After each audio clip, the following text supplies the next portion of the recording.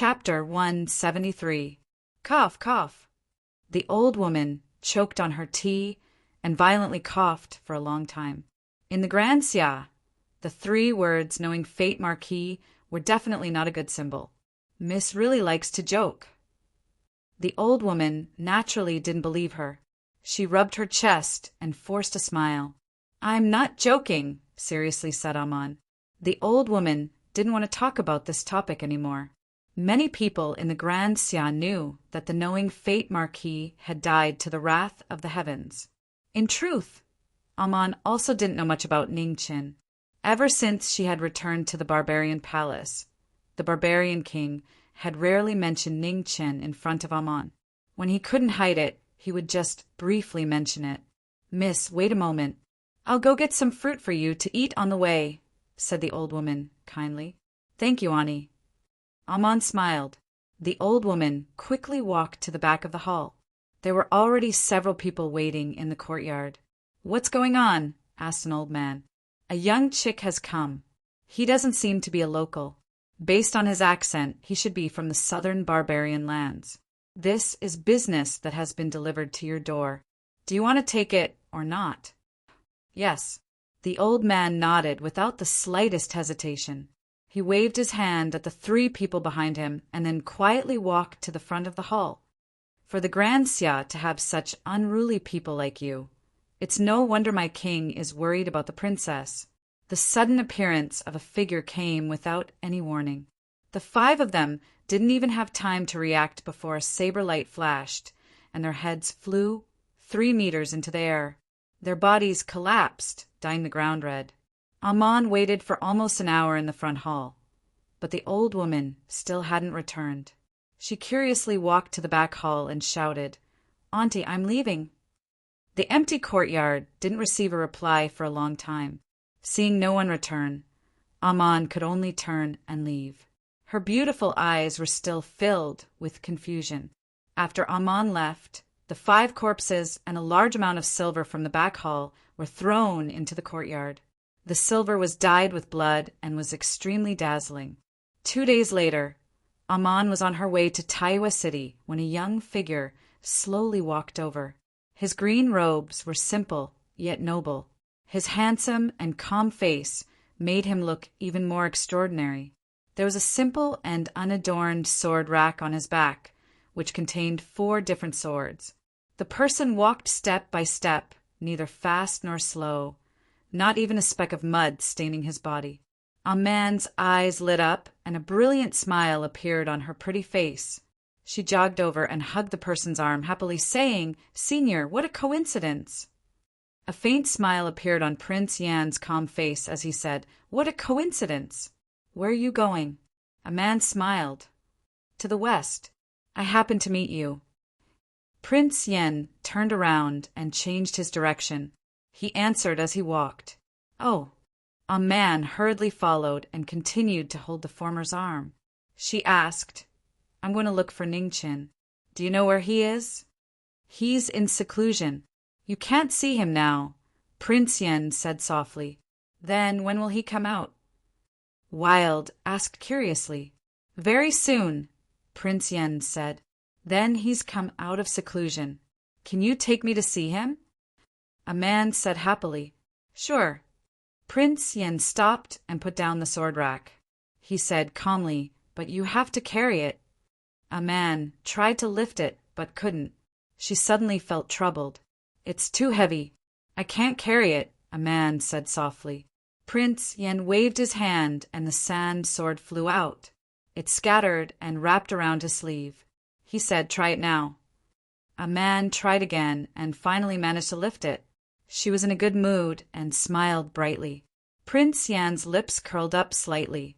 He turned around and continued on his way. Let a man pay for the half a year that Ningqin owed her. The 2 of them walked very slowly because a man had to stop and rest for a while. Prince Yan was not in a hurry. When a man stopped, he stopped and waited for the little girl to rest. The guard following in the dark did not dare to act rashly. He knew that this person was Prince Yan of Great Xia. He was one of the few people who knew about the battle at the barbarian palace last time. While the two of them were resting, the guard sent out a letter. 2 days later, he finally received a reply. There were only 5 words on a secret order. You don't have to follow me anymore. Return. This was a letter personally written by the barbarian king. It was simple and clear, summoning the guard back to the palace. After receiving the secret order, the guard left on the same day and returned to the barbarian palace. A man knew nothing about this. Prince Yen saw it very clearly but didn't say anything. A man, do you want to learn the sword? I can teach you, said Prince Yen slowly as he walked in front. I don't want to. A man shook her head. Huh. Prince Yen smiled faintly and didn't try to persuade her. There were very few people in this world with a pure heart. Only a pure heart could sense the aura of the sword. So to him, a man was the only one who could inherit his martial path. However, Ningqin had also said that a man wasn't interested in the martial path. He couldn't force her. You can teach Ningqin. He's smarter than me. A man learned to put in a good word for a certain person. He can't learn it, said Prince Yen honestly. A smart person didn't mean they were suited for cultivation. Ningqin had too many things on his mind. It was almost impossible for him to sense the aura of the sword. A man thought about it and still didn't want to learn it. Furthermore, if Ningqin couldn't learn it, she definitely couldn't. The two of them walked for a while before a man suddenly thought of something. Senior, why are we going to the west? To fight, said Prince Yen. Fighting isn't good, said a man seriously. Prince Yen smiled. He's a bad person. Oh, said a man, agreeing with this explanation. The journey from Nanjiang to the west of the Grand Xia was very long. Prince Yen had a burden behind him, so he didn't know when they would arrive. Half a month later, the two of them finally left Nanjiang. After Man got used to the weight of the sword rack. She walked much faster. No matter what, this little girl still had some foundation in the martial path. It was true that a man didn't like to cultivate. After 10 years, the speed at which she reached the 4th rank was so slow that it made one's hair stand on end. However, considering a man's attitude of wanting to fish for 10 days, being able to reach the 4th rank was also a strange thing. On the other side, the war between Northern Meng and the Grand Xia changed again. Duke Jingwu sent troops to attack Northern Meng's grain transport team. After a few times, he finally succeeded once and destroyed a large amount of Northern Meng's grain. The process was very tragic. Both Northern Meng and the Grand Xia paid a huge price. Northern Meng set up many ambushes, but the Grand Xia wouldn't fall for it so easily.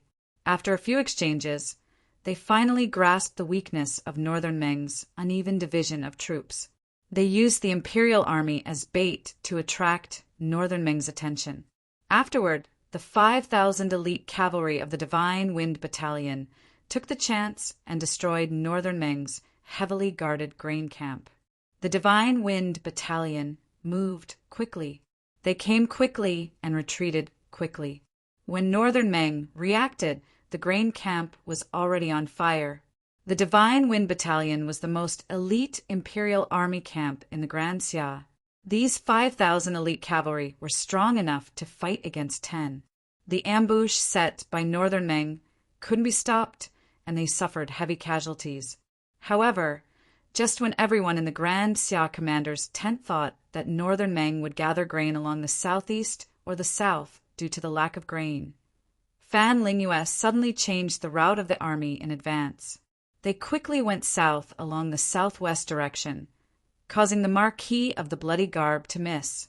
No one knew what was going on except for the military advisor of Northern Meng. This was because that batch of grain was given to the Grand Xia by her. The grain was real, and the soldiers who died in battle couldn't be faked. The only illusion was the amount of grain.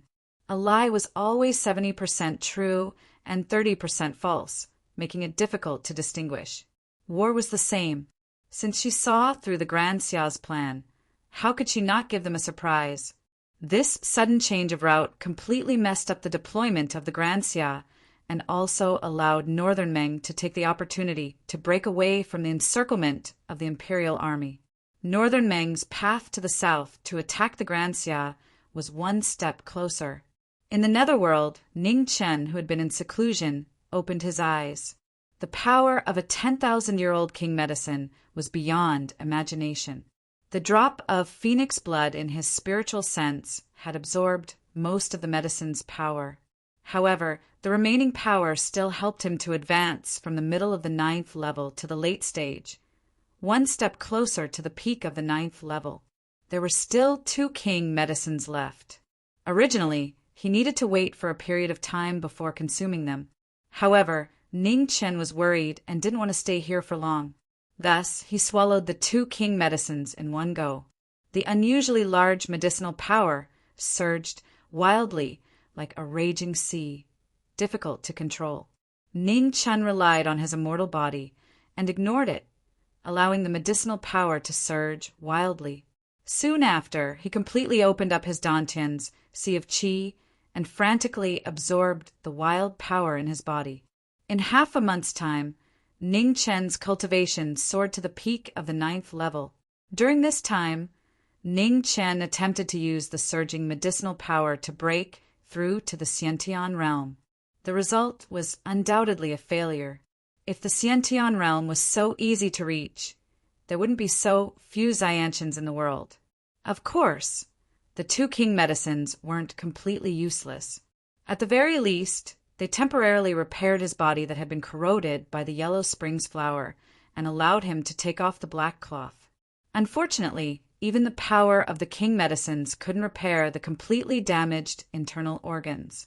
Without reaching the Xiantian realm, the damage to the internal organs was irreversible. The peak of the 9th level was only one step away from the Xiantian realm.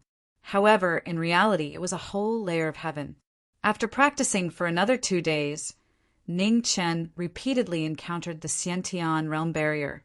It was difficult for him to move forward. He stood in the world, but he couldn't cross it.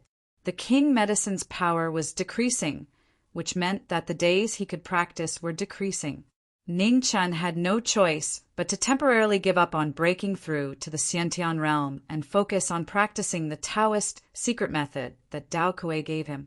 Senior Jiang once said that this secret method was the most suitable method in the world for practicing the life scroll. If he wanted to improve his strength, this was the fastest way. Ning Chen operated the life scroll. Suddenly, the surrounding temperature dropped rapidly.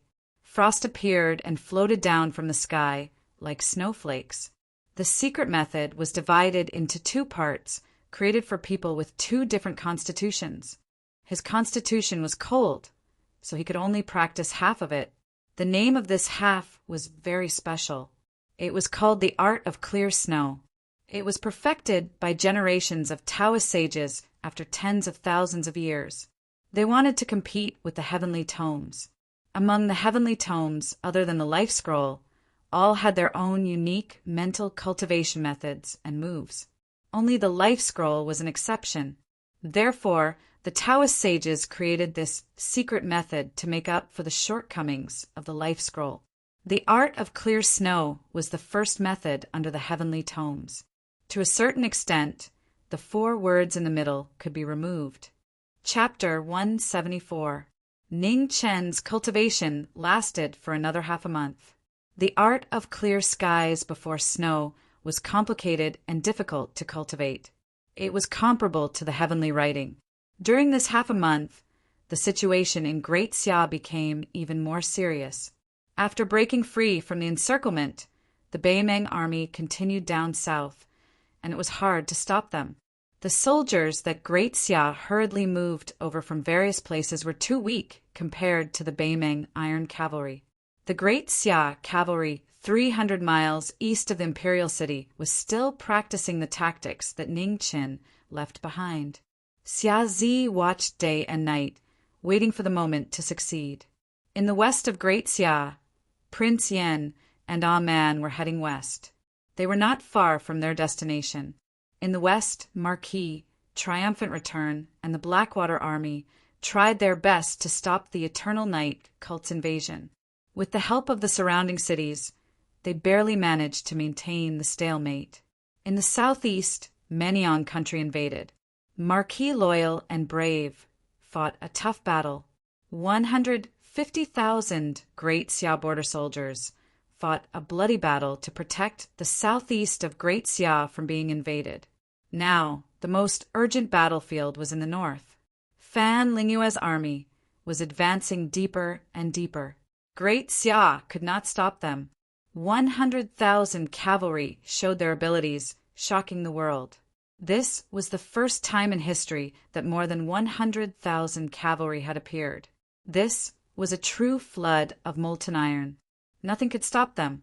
Fan Lingyue's management of the army was strict. The fighting quality of the army was abnormally strong. 7 years of training was all for this war. 300,000 troops entered and left Great Xia. Excluding the 50,000 left at Heaven's Gate, there were less than 200,000 left. However, compared to Great Xia's losses, these sacrifices were less than 1/10. In the first half of the war, because of Emperor Xia's arrogance and stupidity, Great Xia missed many opportunities and suffered defeat after defeat. In the middle half of the war, Great Xia had many internal problems, causing a great loss of national strength. Now the war between the two dynasties had entered the second half. The survival of Great Xia depended on this final game. The negotiations between Great Xia and the barbarian dynasty had a breakthrough. The barbarian king demanded an exorbitant price. Prince Hua agreed to most of the conditions, but he did not relent on the matter of ceding land. The negotiation period was only 14 days. Great Xia's attitude was clear. They would fight for it with all their might, but it was not necessary to succeed. In fact, the barbarian king had some doubts when he saw Prince Hua. He thought of the marriage between Great Xia and True Extreme Nation. It was a fact that True Extreme Country and Great Xia were not on good terms. However, there was no true friendship between countries. There were only interests. Moreover, it was not the first time that the barbarian dynasty and Great Xia had fought. In the past, Great Xia had sent Marquis to guard Nanjiang with the purpose of preventing the barbarian dynasty from invading. Since the barbarian dynasty could borrow troops, the True Extreme Nation could do the same. Furthermore, Great Xia and True Extreme Country had a layer of relationship. As long as they did not fall out with each other, this layer of relationship was a good excuse for a trade. In the end, Prince Hua threw out another huge temptation. As long as the barbarian dynasty was willing to lend troops, Great Xia was willing to sell 20% of Bairu Yuan's iron, or for the next 10 years, to the barbarian dynasty at the original price. At this moment, even the barbarian king could not help but be moved. Bairu Yuan was the largest source of iron ore for Great Xia, and its mineral reserves were shockingly rich. What the barbarian dynasty lacked the most was iron. With these iron ores, the weapons and armor of the barbarian dynasty would be completely new. With this condition, the following negotiations were abnormally smooth. The barbarian king and Prince Hua were both old foxes who had lived for decades. They knew when to advance and when to retreat. In just a few days, the remaining conditions were agreed upon. Not long after Prince Hua returned to the court, the barbarian king ordered the deployment of troops. 100,000 barbarian soldiers majestically embarked on the journey to the north, adding another variable to this war. After receiving this news, Fan Lingyue calculated the impact of the barbarian dynasty's participation in the war. The northern battlefield between the barbarian dynasty and Great Xia was very far away. It would take at least 2 months to arrive. By that time, it would already be autumn, and the situation between the two dynasties would be more or less settled. In the west of Great Xia, Prince Yan and his little burden, who had been traveling for more than a month, finally arrived at their destination. When Prince Yan and Marquis met, they smiled faintly. Prince Yan was the legend of Great Xia, and Marquis was the invincible military god of Great Xia. "Long time no see," Marquis Kaishian said. "Long time no see," Prince Yen replied. Are you here to look for a sword? Marquis Kaishian asked. No. Prince Yen shook his head and said calmly. A junior saw that I was too bored and found something to do. Marquis Jiming? Marquis Kaishian asked. Among the younger generation of Great Xia, only the legendary Marquis Jiming could invite the person in front of him. Ha! Prince Yen chuckled, tacitly admitting it. When? Marquis Kaishian asked calmly. Since he wasn't here to look for a sword, his purpose was obvious. There was no need to ask further. Tomorrow, Prince Yen replied. Marquis Kaishian nodded and arranged for tents for the two. On the other side, he sent a soldier to deliver a letter to the martial monarch. In tomorrow's battle, they might be able to see if the martial monarch of Eternal Night cult was truly invincible. As night fell, Prince Yen stood in front of the moon. His green robe fluttered in the wind.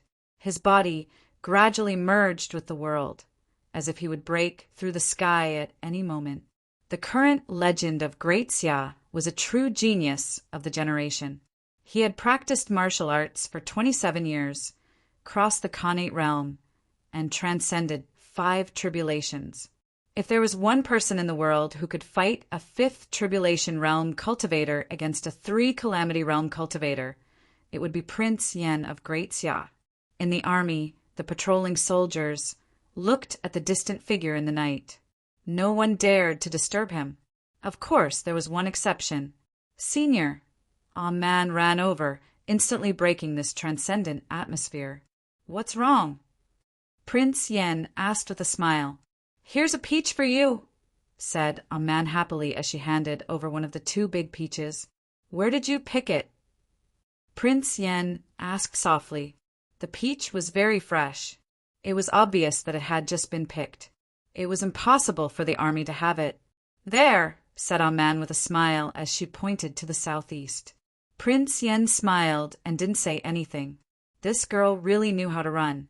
Senior, you have to win tomorrow. Good luck. A man clenched her fists and encouraged him. Okay, said Prince Yen softly. I'm going to sleep. After eating the peach, a man clapped her hands and said goodbye with a smile. She then jogged back to her tent. The peaceful night quickly passed. When the sun rose the next day, the heavy cavalry of Eternal Night Cult and Great Xia's Blackwater Army were both on alert. They faced each other 10 kilometers away, nervously waiting for the battle to begin. The martial monarch appeared. He was wearing black armor, and the Tianhuang halberd was ferocious. At that moment, the sound of footsteps could be heard from the distance. A young figure walked over in the light of dawn. His steps were neither fast nor slow. Each step was steady. Everyone couldn't help but look over. In front of the heavy cavalry, the 3 generals narrowed their eyes. Was this the legend of Great Xia? He was really too young. Please, said the martial monarch, giving the strong cultivator in front of him enough respect. Please, replied Prince Yen. After that, the martial monarch moved. He stepped on the ground and concentrated his divine power on his halberd. The world-shocking power caused the ground to crack. The powerful divine power spread all the way to Prince Yen. Facing the divine power, Prince Yen did not move at all. With a slight shift of his mind, the green and red swords flew out and streaked across the sky. They sliced through the air in front of the cracked ground. In the next moment, a huge gully appeared. The 2 forces collided with each other and the color of the sky changed. Everything within 10 kilometers seemed to have been hit by a heavenly tribulation. The ground kept shaking. The 2 huge cracks continued to spread until they were 30 kilometers away. The 2 armies had no choice but to retreat another 5 kilometers. They watched the battle from 30 kilometers away. The power of a Xiantian expert wasn't something a human could resist. And a battle on the level of 3 disasters was even more disastrous. If you got too close and got caught in the shock waves, it would be difficult to not die. In front of the Blackwater Army, Marquis Victorious Return was silently watching the battle. He didn't have the slightest intention of helping. This was a fair battle. He wouldn't interfere. A man stood next to Marquis Victorious Return, nervously clenching her fists. She wasn't an idiot. Naturally, she could see that this battle wasn't simple. Good luck, good luck, good luck. A man was constantly cheering for Prince Yen. Ning Chen had taught her that when she couldn't help, cheering was also useful. Green and red breath at the same time. In the middle of the battle, the two swords flew into the sky. They were like rainbows as they transformed into streams of swords that rushed towards the martial monarch in front of them.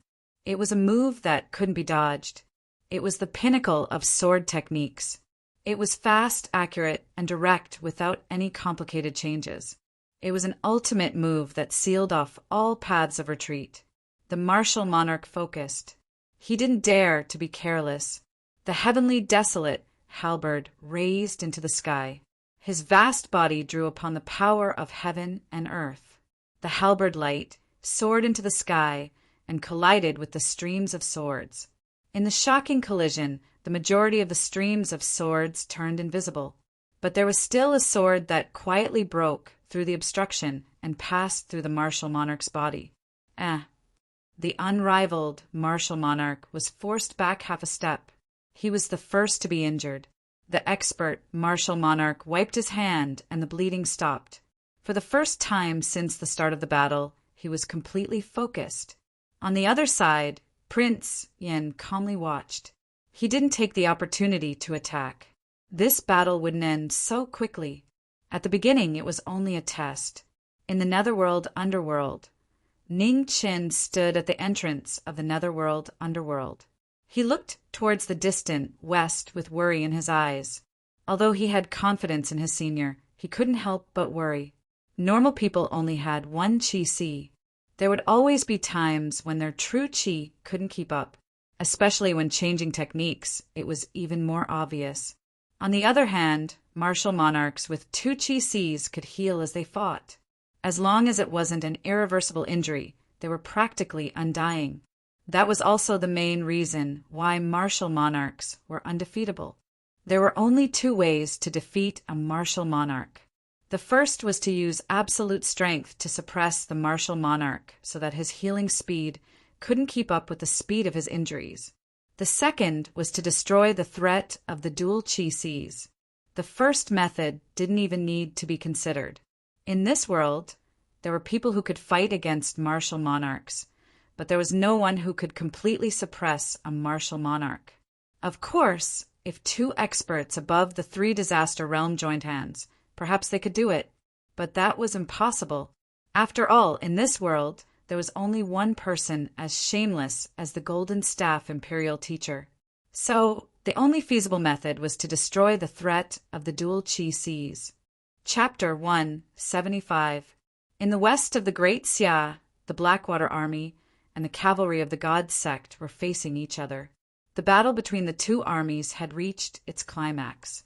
After the initial probing, both of them brought out their true strength.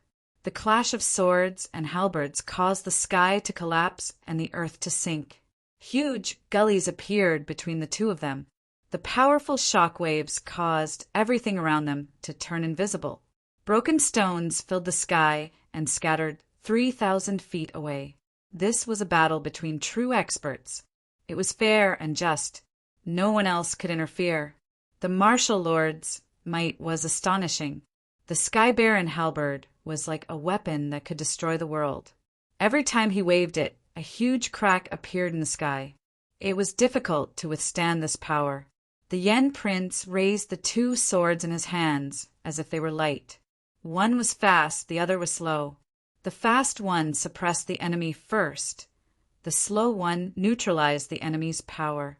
The two swords worked together. Their attacks were fierce, and their defense was tight. They were not at a disadvantage at all.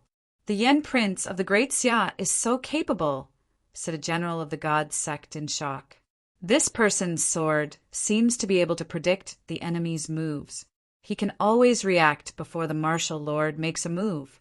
Unbelievable, said another general of the God sect in confusion.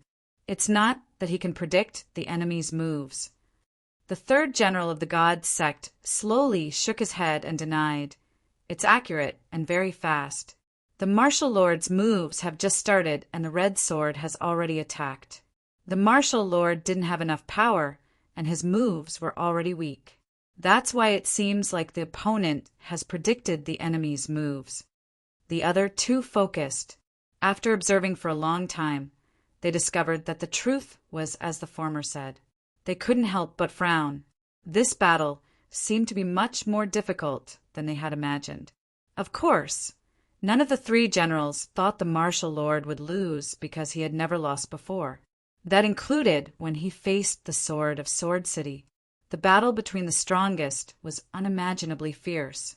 The martial lord dominated the world with his unparalleled power. He could break 10,000 techniques with his power alone. The Sky Baron halberd was ferocious and had been stained with the blood of countless experts. The legend of the Great Xia had cultivated for 27 years. He had formed his own way of the sword and looked down on the past and present. The red sword in the Yen Prince's hand was like fire. It was astonishingly fast and left many wounds on the martial lord's body. However, the martial lord's recovery ability was unparalleled. No matter how fast the Yen Prince's sword was, he could not break the legend of the martial lord's immortal body. 3 moves of the imperial sky, 9 evils breaking sun chop. Tian Huang held up the sky. Around the martial monarch, thousands of evil energies rose continuously. Black gas spread, and the world lost its color.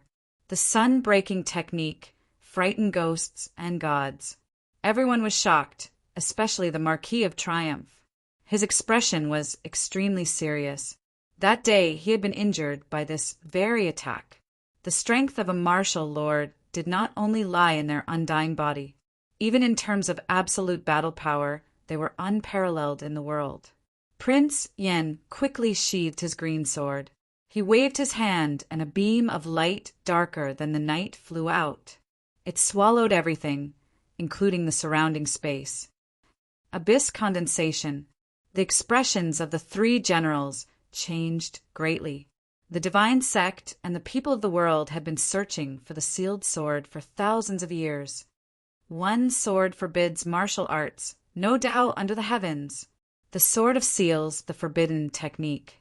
The abyss in Prince Yan's hand swallowed up the sky and earth. Black light spread out and destroyed everything. Extreme moves collided, causing a huge explosion.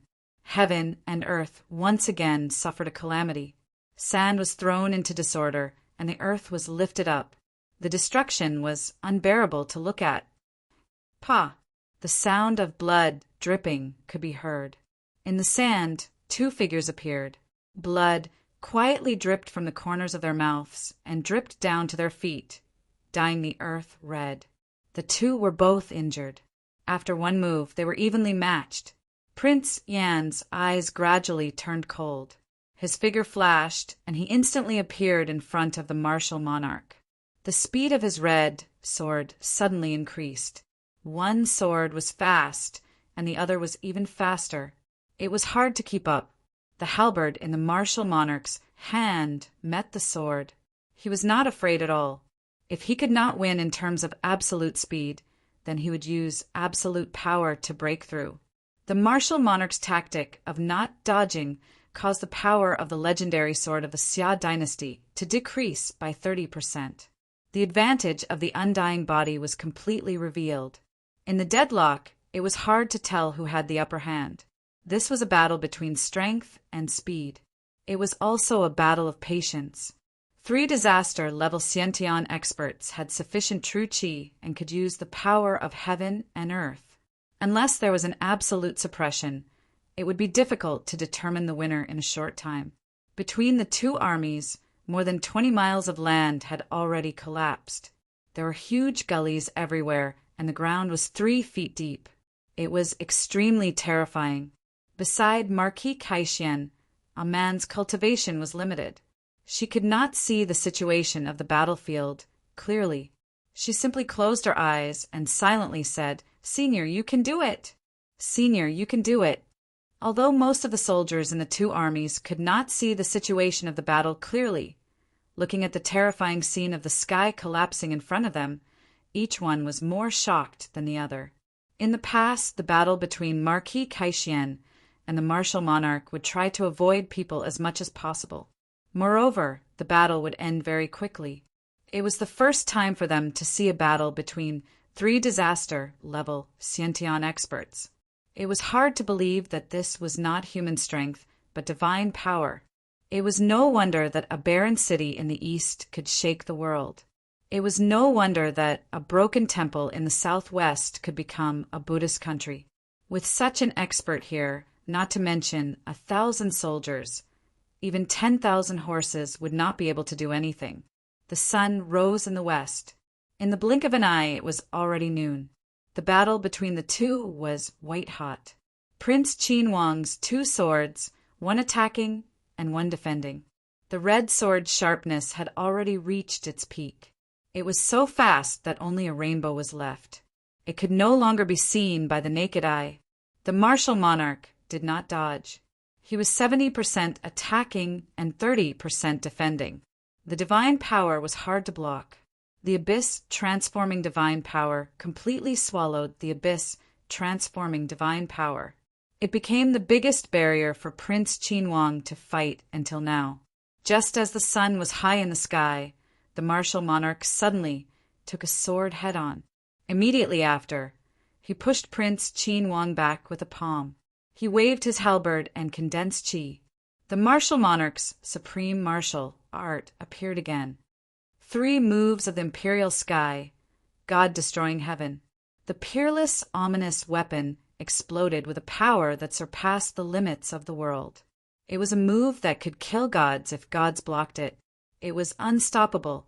Facing the martial monarch's divine power, the red sword in Prince Qin Huang's hand and the abyss condensing divine power all flew out. In the next moment, the sword frame began to tremble. The green sword soared into the sky. The 3 swords appeared together and revolved, forming a huge whirlpool. 3 swords in the sky, life and death contract. An endless rain of swords flew out of the whirlpool and crashed down. At the same time, the ominous weapons descended and collided violently. The strongest moves collided with the most shocking power. The ground within 20 miles collapsed with a loud rumble. Large chunks of earth were lifted up and collapsed, forming a terrifying scene of apocalypse. The soldiers of both armies were all frozen. They were completely stunned by this unimaginable scene. The martial monarch flew backward, and the legends were dyed red. In the violent aftermath, both of them were heavily injured. Up until now, the battle that seemed to be evenly matched finally started to tilt. As the two's true qi ran out, the martial monarch flipped his left hand and slapped out. The powerful palm force forced Prince Qin Huang in front of him. Dual sea of qi, alternating between attack and defense. At this moment, he displayed an absolute advantage. He changed his moves so quickly that it was unparalleled in the world. Prince Qin Huang forcefully raised his true qi and waved his hand. The sand sword flew out and turned into a sand waterfall in front of him. The power of the palm was shocking. With a bang, the sand waterfall dispersed and landed on Prince Qin Huang's body, bringing out a smear of red blood. The legend of the Great Xia was finally showing signs of defeat. What a pity! The 3 generals of the Eternal Night cult sighed. The legend of the Great Xia had already done enough. However, the martial monarch was still undefeatable. The outcome of this battle had already been decided. The next battle would be life and death. On the other side, the expression of the Marquis of Triumph's manner became abnormally heavy. Even the legend of the Great Xia was about to be defeated. Could it be that the martial monarch was truly undefeatable?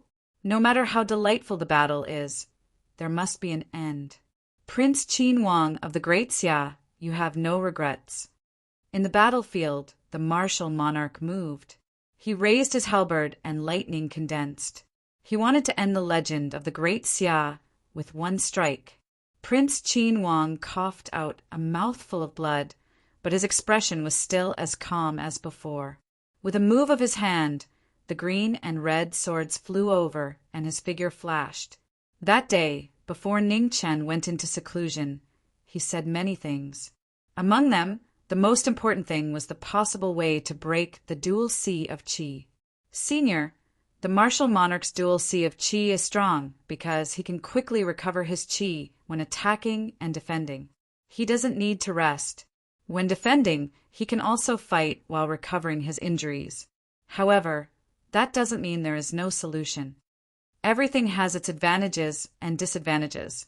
The martial monarch has an extra C of Qi. At the same time he has the advantage of using his true Qi, it also means he has an extra fatal flaw. No matter how strong his innate recovery ability is, after his C of Qi is broken, he cannot recover in a short period of time.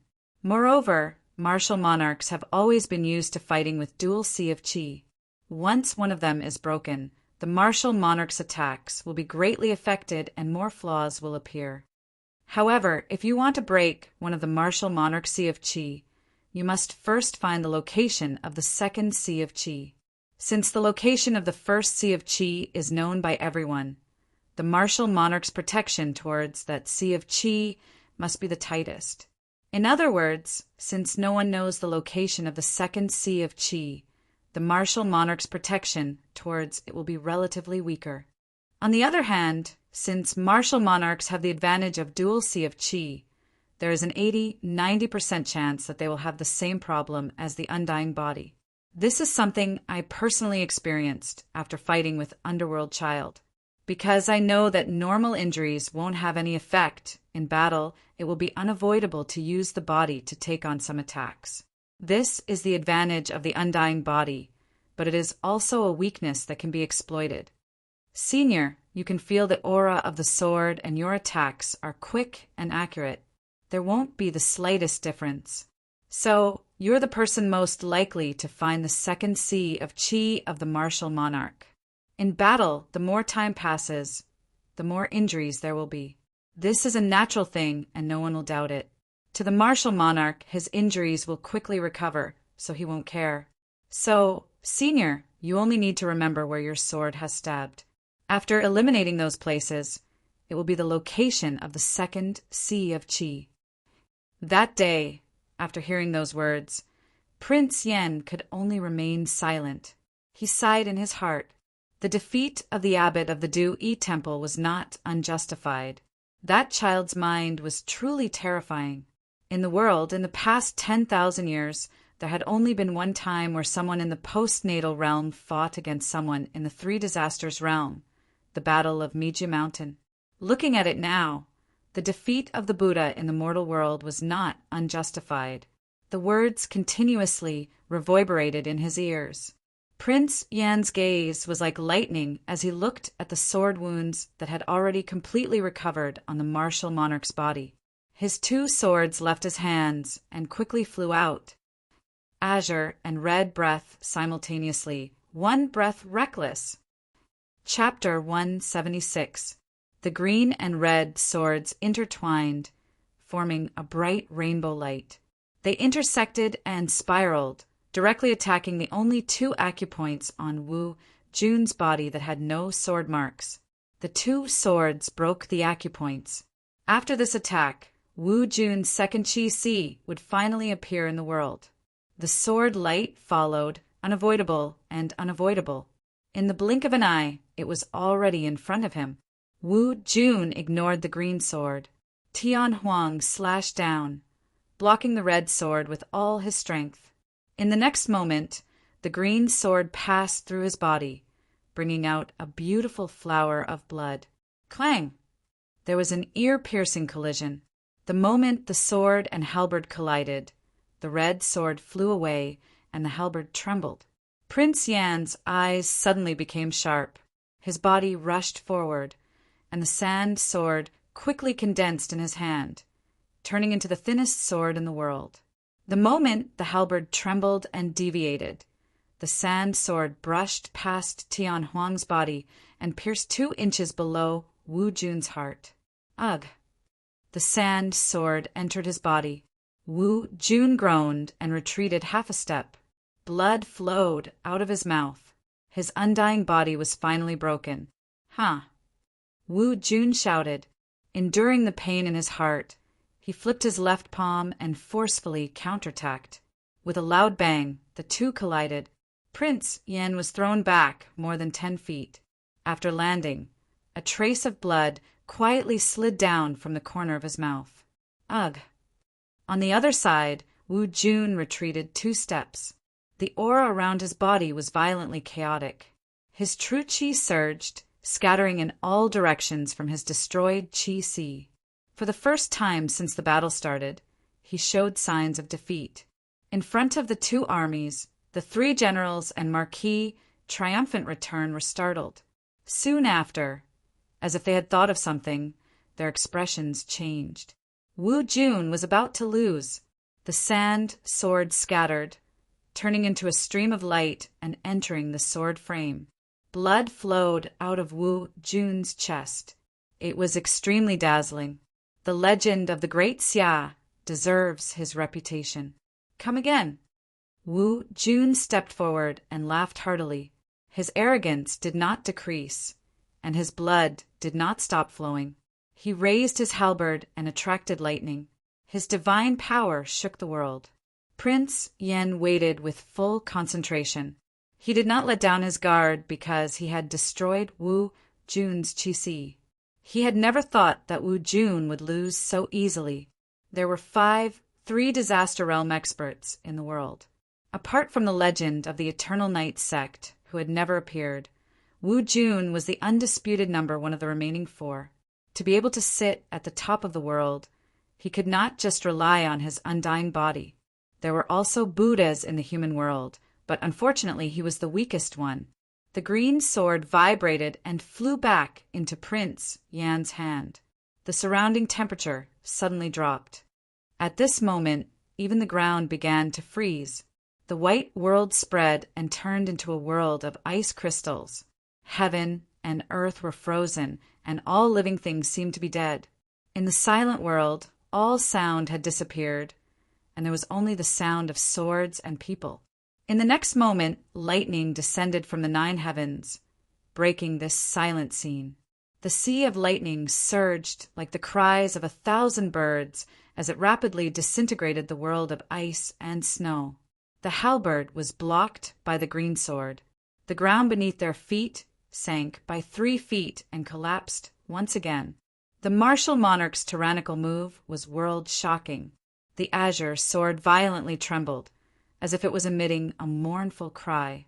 Hearing the sword aura, Prince Yan's expression changed slightly. His body flashed, and he retreated 10 feet away. This battle ends here.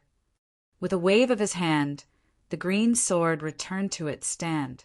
The sword stand disappeared and fell in front of Aman. Aman, let's go! Prince Yan's figure flickered as he arrived before them and said calmly. Aman's eyes were wide open and filled with confusion. He didn't know what was going on. Within the battlefield, the martial monarch frowned, but he didn't stop them.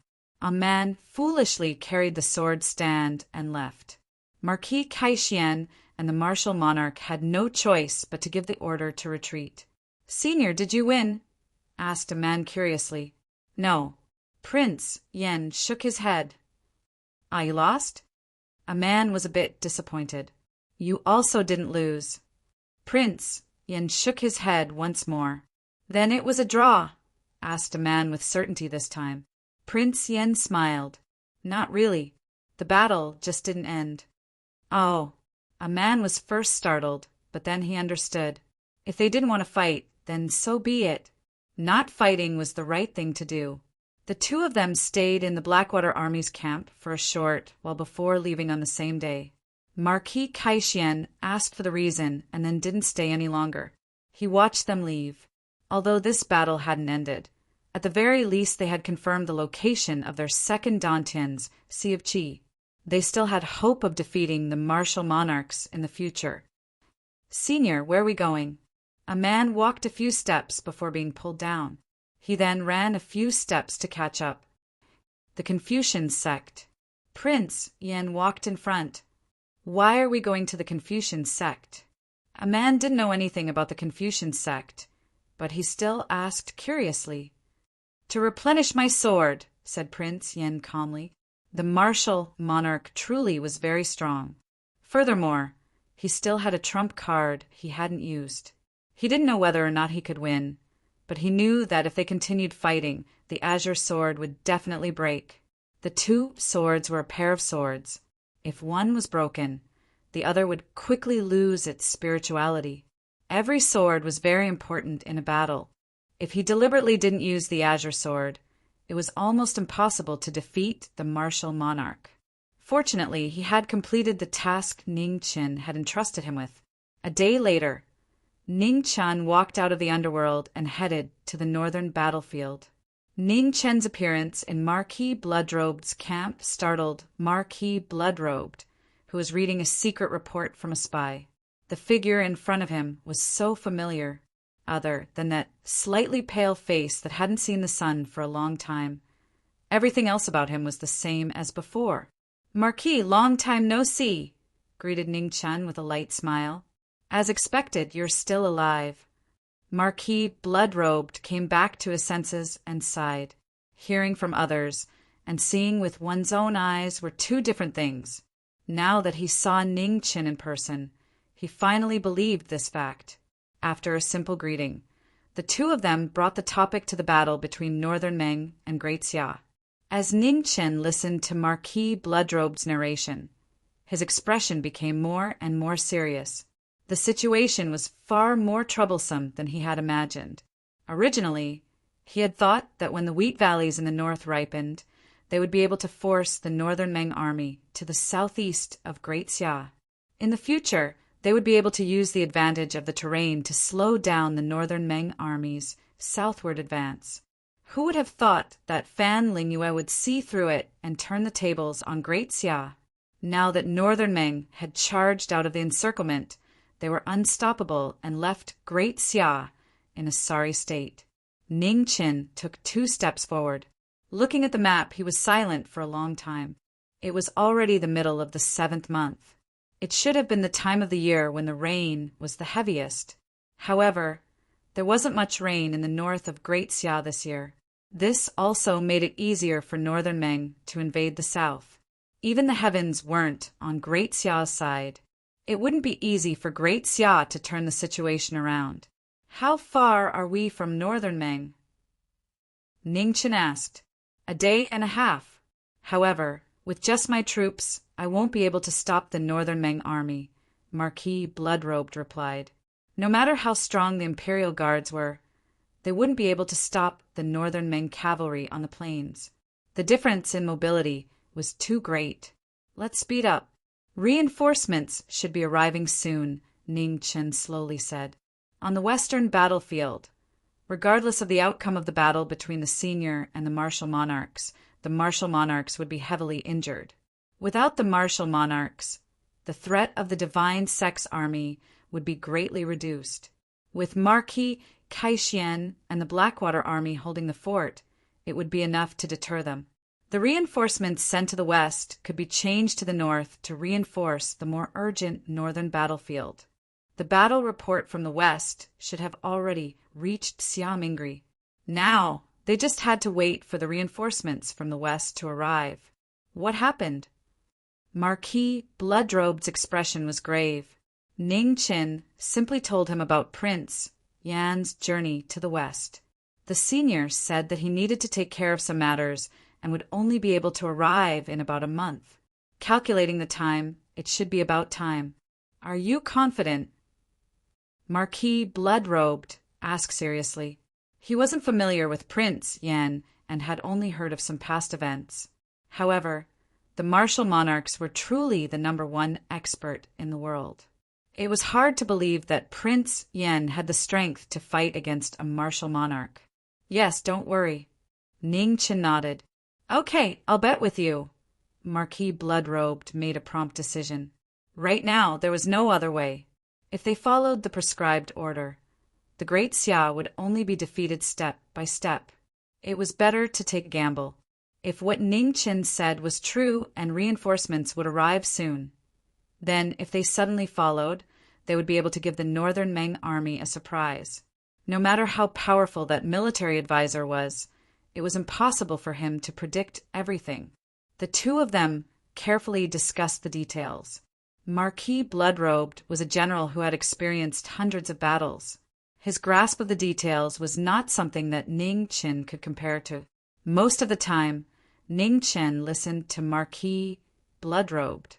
Only when he was certain that it wasn't appropriate would he say a few words and simply state his own thoughts. Every time this happened, Marquis Bloodrobed would think for a long time and carefully consider Ning Chen's suggestion. Most of Ning Chen's ideas were very unique and jumpy, giving Marquis Bloodrobed an indescribable feeling. It was very awkward, but when he thought about it carefully, it wasn't without reason. Although the tactical thinking of the two worlds was similar, there were still differences. Through Ning Chen and Marquis Bloodrobed, they constantly clashed that night. There was no such thing as a perfect tactic.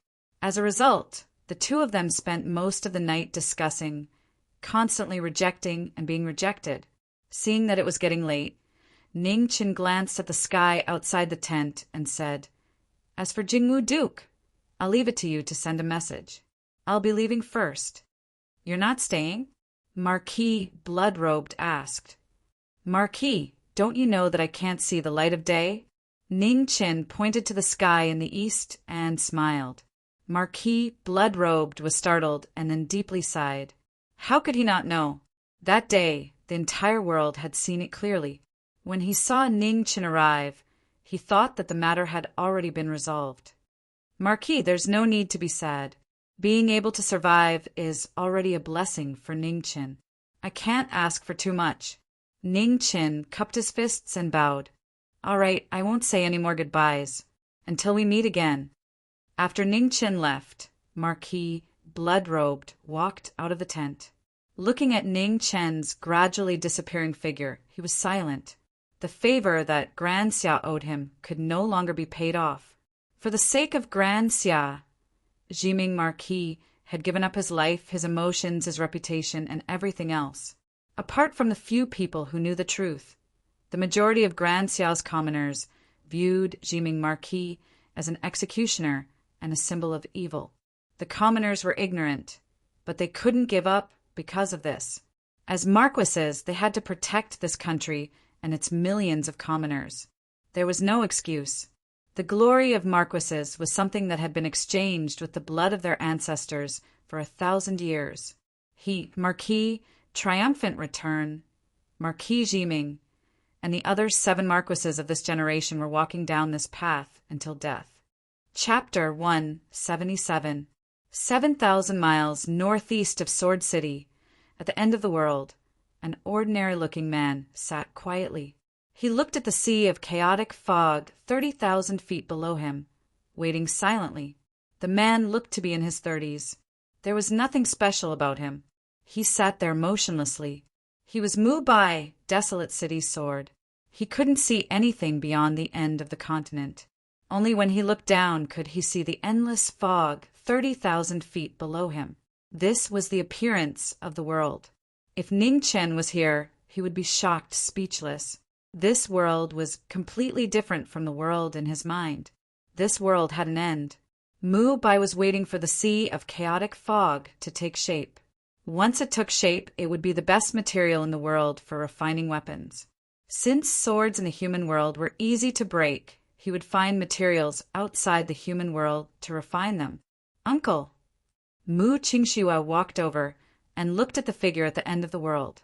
"You shouldn't have come here. You still have unfinished business in the human world," said Mu Bai indifferently without turning around. "I've already repaid the favor that Desolate City owes me. Now, I have nothing to worry about," said Mu Qingxue. "You still have a favor to repay. Go back." As soon as he finished speaking, the wind and clouds changed. Sword Qi brought Mu Qingxue to the end of the world, only dissipating after he was 1,000 miles away. Forgetting doesn't mean you've seen through it. Your Tao is in the human world, not here. In the future, don't come back. The last words echoed between heaven and earth. Mu Qingshue's eyes flashed with confusion. Did she forget something important? If it was important, why would she forget? In the underworld, Ning Chen looked to the east in silence. He didn't move for a long time. Was she okay? He didn't know where the love came from, but it went deeper without any reason. When he found out, she had already forgotten. 2 hours later, the figure in the underworld disappeared. He sat on the ghost sedan chair and went south. Love always made people lose themselves. He still had things to do, so he couldn't be distracted. The ghost sedan chair went south in a flash. An hour later, it landed outside the imperial palace. Ning Chen put away the ghost sedan chair and walked toward the imperial palace. When the imperial army guard saw Ning Chen, they immediately stepped aside and bowed respectfully. Marquis! One figure after another followed Ning Chen's steps and knelt down until they reached the heavenly mandate palace. The dragon guards knelt before their Marquis. Their expressions were calm and respectful. In Great Xia, perhaps only the dragon guards in front of him had unwavering faith in their lord. Xia Mingri was still in the heavenly mandate palace. Just like Emperor Xia of old, he read memorials day and night. In the 1,000 years of Great Xia's history, other than Xia Rui, all the Xia emperors could be said to be wise emperors. This was undoubtedly a miracle. Before Xia Rui experienced the upheaval, he was also a diligent ruler. Unfortunately, he became a tyrant because of his jealousy and paranoia. Xia Mingri had only ascended the throne for a short period of time. So far, he had shown a good temperament. However, there were many monarchs who could share weal and woe together, but not share riches and honor. No one knew whether Xia Mingri was such a person or not. Ning Chen did not care about these things. Among the 4 princes of the Great Xia dynasty, apart from Xia Zi, the most talented one was actually the 3rd prince. However, talent did not necessarily mean that he was suitable for the position of Emperor Xia. Xia Yanwu was too confident. He was like Xia Rui in the past, always thinking that everything was in his hands. The only difference was that Xia Yanwu was stronger. Therefore, in the face of Fan Lingyue's solicitation, he would agree without hesitation. Xia Mingri was the exact opposite. Compared to the 3rd prince, Xia Mingri was more patient and cautious. Of course, he was forced by the situation at that time and had no choice. In the past, Xia Yanwu might have been a better candidate for Emperor Xia. However, now that the world was in chaos and Fan Lingyue was still alive, Xia Yanwu's arrogance would be a disaster for Great Xia. In the heavenly mandate palace, Ning Chen and Xia Mingri talked for a long time. The guards and eunuchs in front of the palace had all left. No one knew what they talked about. For hours later, Ning Chen left and went straight north. The ghost sedan drove for 700 miles. At the same time, a beautiful figure flashed past. Her clothes were whiter than snow. There was no trace of emotion on her perfect face. She was like a fairy from the 9 heavens. She was so extraordinary that no one dared to look at her directly. Mu Qingxue. After Ning Chen felt a familiar aura in front of him, he stopped the ghost sedan and made way. If this was just a chance encounter, he would pretend that he did not know. He was waiting for her to leave. Unfortunately, Mu Qingxue also stopped. Their eyes met. They looked through the curtains of the ghost sedan. The person who had once protected him had now become the most familiar stranger. Her indifferent eyes still did not have the slightest ripple. The scabbed wound in Ning Chen's heart was torn open again. Besides pain, there was only pain. "Miss, please make way." Ning Chen endured the pain in his heart and said, "Return the scroll of life, and I will let you live." Mu Qingxue said lightly, "Impossible." Ning Chen refused without hesitation. He could give up the scroll of earth and the scroll of heaven. Only the scroll of life was absolutely impossible. If he returned it, then there would be nothing between them. After getting a negative answer, Mu Qingxue moved. He unsheathed the Chungying sword and turned into the fastest shadow in the world. In a flash, he was in front of the sedan. The 3-meter-long ghost sedan became the cruelest battlefield. The sword was merciless. The ink sword came out and blocked the Chungying sword with a clang. The two swords collided. The aftershock spread and the ghost sedan immediately scattered. Ning Chun retreated 3 steps, slightly at a disadvantage. Peak 9th grade. Mu Qingshue's eyes flashed with a strange light. The first time they met in Desolate City, the person in front of him was only a 6th grade Hotian realm cultivator. He didn't expect that in just half a year, he would reach the peak of the Heaven's Reach realm. "Miss, please make way." Ning Chen's expression was complicated. There was no reply. Only the sword light was like lightning. It was a person who had forgotten the past. The sword light was cold, emotionless. Ning Chen sighed and no longer said anything. The ink sword condensed into frost, the wind and snow opening the path to heaven. The exchange of swords was fast. Mu Qingshue's speed was unparalleled under the heavens. He was so fast that even his afterimages could not be seen. The ink sword in Ning Chen's hand was 90% offensive and 10% defensive. Apart from the sword light piercing towards his dantian, it did not care about anything else. Mu Qingshue's expression became even colder. His figure flashed, and he appeared in the air. The Chungying sword rapidly spun, and the mist in the sky condensed into sword chi, forming a beautiful pair of snow-white wings behind him. Sword leaving scars.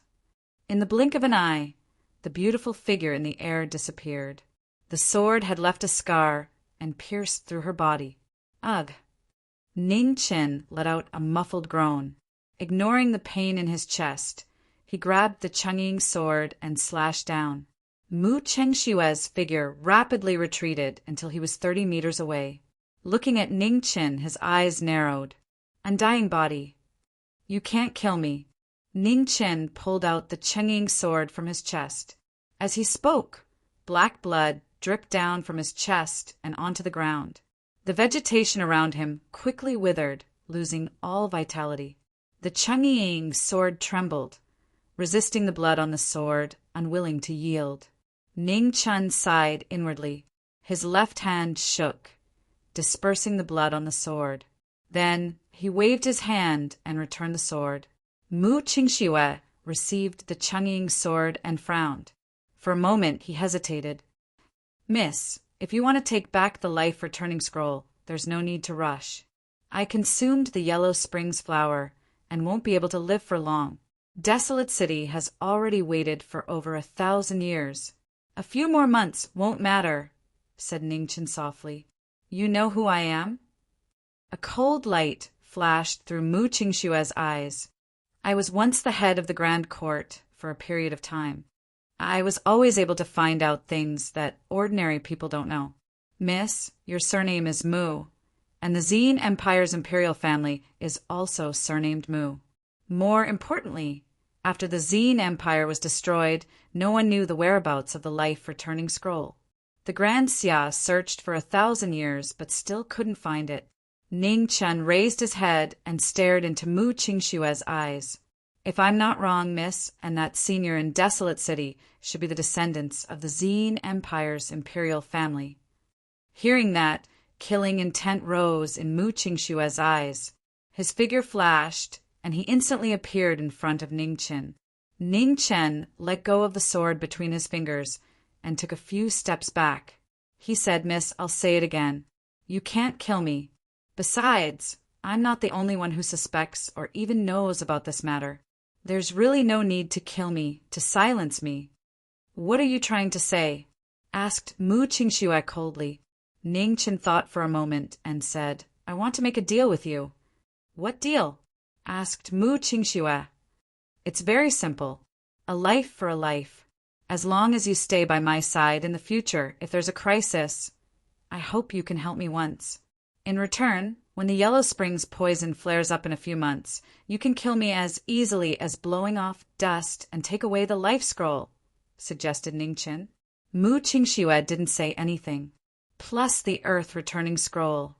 Ning Chen released the aura of the Earth-returning scroll. Mu Qingxiue was tempted and hesitated, and the heaven-returning scroll. Ning Qin continued to tempt him. Deal. Mu Qingxiue nodded and made a prompt decision. After the deal, Ning Chen's expression didn't change. He waved his hand to gather the ghost palanquin again and continued north. Where did you get so many heavenly tomes? Mu Qingxiue asked the first question in his heart. Desolate City had only obtained one heaven-returning scroll in 1,000 years, and in this world it was already difficult to obtain one heaven-returning scroll.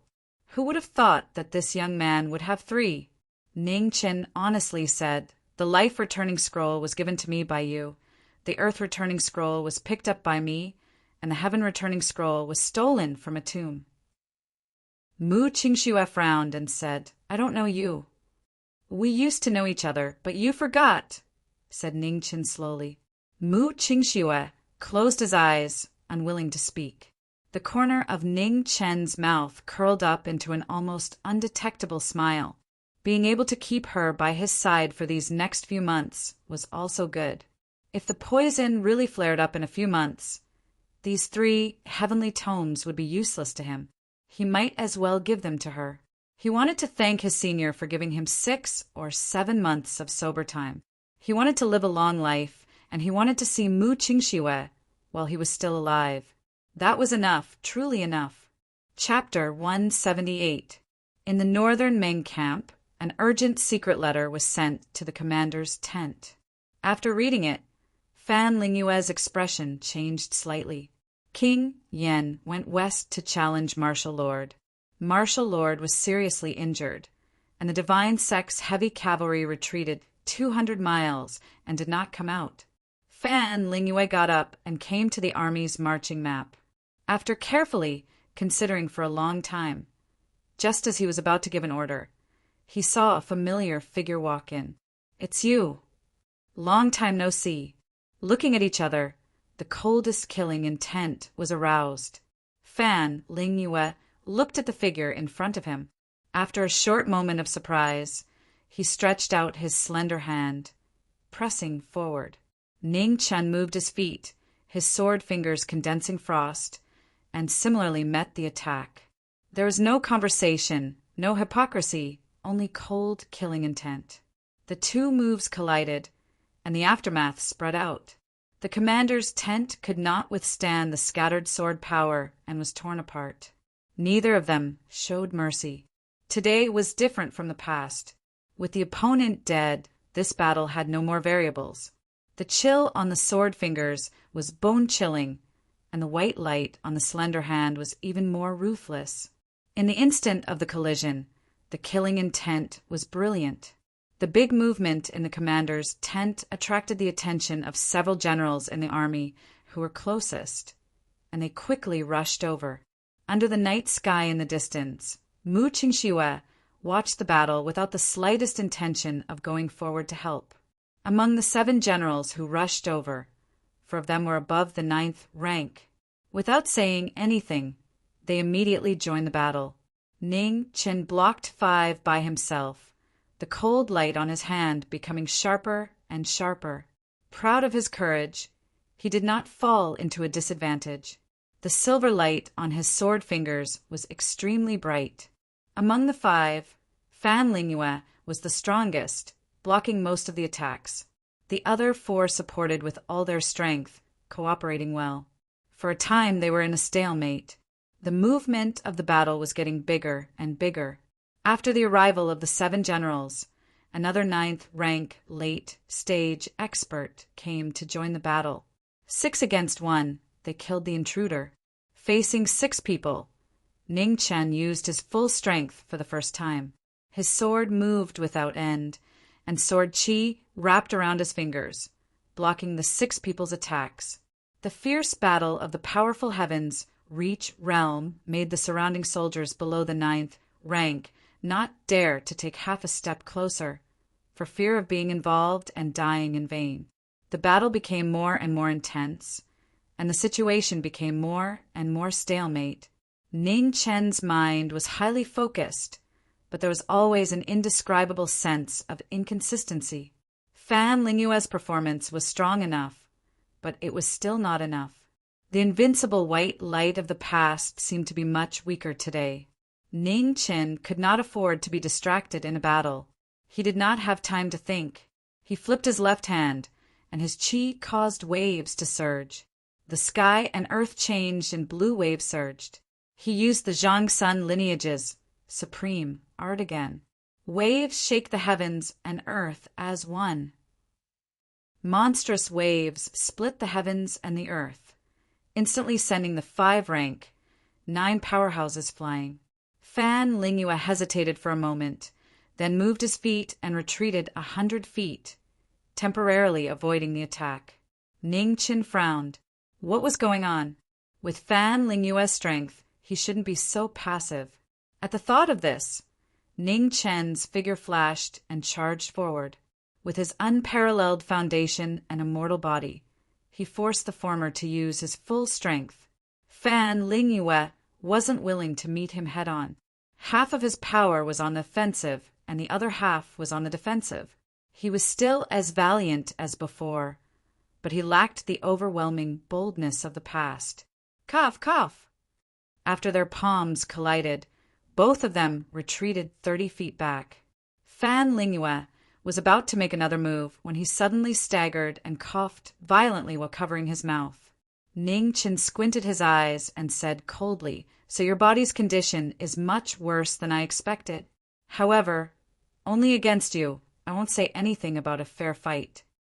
As he said this, Ning Qin once again charged forward. His fingertip condensed into frost, pressing forward. Just at this moment, a sharp halberd light appeared and chopped down. Ning Chen's eyes turned cold, his body tilted, and his sword fingers flipped over. With a clang, the halberd light was pushed aside. "Jining Marquis, you dare to attack the Northern Meng camp alone. Is it because you're confident or because you don't know your place?" Qing Weo walked out and stood between the two of them. The halberd in his hand was dazzling and filled with killing intent. Qing Weo. Ning Qin recognized him right away. This person should be the person with the most power and prestige in the Northern Meng army apart from Fan Lingyue. Unfortunately, power and influence were not equal. He came at the right time. Seeing Qing Weo rush over, Fan Lingyue suppressed the pain in his body and walked forward.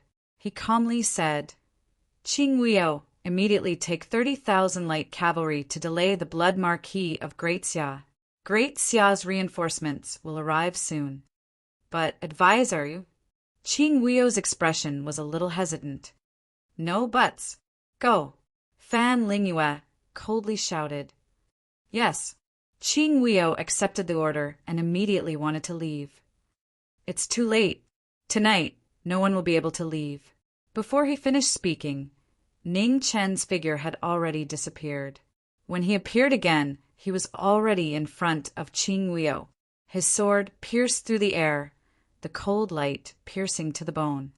At the same time, Fan Lingyue also followed. A white light rose from her slender hand, extremely dazzling. Ning Qin flipped his left palm, and his palm met Fan Lingyue's. Immediately, he felt his true qi drain away, and he had no more strength left. A strange technique appeared once again. Ning Qin immediately retracted his true qi and retreated 10 feet. "Go." Fan Lingyue coldly said. Qing Weo did not dare to delay and quickly left. "Do you think you can leave?" Ning Chen coldly snorted and took out the Deathbreaker bow. In the bright silver light, 3 arrows pierced through the air. The 3 terrifying arrows chased after the stars and the moon, surpassing the limits of space.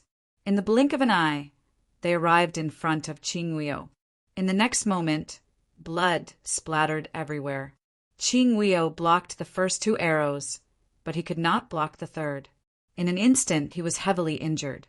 "You're the one courting death." Seeing her subordinates injured one after another, anger flashed through Fan Lingyue's eyes. Her black hair danced, and the white light around her flourished. She raised her technique to the peak. Ning Qin did not dare to be careless. Facing an opponent who had finally used her full strength, he raised his hand and pointed, and the sword reflected the 9 heavens and the moon. 10,000-ly raging waves split, 10,000-ly raging waves surged and roared.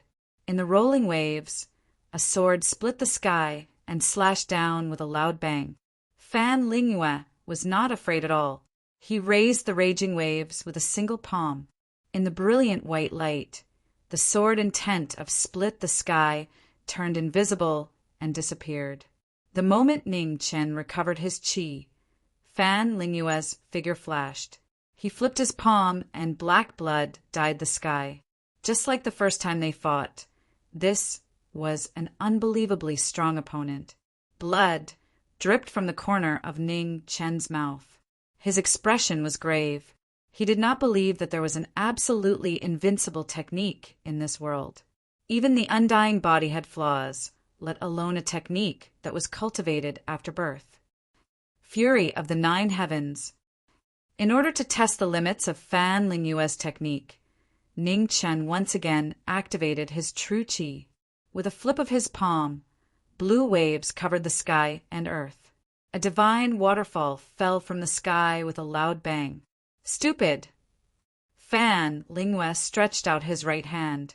The fury of the 9 heavens dissipated. In the next moment, a vast palm pressed down and blood splattered 3 feet away. The angry Fan Lingyue was like a goddess of war from the heavens. Divine light covered her body, and her pair of white hands were invincible. She was so powerful that she was invincible. The northern Meng soldiers in the distance were shocked to see the military advisor, who had always been known for his wisdom, display such a terrifying strength. The military advisor's martial arts was no longer a secret, but no one expected him to be so powerful. Even an innate stage expert would not be so powerful. Ning Chen's chest felt heavy, and he vomited a mouthful of blood. He barely managed to stabilize his body. His expression did not change at all. He still believed that a perfect technique did not exist. It was just that he had not found a way to deal with it. In the distance, Mu Qingxue looked at the white light on Fan Lingyue's body and narrowed her eyes. She also did not know what technique this was to have such an absolutely invincible power. The situation of the battle changed so quickly.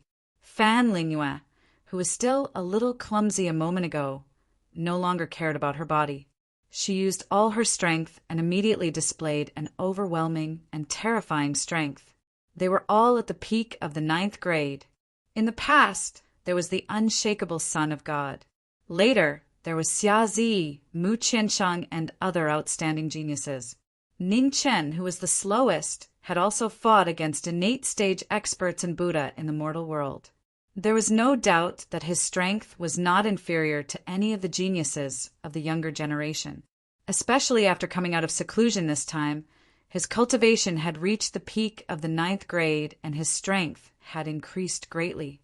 However, when facing Fan Lingyue, who was also at the peak of the Heavens Reach realm, he was still in such a sorry state. There was no perfect person in the world, but there was Fan Lingyue. If not for her illness, no one could imagine how terrifying this woman would be. Ning Qin stretched out his hand and pulled out his ink sword. His figure flashed, and his sword broke out. Since true qi was useless, he could only rely on his moves to win. The ink sword swung, and frost fell from the sky. The sword in Ning Chen's hand moved faster and faster. When facing an invincible opponent, he tried his best to find a flaw. Fan Lingyue dealt with all changes by remaining unchanged. When the sword entered the white light, its speed immediately decreased by 70% and its strength by 30%. It no longer had the power to kill the enemy. Her delicate hand shook the ink sword, causing a waterfall of water to splash. This was the frost melting and could not exist in the lustrous white light. Sword light, white light, the battle was chaotic. Ning Chen used his sword as the main force and his aura as support, barely managing to fight. Fan Lingyue's mouth was bleeding. It was not an injury from the battle, but an outbreak of illness. Concerned about the situation of the battle, Fan Lingyue endured her illness and raised her strength again. The white light became even brighter, as if a second moon had risen and illuminated the world. Scroll of the moon, silent moonfall. The scroll of the moon technique reappeared in the world. Instantly, wherever the moonlight shone, everything became silent and still. Seeing the heavenly book technique for the first time, Ningchen was even more shocked. He was shocked that Fan Lingyue could use the scroll of the moon technique. He was shocked that his body could no longer move. He could not even circulate his true qi.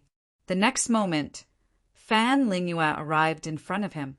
Her powerful palm force destroyed all of Ningchen's heart meridians. Ugh! Ningchen flew out, the blood in his mouth spilling onto the ground. He was extremely miserable. However, a shocking scene occurred. Ningchen, who was supposed to be dead, staggered back to his feet. Undying body. Fan Lingyue narrowed her eyes and said slowly, "Surprised." Ningchen spat out a mouthful of blood and said sarcastically. Fan Lingyue snorted and said, "So what if you have an undying body? I don't believe that you won't die." After saying that, Fan Lingyue waved her hand. Not long after, under the commander's tent that had turned into ruins, a sword with an ancient aura flew over. The sword was not out of its scabbard, but it already gave people an extremely strong pressure. Pure karma beginning. Far away, Mu Qingshue's expression changed as he said in shock. Fan Lingyue slowly pulled out the ancient sword from the scabbard. Immediately the weather changed. An ancient aura appeared, shocking the world. Chapter 179. The night wind blew, and her blue dress danced in the wind. Fan Lingyue held the hilt of the Jingye Absolute beginning sword and slowly pulled it out. Seeing that the unknown ancient sword was about to be unsheathed, Ning Chen's feet moved and he instantly closed in. The black sword pierced forward, threatening to kill. Clang! With a vibration, Fan Lingyue turned her hand and condensed her qi. White light gathered and blocked the black sword. The absolute beginning sword was unsheathed and appeared for the first time in 1,000 years. Immediately, endless sword might spread and sent the figure in front flying. After 10 feet, Ning Chen landed on the ground and stopped in a sorry state. He looked at the ancient sword in Fan Lingyue's hand with a serious expression. This sword had been nurtured for an unknown number of years. The sword intent hidden inside was truly shocking. However, the most terrifying thing was the power of the sword itself. Even he, who had an undying body, felt a bone-chilling coldness.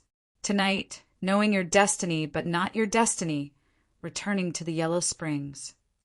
With the sword in her hand, Fan Lingyue's entire temperament changed. The wise and calm military advisor disappeared and was replaced by a death god full of killing intent.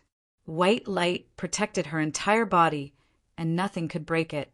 With the Jingye Absolute beginning in her hand, there was nothing she couldn't overcome. Facing the strongest opponent in his life, Ning Chen's expression was unprecedentedly serious. He took a step forward, and the cold snow around him surged. In that instant, the swords crossed each other. One was strong, and the other was even stronger. Under this bloody night sky, another martial art was unleashed. At this moment, the military advisor of Bei Meng displayed not only the wisdom of the world, but also the strength that shocked the world. Ning Chen fought bitterly, and the injuries on his body became more and more serious. His undying body actually showed signs of collapsing. In the distant night sky, the light in Mu Qingshue's eyes kept jumping. No one knew the origin of the Jingye Absolute beginning. However, this sword could purify some negative karma and inauspiciousness. It had a strong restraining effect on Ning Chen's fake, undying body. More and more blood flowed from the corner of Fan Lingyue's mouth. Forcefully exerting all of her strength undoubtedly put a huge burden on her body. Specks of blood floated on her blue dress, like scarlet flowers blooming in the blue sky. This was a stalemate. Apart from the two of them, no one knew whether Fan Lingyue's body couldn't take it or Ning Chen's undying body collapsed first. The two of them had already unleashed their strength to the peak. Sword Qi danced in the air, forming a vacuum that no one dared to approach. There was no doubt about Ning Chen's strength. If it wasn't for Lingyue, he could definitely be called the strongest person below the innate stage. However, Fan Lingyue's strength had already far exceeded the limits of the heavens' reach realm, powerful to the point of being hard to believe. Absolute suppression, there was no chance. Facing the absolute beginning and the pure white body protecting divine light, the faster Ning Chen's sword was, the faster his true power would be consumed and the more injuries he would have. He couldn't break through the protective divine light and couldn't defend against Jingye Taichu. In the past, even when Ning Chen faced the Buddha in the mortal world, he wasn't in such a sorry state. The night was getting darker, and the bright moon was moving westward. More and more people were watching the battle. Si Mingjian had been standing there for a long time, waiting for the moment to attack. Suddenly the ink sword flashed past and broke through the white light for the first time. Fan Lingyue's left shoulder was injured and he took 3 steps back. This sudden change not only stunned the surrounding northern Meng soldiers, but also Ning Chen himself. He didn't know what was going on. In the next moment, Ning Chen came back to his senses. The black sword condensed into frost and went in another inch. Stand down. Fan Lingyue endured the pain in his left shoulder and forcefully raised his martial arts, pushing the former away with a palm. Ning Chen flew a dozen steps back and stabilized his body. He condensed his martial arts, and as the frost surged, his sword swept out and once again stabbed towards the flaw in the protective divine light. Foolish beyond compare. Fan Lingyue sneered, and the white light around his body shone brightly. The moment the ink sword was about to reach him, his delicate hand condensed qi and blocked the front. The swift and fierce sword actually couldn't move an inch. Ning Chen was stunned. In that short moment, Jingye Taichu flashed past and blood spurted out. How can this be? Ning Chen staggered and retreated 7 or 8 steps. He vomited blood, and his face was full of disbelief. Are you surprised? Fan Lingyue walked over step by step and said coldly, You only have 1 chance of good luck. Unfortunately, you didn't grab it. Why? Ning Chen supported himself with his sword and said with difficulty. He was very sure that the position just now was the flaw in the protective divine light. Why did it disappear for no reason? Someone will tell you in the netherworld. Fan Lingyue stopped, and the white light of Jingye Taichu in his hand flourished as he slashed down. At this moment, the 4 marked swords that had been waiting for an opportunity also condensed qi and rushed over. At the critical moment, Ning Chen forcefully raised his body and pushed the life scroll to its peak. The first snow fell from the sky and danced in the wind. Emotions when it's almost snowing, snow in July drifts. In the blink of an eye, sword light bloomed in the wind and snow. Every snowflake carried an extremely swift and fierce sword intent. It was unavoidable and unblockable. The 4 marked swords in front of Fang Zhi were affected by the wind and snow and were immediately dyed with blood. Fan Lingyue's expression changed slightly. He waved his hand and white light filled the sky, scattering the incoming snowflakes. In that short moment, Ning Chen's feet moved and he quickly retreated. Fan Lingyue was about to give chase when he suddenly staggered and vomited a mouthful of blood. The illness that he had suppressed for a long time erupted, and he could no longer suppress it. In the ghost palanquin, Ning Chen also vomited a mouthful of blood, his face pale. What a good Fan Lingyue. He was really invincible. What a miserable defeat. Mu Qingxue said indifferently, Huh. Ning Chen closed his eyes tiredly. He had nothing to say about his defeat.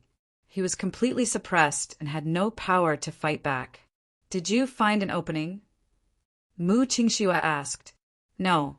Ning Qin shook his head and said hoarsely, I originally found it, but it disappeared for some reason. Let me tell you something you don't know. Fan Lingyue has a chaos volume. Mu Qingxue thought for a moment and reminded him. Chaos volume. Ning Qin opened his eyes, and a light flashed through them. Perhaps the problem with the chaos volume in the heavenly book came from this. Fan Lingyue was able to perfectly conceal his martial aura before. That should be the effect of the chaos volume. As for whether or not the strange scene today was due to the chaos volume, he wasn't too sure. That terrifying white light was both offensive and defensive. If one couldn't find an opening, it was practically an invincible battle technique. Ugh. Suddenly, Ning Chen let out a pained groan. The evil aura around his body surged, and the underworld spring in his dantian released a powerful evil aura that quickly spread. After a long battle and being exhausted, the underworld spring erupted, wanting to devour his entire dantian. The situation that Prince Yen had spoken of had finally appeared, but it came at such an inopportune time. Mu Qingxue frowned and waited for Ning Qin to speak. Once this life-saving opportunity was used up, she would have fulfilled her promise. Ning Chen endured the pain in his dantian and took out 2 golden pills. In an instant, Buddhist light dazzled and Buddhist chanting could be faintly heard. Heavenly Buddha pill. Mu Qingxue narrowed his eyes. Ning Qin didn't use this life-saving opportunity. Instead, he swallowed the 2 pills and forcibly expelled the evil aura from his body. Buddhism and Buddhism were natural opposites. The evil aura and Buddhist energy violently collided within his body. The evil aura of the underworld spring was abnormally powerful. Although it was less than 1/10 of its original power, it won in terms of purity. The 2 heavenly Buddha pills were released at the same time, barely managing to resist the underworld spring's power. Taking advantage of this opportunity, Ning Qin forcefully circulated the remaining true qi in his body. The power of the 3 heavenly books and the Zhongsun bloodlines' true qi erupted at the same time, forcing out the underworld spring. You really have a lot of things in your body, said Mu Qingxue calmly as he glanced at the overbearing underworld spring. In order to live, I have to try many things. Ning Chen waved his hand and put away the underworld spring. He smiled tiredly. Was the ghost girl reliable or not? She didn't tell him that the underworld spring would have side effects. Fortunately, he could still distinguish between those who wanted to help him and those who wanted to harm him. Otherwise, he would have definitely gone over and destroyed the stone room she was in. When the ghost palanquin returned to the underworld, it was already close to daybreak. Mu Qingxue looked at this strange place and walked around. So this was the legendary underworld. A few months wasn't a long time for a Xiantian. She would wait for him for a few months to take back the life scroll that belonged to Desolate City.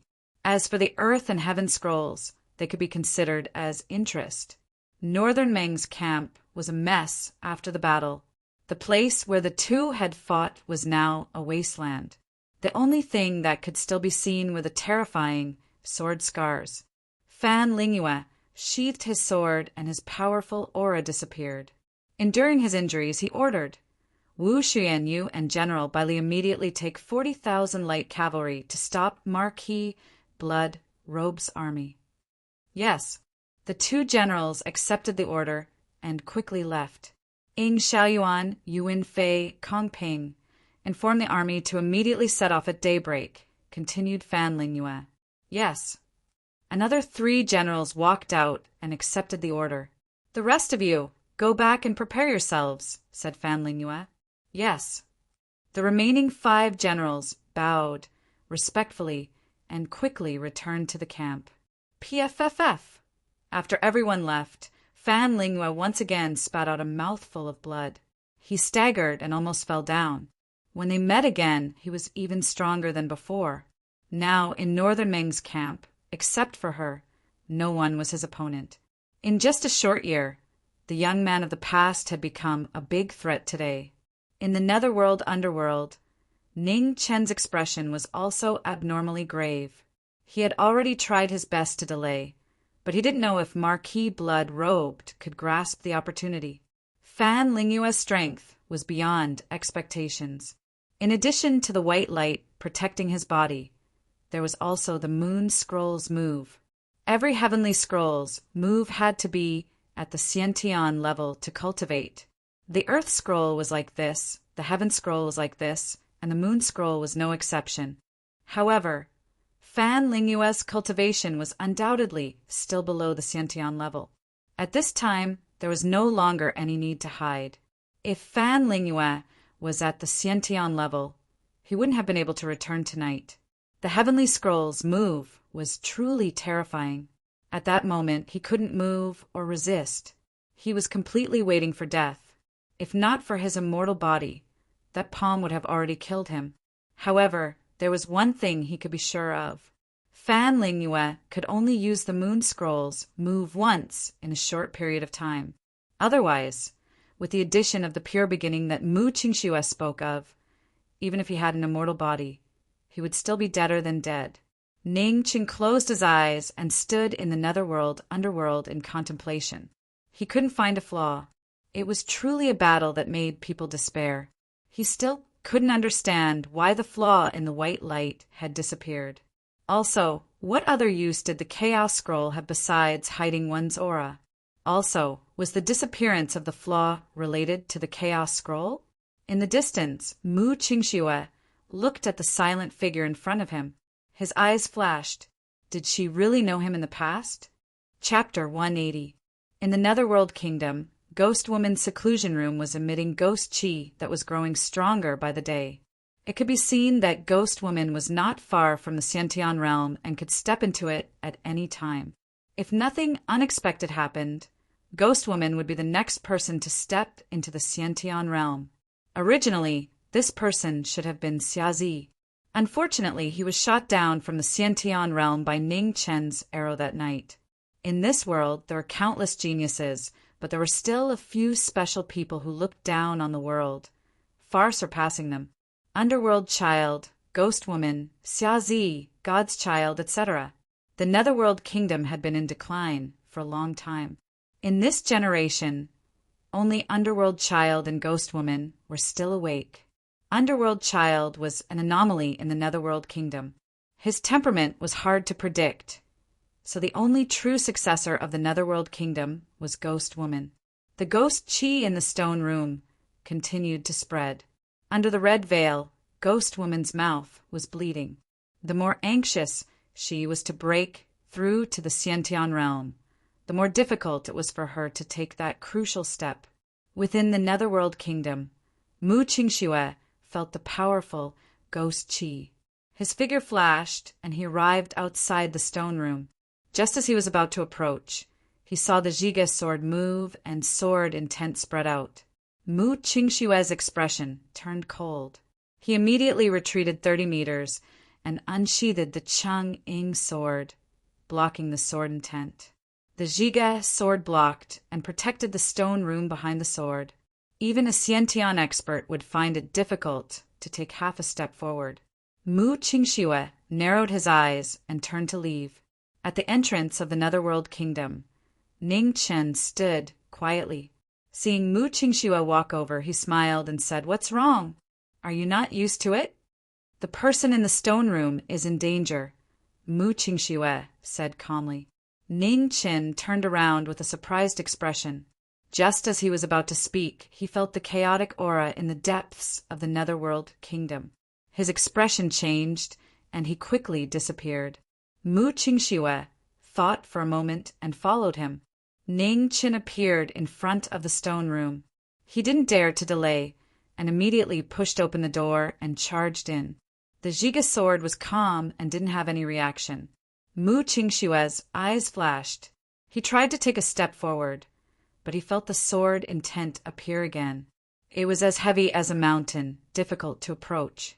The Great Xia Kingdom's legend. Mu Qingxue looked at the sword in front of the stone room and praised in his heart. When Prince Yan and Ning Qin went to Desolation City together, they used this sword. Now, it seemed that Prince Yan's true strength was not inferior to any 3 Disaster Realm expert. Inside the stone chamber, Ghost Girl's blood chi was surging. The chaotic aura spread out and filled the entire stone chamber. Ning Qin rushed in and activated the life scroll.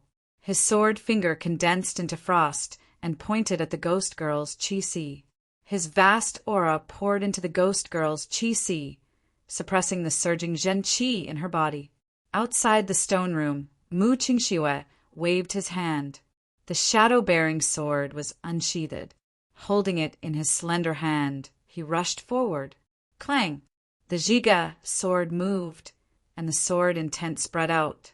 The Chang'ing sword was only 3 feet away when it was shaken out. Mu Qingxue was not affected at all. He took a step in the air, turned around, and slashed out with his sword. With a kung sound, the 2 swords clashed for the first time. The Zhiga sword hummed softly, its sword intent flourishing, completely erupting. Bang! Mu Qingxue flew out. After landing on the ground, his figure flickered a few times before he charged forward again.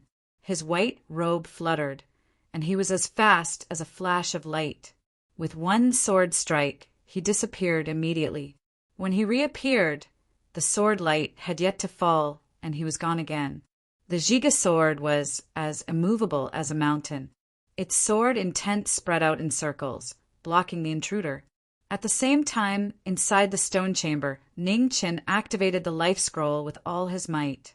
Amidst the wind and snow, all of his power was poured into the Ghost Girl's body. The Ghost Girl let out a long, painful groan. Her red wedding dress shook. Suddenly, the red veil flew up, revealing a seductive face. In that instant, the Ghost Girl opened her eyes. Her eyes were filled with panic. She subconsciously sent out a palm strike, and with a bang, the person in front of her was shaken out. Ning Qin did not react in time. Without any preparation, he flew out of the stone chamber and landed on the ground. He vomited a mouthful of blood. The stone chamber closed. The Ghost Girl came back to her senses for a moment, and then closed her consciousness again. Cough, cough. Ning Chen's Zhen Qi was severely depleted. His Qi was exhausted, and he was hit by the Ghost Girl's full power palm strike. For a moment, even standing up was difficult for him. Mu Qingxue stopped. Looking at Ning Chen in front of him, he frowned. He reached out to pick him up and left. If I killed you right now, wouldn't it be as easy as blowing off dust? Mu Qingxue indifferently asked. Taking advantage of someone's perilous state is not the conduct of a gentleman. Ning Qin coughed up a mouthful of blood. Talking about a gentleman's conduct with a woman is incomparably stupid. Mu Qingxue sneered. Ning Chen was startled. He felt that this sentence was somewhat familiar, as if someone had said something like this in the past. If you kill me right now, you won't be able to obtain the earth and heaven scrolls. It's not appropriate. Mu Qingxue thoughtfully nodded. That makes sense. Ning Qin tiredly smiled. She was still the same as before, cold on the outside but warm on the inside. She was far from being as unreasonable as she seemed. In the north of the Grand Xia, the Northern Ming army was rapidly moving south. They were doing everything they could to cross the North River before the western reinforcements arrived. The North River was the longest river in the north of the Grand Xia. However, there hadn't been much rain this year. So many parts of the river had already dried up.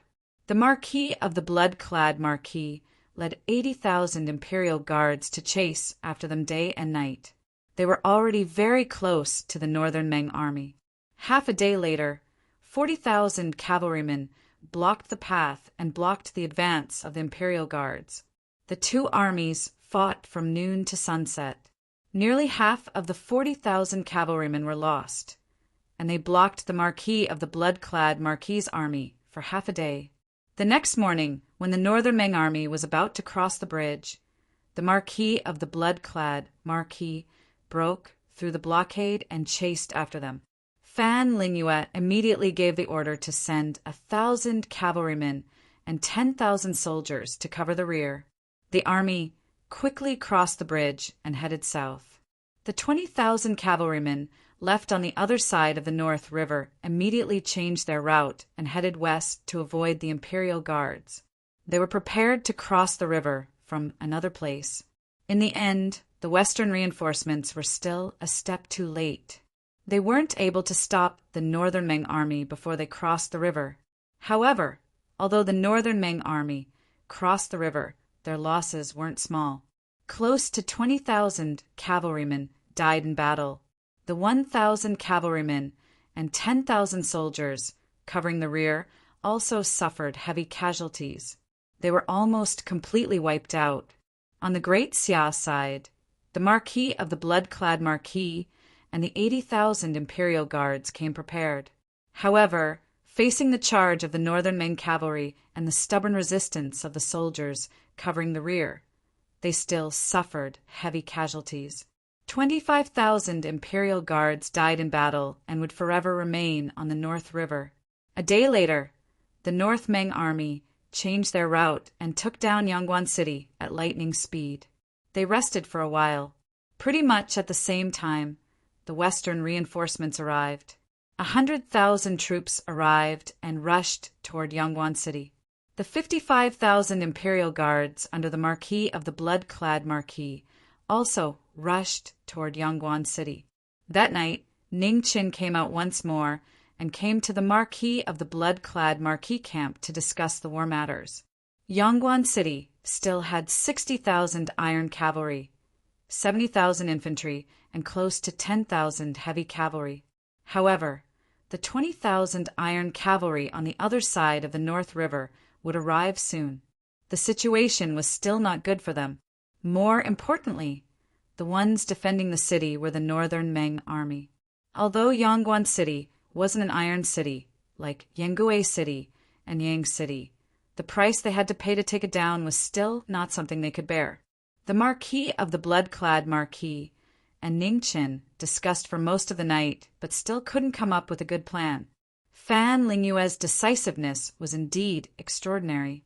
He was able to quickly change the situation and regain the initiative in such a disadvantageous situation, especially the 20,000 Northern Ming cavalrymen who were left outside. The number was neither more nor less, but it was like a thorn in their throat. It made them very uncomfortable and could become the key to the victory at any time.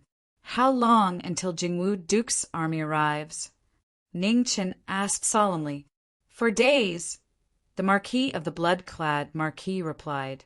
Ning Qin pondered. For days was not a long time. He hoped that there wouldn't be any accidents. Before dawn, Ning Qin left and returned to the underworld. In the underworld, Mu Qingxue was still competing with the Zhiga sword in front of the stone room. They had been fighting for a whole night, and there was no sign of stopping. Ning Qin had something on his mind. He stood aside absent-mindedly and kept thinking about the war between the two armies. This time, they made the Northern Ming suffer because they were unprepared. However, the Northern Ming army still crossed the river. It was a bit difficult to deal with them. On the other side of the North River, the remaining 20,000 cavalrymen were like a ticking time bomb.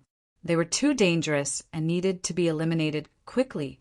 However, since ancient times, the light cavalry was the most mobile soldier type in the cold weapons era. To eliminate them was not easy. In the past, China was harassed by the nomads in the north. In China's history, the Yuan dynasty, which had the most land, was taken down by the Mongol cavalrymen using their scimitars and bows. The combat strength of the Northern Ming imperial court's light cavalry was not any weaker than the Mongol cavalry of that time. In terms of military discipline, their combat quality was rarely seen since ancient times. Furthermore, this was a world where martial arts experts existed. With the cover of the Beimeng light cavalry and martial arts experts, they were invincible. Apart from the Great Xia Guards Legion Corps, it would be hard for any other army to block them.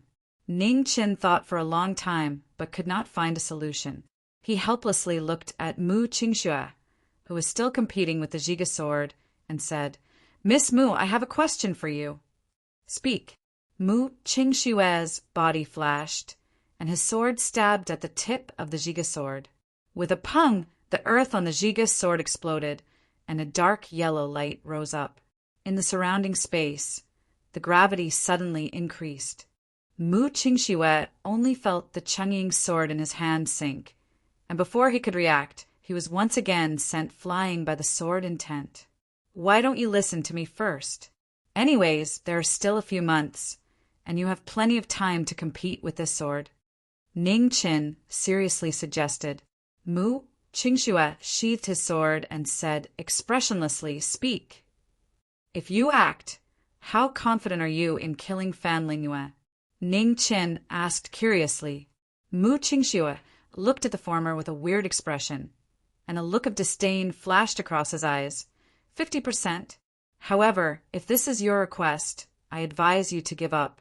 I only promised to save you once, and I did not promise to help you kill someone. Kiki, I'm just asking out of curiosity. Ning Chun rubbed his nose and laughed. A 50% chance was not high. Ning Chen's mind spun, and he temporarily suppressed this thought. If even Mu Qingxue only had a 50% chance, then that meant that as long as it was not a 3-disaster expert, no one would have the confidence to kill Fan Lingyue. This war had already reached the most crucial moment, and if he could kill Fan Lingyue, that would be the best solution. However, he could not place all his hopes on that. At this moment, he had to think of a way to prevent the northern Meng forces from gathering outside Yangguan City. If Jingwu Duke could arrive in time, Great Xia could still fight this war. Chapter 181. The cruelty of war was becoming more and more apparent these days. Every order of the decision-makers would decide the life and death of tens of thousands of soldiers and commoners. One wrong step and millions of lives would be buried with them. Fan Lingyue's ruthlessness was not only reflected in his treatment of his enemies, but also in his treatment of his subordinates. As long as it was beneficial to the war, no matter who it was, no matter how many people he would give them up. But no one could deny that it was precisely because of this ruthlessness that Beimeng had been able to fight their way into the heart of Grand Xia with less than a third of their casualties. At the same time, the hands of the decision-makers of Grand Xia were also stained with blood, bearing enormous pressure. Every Marquis of Grand Xia was a shocking genius, but in the past thousands of years, there were only a few who could break through to the Xiantian realm. The reason was actually very simple. The Marquises of Grand Xia bore too many sins. Wanting to break through to the Xiantian realm was thousands of times more difficult than ordinary people. Almost no one could do it. Even Grand Xia's war god had to borrow the power of the treasure below the imperial palace to break through this unbreakable barrier and enter the Xiantian realm. The remaining 9 Marquises of Grand Xia all stopped at the peak of the 9th grade or half-step Xiantian realm. On this day, a special person came to Yangguan City. His aura was powerful, and he was the only Marquis of Grand Xia in the past 1,000 years, the Beiwu Marquis. Xiao Wanhua greets the military advisor. The Beiwu Marquis, who is also the current Marquis of Northern Meng, bowed respectfully. Marquis Xiao, there's no need to be so polite. Fan Lingyue took a few steps forward, looking at the Grand Xia army rushing over. His eyes flashed. This battle would determine the future of Beimeng and Grand Xia. In the Netherworld Kingdom, Ning Chen stood at the entrance, feeling inexplicably uneasy. Now that the war had reached a critical moment, he was completely helpless. Time passed bit by bit, from dawn to noon, and from noon to evening. This short day seemed so long. After waiting for a long time, night finally arrived. Grand Xia's 100,000 reinforcements had arrived half a day earlier than expected. Marquis blood-robed and the 55,000 imperial guards were not far from Yangguan City. If nothing unexpected happened, they would arrive before dawn. Jingwu Duke's army was also marching rapidly. As long as the Marquis of blood-robed and 100,000 reinforcements could delay them for 3 days, they would be able to arrive in time. After a series of battles, Northern Meng needed to rest. The 2 days in Yangguan City would be the best time to rest. 2 days ago, the Northern Meng army took down Yangguan City, which was indeed a little unexpected. However, the Northern Meng army's strongest point was their cavalry and archery. Once they stopped, their power would be greatly reduced. Everyone knew that the Northern Meng army would not stay in Yangguan City for too long. However, no one knew when they would leave the city. Fan Lingyue's thoughts were always hard to guard against and hard to guess. How is it? Have you found it? On the city gate tower, Fan Lingyue coldly asked. Military advisor, according to our spies, Jiming Marquis of the Great Xia always appears outside the fog forest. A black-clothed figure with golden embroidery on his sleeves respectfully knelt on the ground and replied, Very good. Act according to the plan, Fan Lingyue ordered. Yes. The black-clothed figure accepted the order and quickly disappeared. Night fell. On the road from the fog forest to Ying City, the ghost palanquin quickly went north, hurrying towards Marquis Bloodclad's camp. In the underworld, Mu Qingxue was still resisting the Zhiga sword and did not follow along. Neither of them expected that something would happen tonight. Ning Chen did not say anything, and Mu Qingxue naturally would not take the initiative to follow. When the ghost palanquin was 700 miles out of the fog forest, a majestic palm energy suddenly pressed down like a mountain. Ning Chen stepped out from the palanquin and met it with a backhand palm.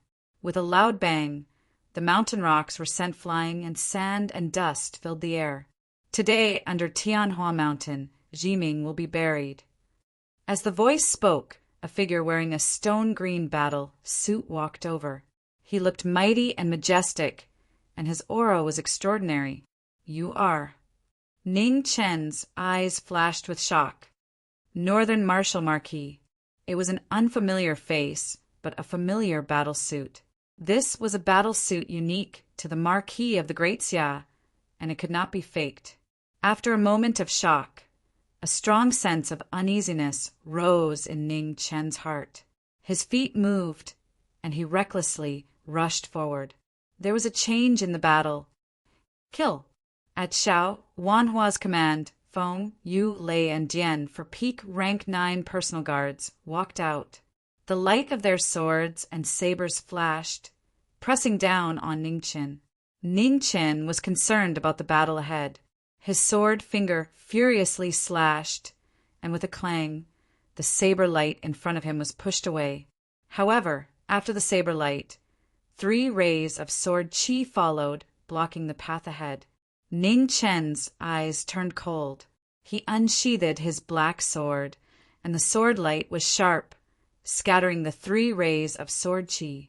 Feng! Yu and Lei rushed forward. The 3 swords cooperated, attacking and defending each other. 1 sword was light, 1 was long, and 1 was heavy. Their teamwork was perfect. The remaining person raised his saber and formed a strange seal with his hands. Suddenly, lightning fell from the sky. Using the saber as a guide, the furious lightning struck down on Ning Chen, who was trapped by the 3 swords. In an instant, the surrounding 10 feet turned into a sea of lightning. Yu and Lei were not affected at all. Only Ning Chen, who was amidst the lightning and thunder, felt a strong sense of threat, and his expression changed. Drifting snow of July. When it was almost snowing, the snow fell from the sky. A waterfall of sword light cut through the sea of lightning. The moment the 3 swords were blocked, a white figure flashed past. In the blink of an eye, she appeared outside the battle. With a slash of her sword, she sent Lei and Lei flying. The 3 swords reacted quickly. Their figures flashed and surrounded Ning Chen again. Their swords were even faster, more continuous, and more heavy, forcing Ning Chen to face them with full attention. The black sword faced the 3 swords. Although Ning Chen used his foundation and techniques to suppress them, it would be difficult for him to escape in a short time. Jian Luing, what are you waiting for? Sigu Jian walked out in the dark night and said lightly, When I attack, it's not up to you to tell me.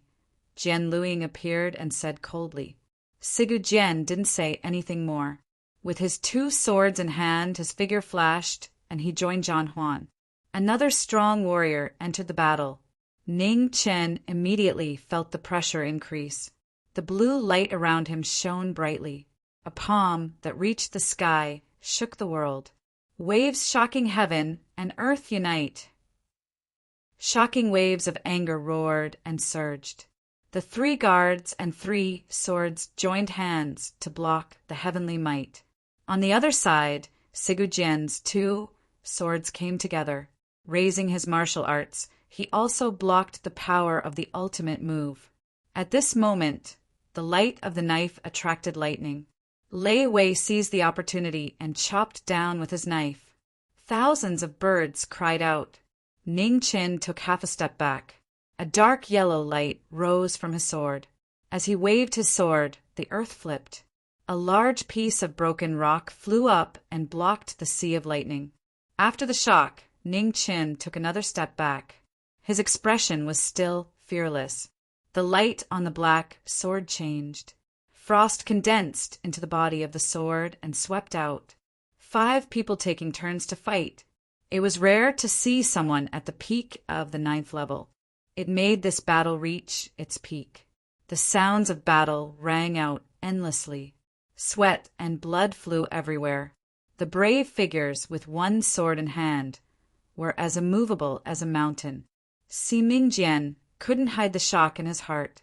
Only by facing it personally could he feel the strength of his opponent. Who would have thought that the young man who had once been running for his life would have become such a terrifying warrior? In the past, he had doubted the military advisor for making a mountain out of a molehill. Only now did he know how stupid he had been.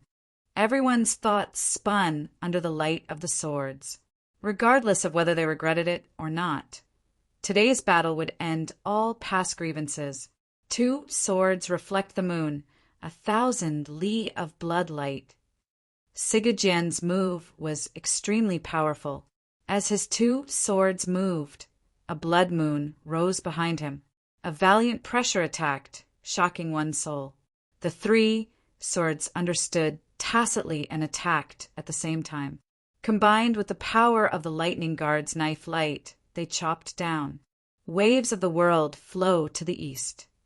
Ning Chen's hands and swords moved together. After 1 sword chopped down, he flipped his palm and sent out another valiant palm. 1 sword leaves a shadow. Not far away, Jian Luing, who had been waiting for an opportunity, drew his sword across the air and stabbed towards Su Yi. Ning Chen felt a strong sense of danger behind him. The scroll of the earth moved again. A large rock flew up and blocked behind him. However, under the cold front, the large rock was as weak as tofu. The sword light pierced through the barrier and arrived in the blink of an eye. Ah! The cold front entered his body, bringing with it a fountain of blood. Ning Chen bore the pain in his chest and punched out, sending the sword light flying. He could not stop for even a moment. The battle between the 6 of them arrived in an instant, not giving him any chance. After Jian Luing entered the battle, Ning Chen was at a disadvantage for the first time. The true qi in his body was quickly used up. Even if the foundations from the scroll of life were unparalleled, he was still at a disadvantage in this endless stream of sword light. Outside the battlefield, Xiao Wanhua stood quietly, a pair of cold eyes quietly watching the battle. The Jingye Absolute beginning in front of him was ready to attack at any moment to end this battle. At the same time, outside of Yangguan City, a group of great Xia soldiers appeared, waving the flag of the Marquis of Bloodrobe, the 100,000 great Xia reinforcements general. Shihua was slightly surprised when he heard the report. Weren't the Marquis of Bloodrobe's troops still a few hours away? While Shihua was thinking, the city gates of Yangguan City opened. The Beimeng heavy cavalry charged out in a black mass.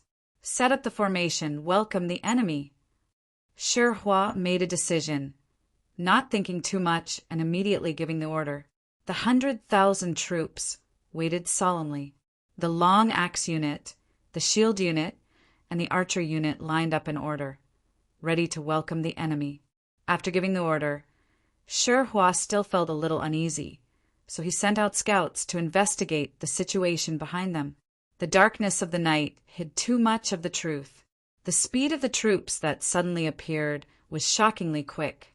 Before the scouts could send news back, they had already arrived behind the Great Xia reinforcements. Kill! The 9,000 death warriors that descended from the heavens swiftly charged into the Great Xia camp. Before the Great Xia soldiers could react, they had already suffered heavy casualties. The same clothes, the same weapons. Only when the sword light slashed across did they know that the people in front of them were not the brothers that they had gone through life and death with. No one knew where these people came from. The 20,000 cavalry at the North River had just crossed the river. Yongguan City had been really quiet these 2 days, and no suspicious people walked out. Pretty much everyone had forgotten that Great Xia once had a martial Marquis who betrayed them. He was once an extremely high official, and he secretly developed 9,000 men of sacrifice for today. Below Tianhua Mountain, in front of Yongguan City, Great Xia and Ningqin were both in an irreversible crisis. Chapter 182. The 9,000 death warriors were all extraordinary experts. Normally, they wouldn't be able to withstand the pressure of an army. But tonight, they played an unimaginable role. The Great Xiao's formation was soon filled with flaws. A moment later, the northern Meng heavy cavalry swept over like a flood, rushing into the Great Xiao's camp and forcefully opening a gap.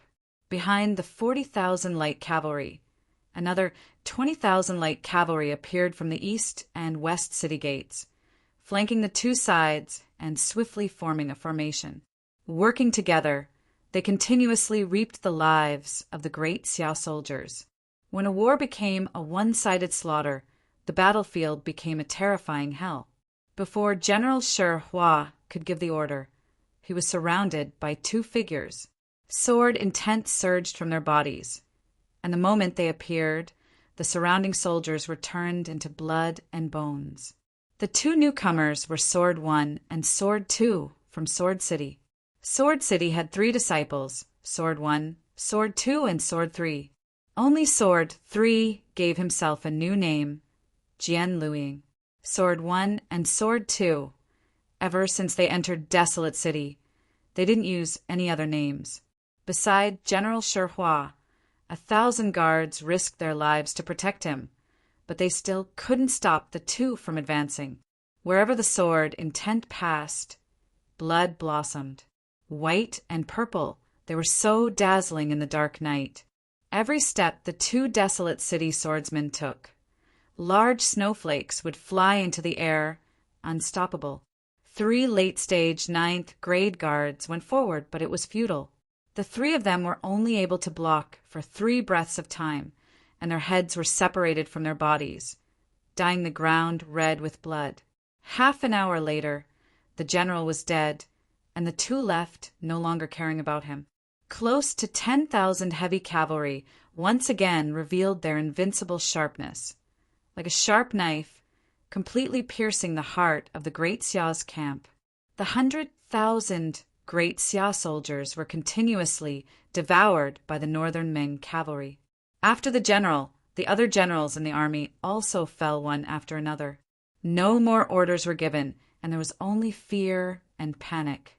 The difference between the two armies was already obvious, but under this night's surprise attack, there was no longer any suspense about the outcome. If the 100,000-strong army was prepared, even the strong northern Ming cavalry would have to pay a heavy price. However, tonight, only a bloody massacre was left. On Yongguan City, Fan Lingyue stood quietly, her blue dress fluttering in the wind. Her beautiful face was calm and emotionless. This war was getting harder and harder. Not only Great Xia, but even the northern Ming soldiers were showing signs of fatigue. Only by winning could they continue to raise the morale of the soldiers.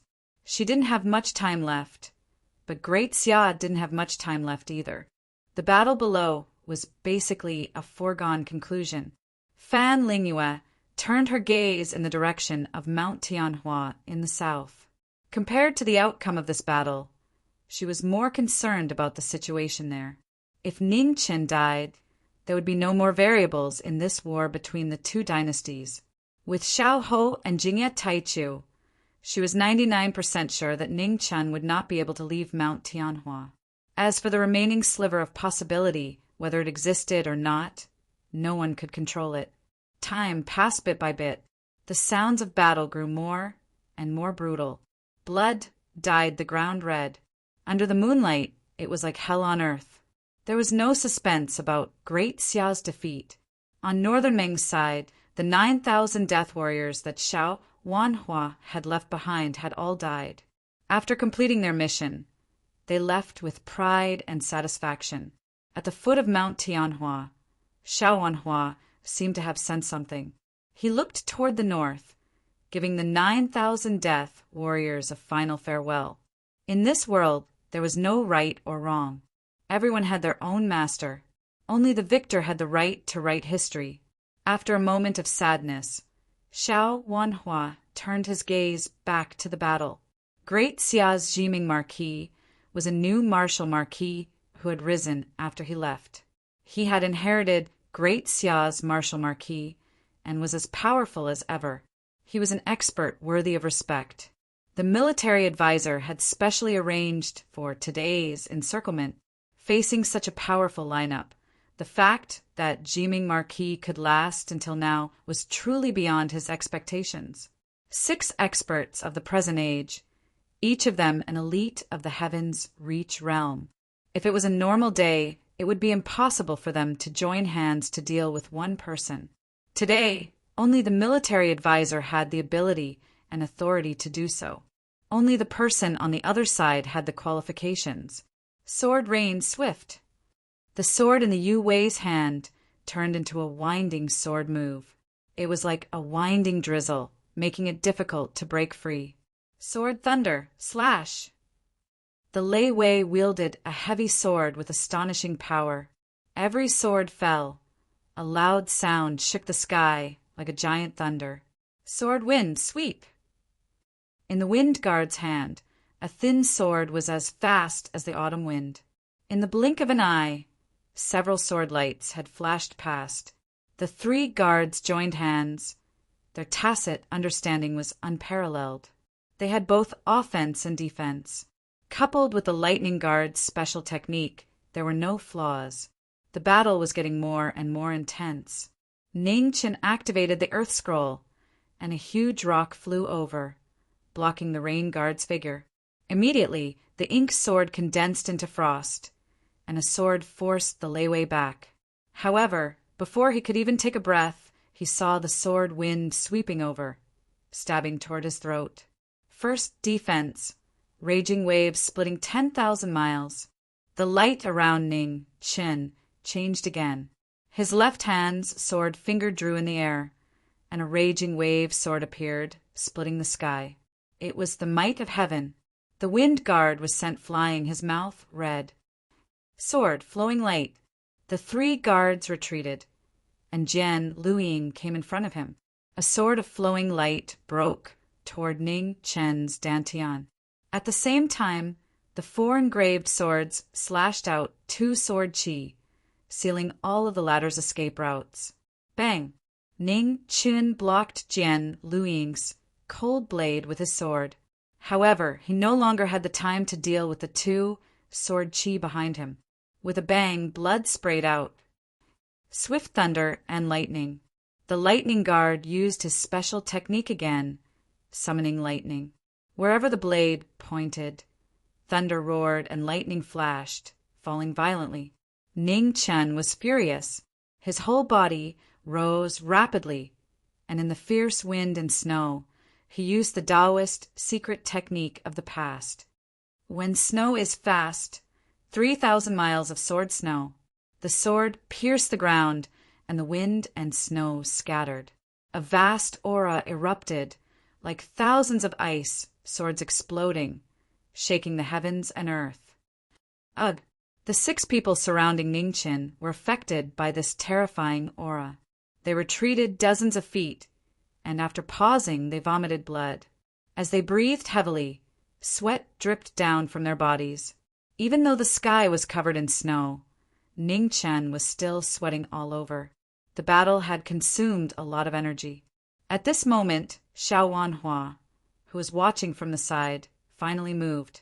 With a shake of his hand, Jingye Taichu flew up. The moment he pulled out his sword, he arrived in front of Ningchen. Ningchen suddenly felt danger behind him and turned to block the sword. However, he had already lost the initiative. Adding on the fact that he was exhausted, he immediately fell into a disadvantage. To be able to last until now in the face of 6 strong people, Jiming Marquis, you are worthy of this Marquis taking action. Xiao Wanhua's Jingye Taichu was as fast as lightning. In the blink of an eye, the sword light was pressing down. Its powerful aura was actually infinitely close to the Xiantian realm. Among the 10 martial marquises of the Grand Xia, the Beiwu Marquis, martial strength, had always been in the middle. Now it seemed that he had been hiding his strength. His sword was as heavy as a mountain, and his deep foundation was rare in the world. Ning Chen blocked several of the former's moves. His aura was unstable, and a sword slashed past, staining his body with blood. Jian Luiying, the 4 engraved swords, and the 4 guards immediately rushed forward. Their swords and sabers slashed downwards. Snowfall of the 7th month. Ning Chen forced himself to raise his cultivation. With a wave of his sword, snow fell. The wind and snow fell, and the sword intent scattered in all directions. The 6 blocked the falling snow and retreated several steps, their blood boiling. Let's go! Ning Chen took advantage of this slight gap and quickly left the area. Chase, said Xiao Wanhua coldly. The 4 engraved swords, Jian Luiying, and the 4 guards quickly followed, chasing in the direction Ning Chen had left. At the foot of Tianhua Mountain, a white figure flitted past. However, before he could go 3 miles, he saw several figures blocking his path. Saber light and sword shadows pressed forward. Each one of them had a cultivation of 4th rank or higher. Their battle cries shook the heavens.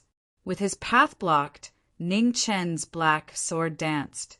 With a slash of his sword, blood flew everywhere. There was no path of retreat, no choice. Around Ning Chen, severed limbs and heads flew into the air. Only by killing could they find a way to survive in this situation where they were sure to die. Blood splattered all over the sky. No one knew whose blood it was. There was a limit to one's strength. Faced with the endless attacks, they gradually slowed down. At this time, Jian Luiying and the others caught up. They didn't stop for a moment, immediately rushing forward. Sword shadows swirled in the air, chasing after his soul. Ning Chen blocked 2 swords, but couldn't block the 3rd one. With a bang, he retreated 10 steps and vomited blood. More and more blood flowed out. His strength also gradually disappeared. Although he had an undying body, he gradually showed signs of exhaustion. Jiming Marquis, you won't be able to escape tonight. Xiao Wanhua held Jingye absolute beginning and walked over step by step. His powerful pressure scattered all the obstacles around him. The absolute beginning sword was extremely powerful. When the black sword touched it, it constantly trembled. Ning Chen, who was already at the end of his rope, was constantly injured. Finally, he reached his limit. 6 strong cultivators of the current era, plus Xiao Wanhua, who held Jingye absolute beginning, were an invincible combination. Fan Lingwe didn't leave any flaws for tonight's attack. He wanted to kill Ning Chen at all costs. Love, when it's about to snow, ice. In the face of no way out, Ning Chen refused to give up. His sword moved, wanting to use another Taoist secret technique. Suddenly, his qi and blood stagnated, and he vomited blood. He couldn't use his true essence. At this moment, 4 swords flew over. Immediately, blood dyed his clothes red. In a tight battle, there was no room for accidents. Ning Chen's chest had a shocking sword wound. Blood flowed out. It was abnormally glaring. Outside the 7 people, endless soldiers surrounded them. They were all experts, specially selected from the army. They had been preparing for this battle for a long time. Ning Chen stood up and looked at Mount Tianhua beside him. Could it be that his path had ended here? He knew that this day would come sooner or later. He wasn't afraid of death. Unfortunately, it was a few months too early. In the next moment, the underworld source flew out and exploded. Ning Chen used the life scroll and forcibly absorbed the power of the underworld source. Immediately, an incomparably powerful evil qi surged and quickly spread between heaven and earth. With the underworld source as a guide, the spiritual qi of heaven and earth surged at the same time. A power that didn't belong to the Hotian realm appeared. With Ning Chen as the center, it quickly spread out. Mount Tianhua trembled. The ground cracked and the mountains shook. Large rocks rolled down and huge gullies appeared on the ground. The terrifying power was extremely shocking. The forbidden technique of the life scroll that he had cultivated for a long time would appear today. It was the only technique in the world that no one had seen before because no one had cultivated it. Ning Chen also didn't manage to cultivate it. However, at the last moment, even if he only had an incomplete technique, even if he had to risk everything, he would still make everyone here die with him. Chapter 183. Just as he was about to unleash his forbidden technique, a terrifying phenomenon appeared in the world. Snow began to fall, and blood gushed out of Ning Chen's body, turning from black to red in an instant. In the face of the life scroll's forbidden technique, even the Yellow Spring's poison was temporarily suppressed, dissipating from his blood. Ning Chen used the Netherworld Origin's evil energy as a guide to forcefully activate his last bit of energy. Terrifying ripples spread out, shaking the heavens. In an instant, heaven and earth changed drastically, and the ground beneath the mountain began to shake. Seeing this, Xiao Wanhua and the others hurriedly retreated. But the rest of the soldiers had no time to retreat, and countless of them were killed or injured by the falling boulders. The Netherworld Origin's evil energy was quickly devoured. Ning Chen's meridians were constantly collapsing, and a bloody mist filled the sky. The snowflakes dyed the heavens red. An unprecedentedly powerful aura appeared in the wind and snow. A moment later, it soared into the sky. The 7 of them weren't able to retreat in time, and they were blown away by the bloody light. A blood-colored pillar of heaven appeared, connecting heaven and earth. In that instant, Ning Chen's cultivation broke through the limits of the Hotian realm for a short period of time. This is the life scroll. Far away in the first hall of Evernight, the Son of God sensed the earth-shattering changes and immediately came out of seclusion. He walked out of the hall with a single step. His black hair fluttered in the night. Jun Shaoqing's heart shook. The youth who had escaped his pursuit in the past had also taken this step. In the compassionate, soared heavenly pavilion, Mu Qianshang looked back at the distant pillar of blood. A trace of unease flashed through his heart. Something was wrong. With his cultivation base, he shouldn't have reached the Xiantian realm so quickly. In the Confucian school's dragon garden, Duke Yan's eyes suddenly opened. Looking north, his expression changed. Within his room, Wild pushed open the door and hastily ran out. Seeing the blood-colored pillar of heaven that connected heaven and earth, he felt strange. The feeling of being connected by blood was so clear that it couldn't be concealed. It's him! It's him! Wild panicked. Follow me. The king of Yen waved his hand and disappeared with a man. He rushed towards the north at top speed. In the imperial palace of the great Xia dynasty, several gazes looked towards the north. Some were concerned, some were hostile, and some were complicated. At this moment, they all had different emotions. On top of Yangguan City, Fan Lingyue saw the sudden change, and a cold glint flashed across her eyes. She knew very well that Ning Chen was still far from reaching the innate stage. It was highly likely that he had used his trump card. "Mr. Jian-yi, if possible, I hope you can go and take a look." Fan Lingyue turned around and said politely to a man in white behind him, "Okay." Jian-yi nodded.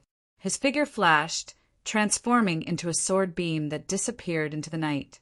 "What are you worried about?" Jian-er asked with a warm smile. "He is different from the others. If he doesn't die, it will be very difficult for me," Fan Lingyue replied. "I heard that military counselor and this Marquis of Jiming were once friends," Sword 2 asked curiously. Mr. Jian-er also said that it was in the past. "Now that our standpoints are different, we are only enemies," Fan Lingyue said calmly. "Making an enemy out of the military advisor is truly a terrifying thing." Jian-er smiled. "Beimeng and Desolate City will always be friends," said Fan Lingyue. "I think so too."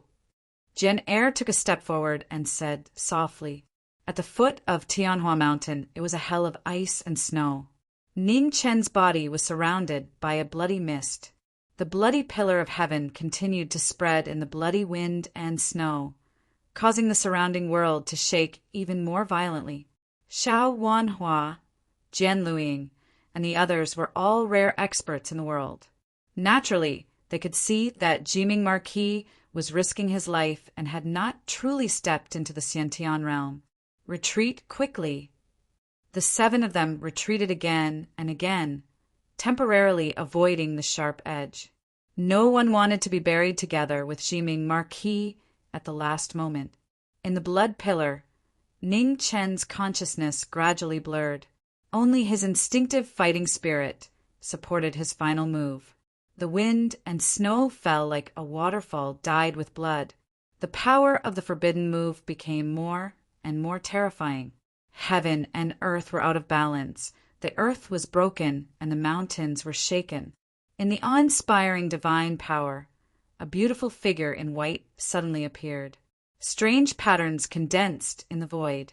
She stepped into the blood pillar and with a bang, a palm imprinted on Ning Chen's dantian, forcibly interrupting the forbidden move.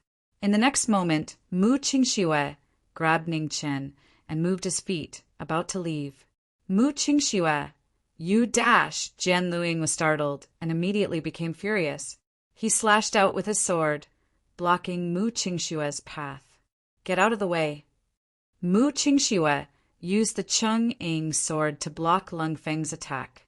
"Let him go!" Jian Luiying raged. "I can't." Mu Qingxue's true qi shook, pushing Jian Luiying away. His figure flashed and disappeared. The speed of the Cheng-Ing sword was unparalleled in the world. If Mu Qingxue wanted to leave, no one could stop him. The 7 of them could only watch as he left. "Damn it!" Jian Luiying's expression was gloomy as he looked in the direction the 2 of them had left. "Jian Luiying, I hope Desolate City can give the military advisor a satisfactory explanation for tonight's matter," said Xiao Wanhua coldly. "Humph." Jian Luiying coldly snorted and did not reply. The battle had ended and the foot of Tianhua Mountain was a mess. Jiming Marquis had been rescued, so Xiao Wanhua could only order his troops to return and report back. Of the 1,000 soldiers he had brought, not many were left. They had either died at Ning Chen's hands or had been caught up in the upheaval. Less than a third of them had survived. The survivors quickly buried the dead. Just as they were about to leave, they saw an azure-robed figure walk over under the moonlight. In the blink of an eye, he was 30 meters away. A beautiful young lady followed behind Qing-yi. She carried an ancient sword rack on her back, and on the rack there were 3 swords. Prince Yen. Xiao Wanhua's expression immediately changed. The 7 of them and the hundreds of soldiers behind them all acted as if they were facing a great enemy. After the battle in the west, everyone knew that the current legend of the Grand Xia was at least a peerless expert on the same level as a martial lord. Prince Yan's gaze passed through the 7 of them. looking at the bloodstained snow. His expression gradually turned cold. Behind him, Wild was biting her lip, tears flickering in her eyes. She could feel that those were his blood. "If you don't die with one sword, this matter will end," said Prince Yen. The 7 of them all had unsightly expressions. How many people in the world could block a legendary sword strike? "Senior, can you add Jian Yi to this sword strike?" At this moment, a white-robed figure rushed over and stood in front of the 7 of them. "Yes," nodded Prince Yen. Jian Yi expressed his gratitude and immediately raised his aura to the peak. He turned into a sword and fought against Jian Yi with his sword. There was no way out. Xiao Wanhua, Jian Luiying, and the others had no choice but to focus on facing this sword strike. "Wild," said Prince Yen softly. Wild nodded unwillingly. She put down her sword stand and stood to the side. With a clang, the red sword came out of its sheath.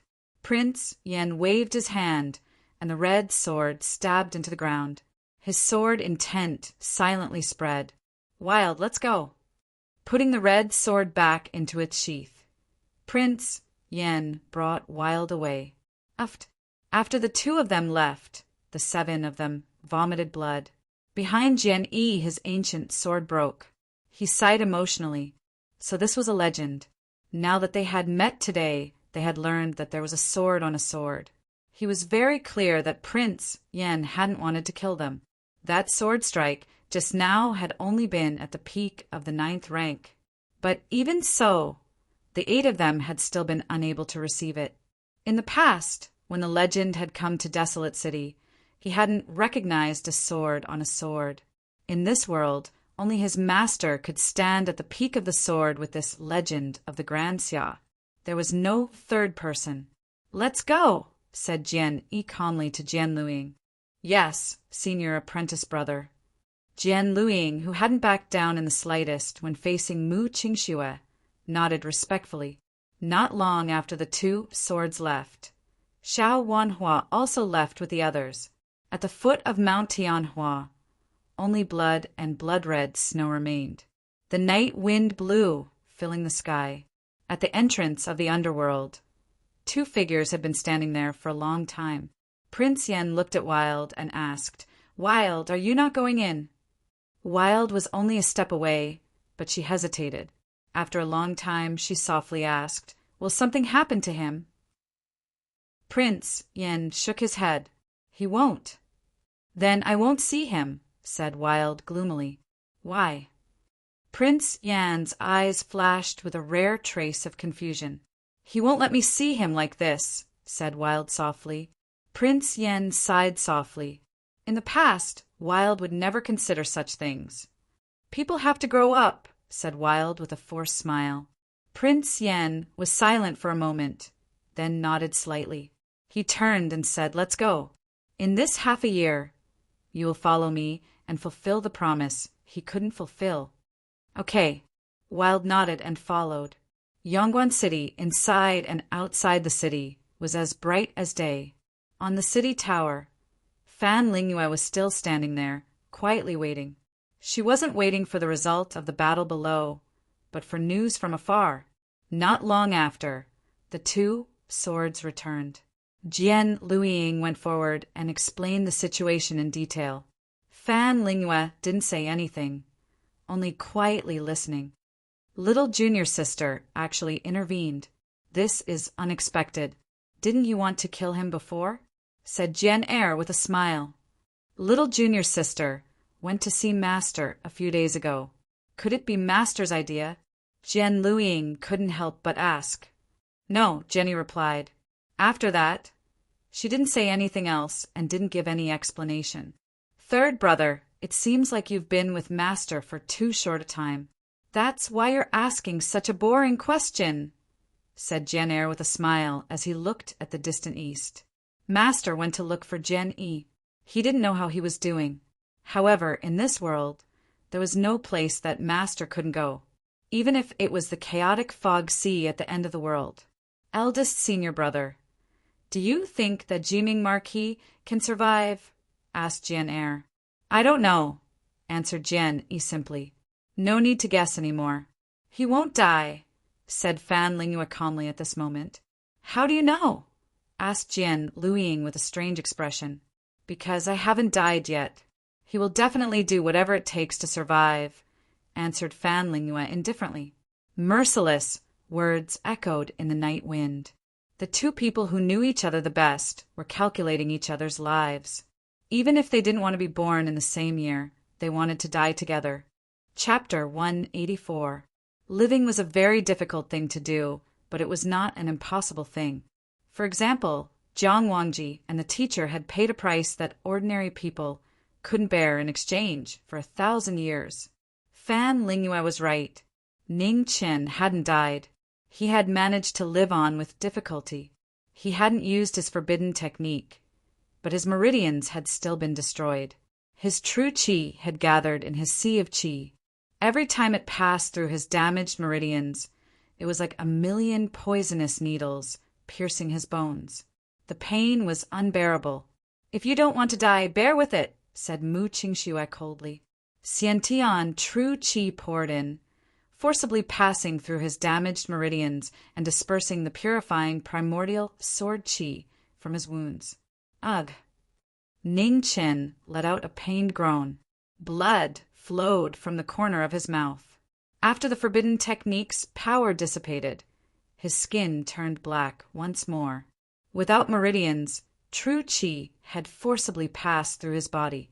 This kind of pain was unimaginable. Ning Chen didn't want to die, so he could only endure it. The purifying sin-beheading sword was too effective against Ning Chen's illusory, undying body. If he didn't dispel the remaining sword qi, even his undying body would quickly collapse. True qi surged around Mu Qingxue, continuously passing through his body and directly entering his body. Time slowly passed. Mu Qingxue's expression changed again and again. He couldn't understand how Ning Chen had managed to last until today with his body. His organs were destroyed, his body was covered in poison, and even his meridians had been destroyed. An undying body wouldn't die, but that didn't mean it wouldn't feel anything. There was a limit to a person's endurance. Could he really overcome this kind of pain with willpower alone? Mu Qingxue was silent. He pushed the true qi in his right hand a little more, increasing the speed of dispersing. An hour later, the purifying sin-beheading sword qi within Ning Chen's body was finally completely dispelled. His collapsing body gradually stabilized. From today onwards, you can no longer use true qi, said Mu Qingxue calmly. Without meridians, true qi had nowhere to go. It could only pass through the body. No one could endure this kind of pain. Forcibly using martial arts or cultivating would only result in qi deviation due to distraction. Ning Chen opened his eyes and smiled tiredly. It doesn't matter, as long as I'm alive. I've already fulfilled my promise. From now on, I won't care about your life or death. Cherish the few days you have left. With that, Mu Qingxue turned around and walked towards the depths of the underworld. In the northern Meng royal court, the reinforcements were gathering day by day. After several months of preparation, the 200,000-strong army finally departed from northern Meng in a grandiose manner, passing through Swallow Return City and heading south. 70,000 iron cavalry and 130,000 infantrymen were a huge threat to the north of Great Xia. The two armies clashed for the first time 300 li south of Yangue City. Bai, Marquis, and Ziyang Marquis had been waiting for a long time. After 3 days of fighting, they temporarily stopped the northern Meng's reinforcements from moving south. The battle prowess of the northern Meng iron cavalry was obviously higher than that of the Great Xia army. However, the two martial marquises were veterans of the battlefield. 200,000 against 200,000. In a short period of time, it would be difficult to determine the victor. The place where the two armies were fighting was close to the border between the two dynasties. Reinforcements could arrive at any time. No one knew what the future would be like. Within the borders of the northern Meng royal court, soldiers were still being recruited. The people of the grassland loved to fight and were good at fighting. They could ride horses and shoot arrows since they were young. They were a true warrior race. Fan Lingyue's prestige in northern Meng was unparalleled. When the conscription order was sent out, the young men's reaction was not to resist, but to respond enthusiastically. On the contrary, the conscription order of the Great Xia imperial court was something that the people would resist no matter when. The people of Great Xia loved peace, but they lacked the courage that they should have. After the northern Meng reinforcements entered, the pressure on Great Xia increased. Now that Heaven's Gate was still under the control of northern Meng, Great Xia was still in a passive situation. South of Heaven's Gate, the northern Meng army, led by Fan Lingyue, was an unparalleled threat to Great Xia. Especially after the defeat of the reinforcements from the west, this threat had increased to an unprecedented level. There were only 4 camps of the imperial guards left in the imperial city. If there were any changes, the consequences would be unimaginable. On the battlefield in the north, the real fighting power was only the 140,000 imperial guards under Marquis, Blood-Robed, and Duke Jingwu. The 20,000 cavalry outside of the northern Meng army crossed the river in advance and guarded the opposite bank. Using the natural barrier, they gave Duke Jingwu's army a lot of trouble. The order they received was to delay the footsteps of Duke Jingwu's army as much as possible. There was no need to fight to the death. Hence, after the 2 armies fought at the North River, the 20,000 cavalry left. In the next few days, the 2 armies clashed many times. Each time, the 20,000 cavalry left immediately. They mainly harassed the enemy and did not continue fighting. The northern Meng cavalry had the best movement ability in the world. Even the most elite imperial guards of Great Xia were inferior to them. On the other side, after the 100,000 reinforcements were defeated, the 50,000 imperial guards under Marquis, Blood-Robed, fell into a difficult situation. They could neither advance nor retreat. 2 days later, the northern Meng army left Jiangguan City and went down south. The cities along the border sent out reinforcements, but it was just a drop in the bucket and did not have much of an effect. After the encirclement, the number of times Ning Chen appeared in the Great Xia camp decreased. Every time he left the fog forest, he would take a different path to cover his tracks. Ning Chen did not mention that night, and Marquis, Blood-Robed, did not know either. When Mu Qingxue was in the underworld, he kept trying to break through Zhige's sword and tent. Although he failed every time, he persevered. Ning Chen silently wrote down the heaven scroll and gave it to Mu Qingxue as a thank you for helping him. Mu Qingxue did not refuse. He accepted the heaven scroll and continued with his unfinished business. Ning Chen could not cultivate. Every day he was thinking about the war. He looked at the army map over and over again, seriously thinking about every possibility in the future. Facing Fan Lingyue, he and the Great Xia Empire had suffered too many losses. The successive defeats forced him to reconsider again and again. He did not expect Fan Lingyue's move at all. It had been too long since Marquis Beiwu's betrayal. Not only him, but probably no one in the world would think of this person. However, who would have thought that at this critical moment, the Beiwu Marquis, who had been forgotten by the world, would once again ruthlessly stab him and Great Xia? Fan Lingyue had hidden this move for too long. So long that everyone had forgotten about it. Only then did he take it out. In the next few days, northern Meng's army continued south. The army was getting closer and closer to the royal capital. Within the borders of Great Xia, the atmosphere of panic was getting more and more serious. Correspondingly, all kinds of hidden dangers appeared again, causing chaos to the foundation of Great Xia. In the southeast of Great Xia, the major sects that had been suppressed by Great Xia for 1,000 years were getting more and more arrogant, no longer restraining themselves. In the past, the reputation of the one sect and one tower once again spread out, walking out into the open. The one sect referred to the sword sect, The one tower referred to the Dangerous Tower, and the two tower referred to the Wang clan of Donglin and the Yao clan of Yuqing, respectively. The four major powers were not ranked first or last. If one were to talk about strength, the Sword Sect and the Wang clan of Donglin might be slightly stronger. Fan Lingyue quickly contacted the major sects and clans, stating that as long as the major sects could help Northern Meng conquer Great Xia, he would do his best to support the development of the major sects and clans. He would not restrict them like Great Xia. This promise moved the hearts of the major sections. In this land, they didn't care who was the emperor, but they needed a relaxed environment for development. For 1,000 years, Great Xia had been persistently suppressing the growth of the major sects and clans. The past facts had proven that the major sects were the true source of chaos.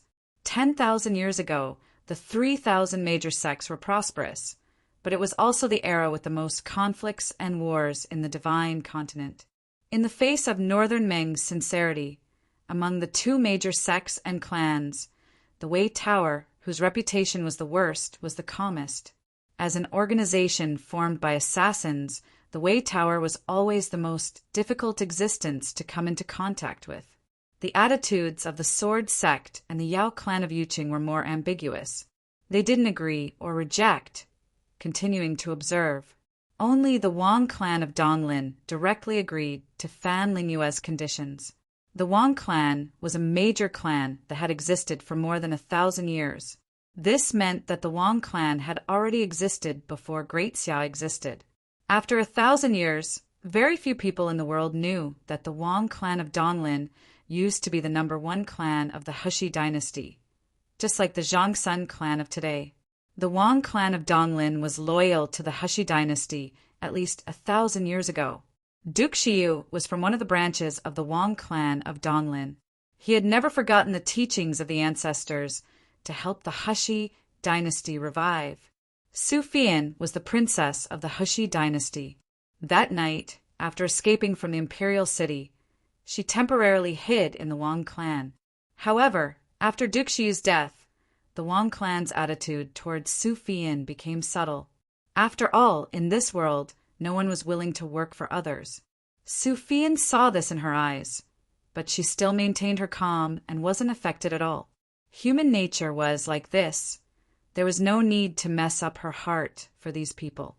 If there was hatred, then the only person she hated was the Jiming Marquis of Great Xia. This hatred was irreconcilable. Hua Yuan, in the peony pavilion, Su Fian looked at the spring lightning zither on the stone table in front of her, her thoughts drifting away. Princess, have you considered the marriage alliance?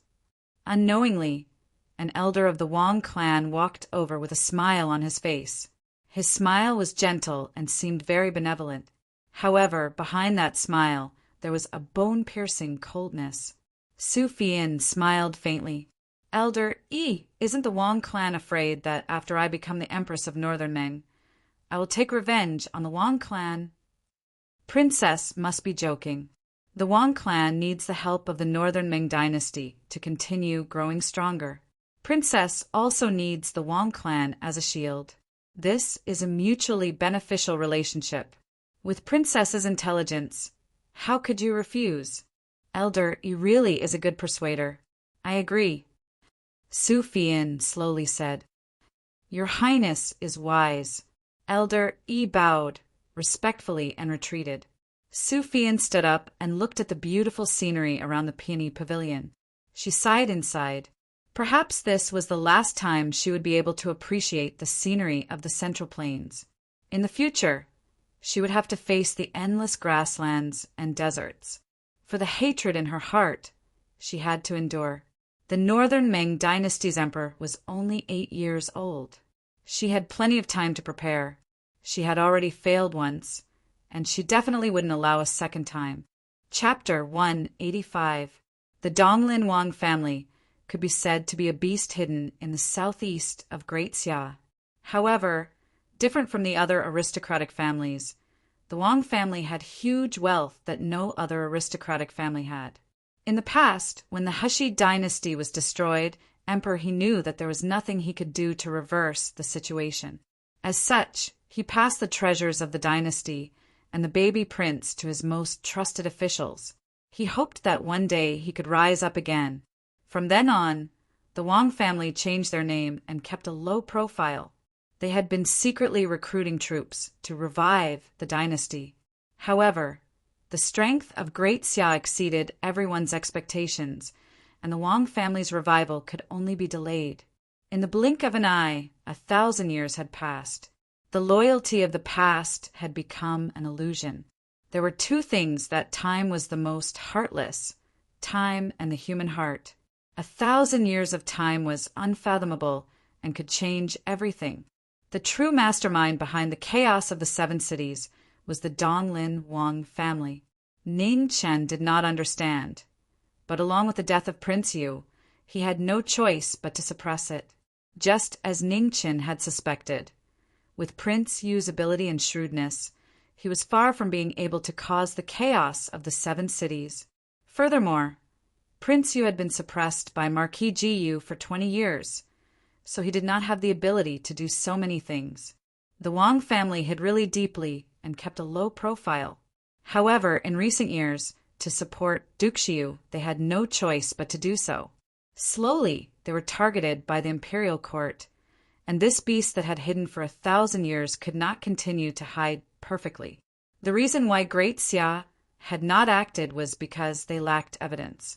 Secondly, they wanted to see what the foundations of the Wang family were. The Wang family also felt the threat from the imperial court. As such, this time when Great Xia was in danger, they could not wait to form an alliance with Beimeng. Although Su Fian was a princess of the previous dynasty, the power that she had built up over many years was removed by Ningchen overnight. Today, she had no choice but to compromise. Even if she knew that the Wang family was not the original Wang family, she still faced it calmly. Su Fian and the Wang family had a tacit understanding. Neither of them had a falling out, and each had their own plans. The Wang family would not easily believe Beimeng's promise, so they raised the condition of a marriage alliance to let Su Fian enter the imperial court as the empress. After the Wang family revealed the strength that they had been hiding in the dark, Fan Lingyue considered it before agreeing. Based on the qualifications of the empress, Su Fian was indeed a good choice. Her looks and background were top-notch. Other than the fact that she was not from northern Meng, there was nothing else to nitpick about. As for the grudges between Su Fian and the Wang clan, these had never been a problem, and she didn't care. The unusual movements of the Wang family alerted the spies sent by the imperial court, who secretly sent the news back to the imperial palace. In the Heavenly Mandate Palace, after Xia Mingri saw the secret report sent, he frowned and worried. The actions of the Wang family clearly had the intention of rebelling. After the rebellion of Duke Xiu, the imperial court had followed the clues and found out many secrets behind it. All signs pointed to the Wang family of Donglin being involved in this matter. Men, said Xia Mingri. Present, a black-clothed figure with a dragon embroidered on his chest appeared and knelt down. Go invite the Marquis of Jiming. Xia Mingri said slowly. Yes. The dark dragon commander bowed respectfully before disappearing. After the dark dragon guards left, Xia Mingri got up and walked toward the Weiyang Palace. It seemed that in addition to paying respects today, there were still some things to do. If the Wang family of Donglin was really related to the previous dynasty, it would be really troublesome. In the Marquis camp, the dark dragon commander waited for several days. Finally, on the 4th night, Ning Qin arrived. Marquis, His Majesty invites you back to the palace, said the dark dragon commander respectfully. What's the matter? Asked Ning Qin. It's about the Wang family of Donglin. The Marquis stepped forward and said, The Wang family may be making a big move recently. His Majesty is worried and invites you over. The Wang family? Ning Qin frowned. He was unfamiliar with the name of the Wang family of Donglin. The Wang family was the largest family in Donglin City. In recent years, they had been very restless and had been closely watched by the imperial court. Previously, When investigating the case of the Lord of Ing City, he had suspected the Wang family of Donglin. However, in order not to alert the enemy, he did not make a move. It was at that time that he first began to suspect that there was some unknown relationship between Duke Xiu and Donglin. After the death of Duke Xiu, he thought that Donglin would be more peaceful. He didn't expect that there would be trouble again. Great Xia was in the midst of war. It was not the right time to deal with Donglin. Marquis, His Majesty has been waiting for many days. Please set off as soon as possible, reminded the Dark Dragon commander. Yes, let's go. Ning Chen nodded. The two of them left the commander's tent and immediately rushed in the direction of Great Xia's imperial palace. In the capital of northern Meng, in the majestic imperial palace, Mingyu was wearing a dragon robe. She was smashing things, and her small face was filled with displeasure. The little eunuchs in the palace were so frightened that they didn't dare to speak. They retreated to the side in fear. I don't want an empress. Mingyu was furious. Her Highness, an old official, looked down and pretended that he didn't see or hear anything. I don't want an empress. Mingyu was even angrier when she saw that the old official was ignoring her. The old official continued to pretend that he didn't hear anything. Without Lingyue, this little ancestor would turn the sky upside down.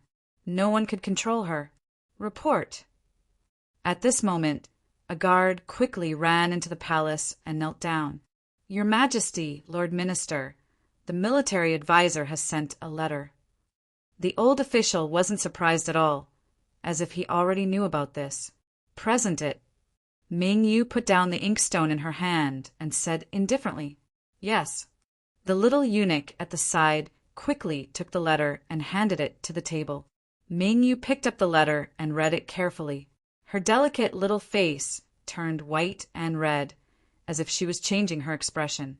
The old official gestured for the guard and the little eunuch to leave. Shortly after, he said softly, Your Majesty, have you changed your mind? I'll marry her. Mingyu put down the letter and said while gnashing her teeth. Haha, Your Majesty is wise. The old official laughed. Mingyu was furious when she saw the old official's smiling face. She said, I can marry her, but I have a condition. Your Majesty, please speak. The old official said, I want to invite someone. Mingyu said, Who? The old official asked. Great Xia's Jiming Marquis. Mingyu said firmly, Cough, cough. Hearing this name, the old official immediately choked and coughed violently. If you don't agree, I won't marry her. Mingyu threatened. Your Majesty, don't worry.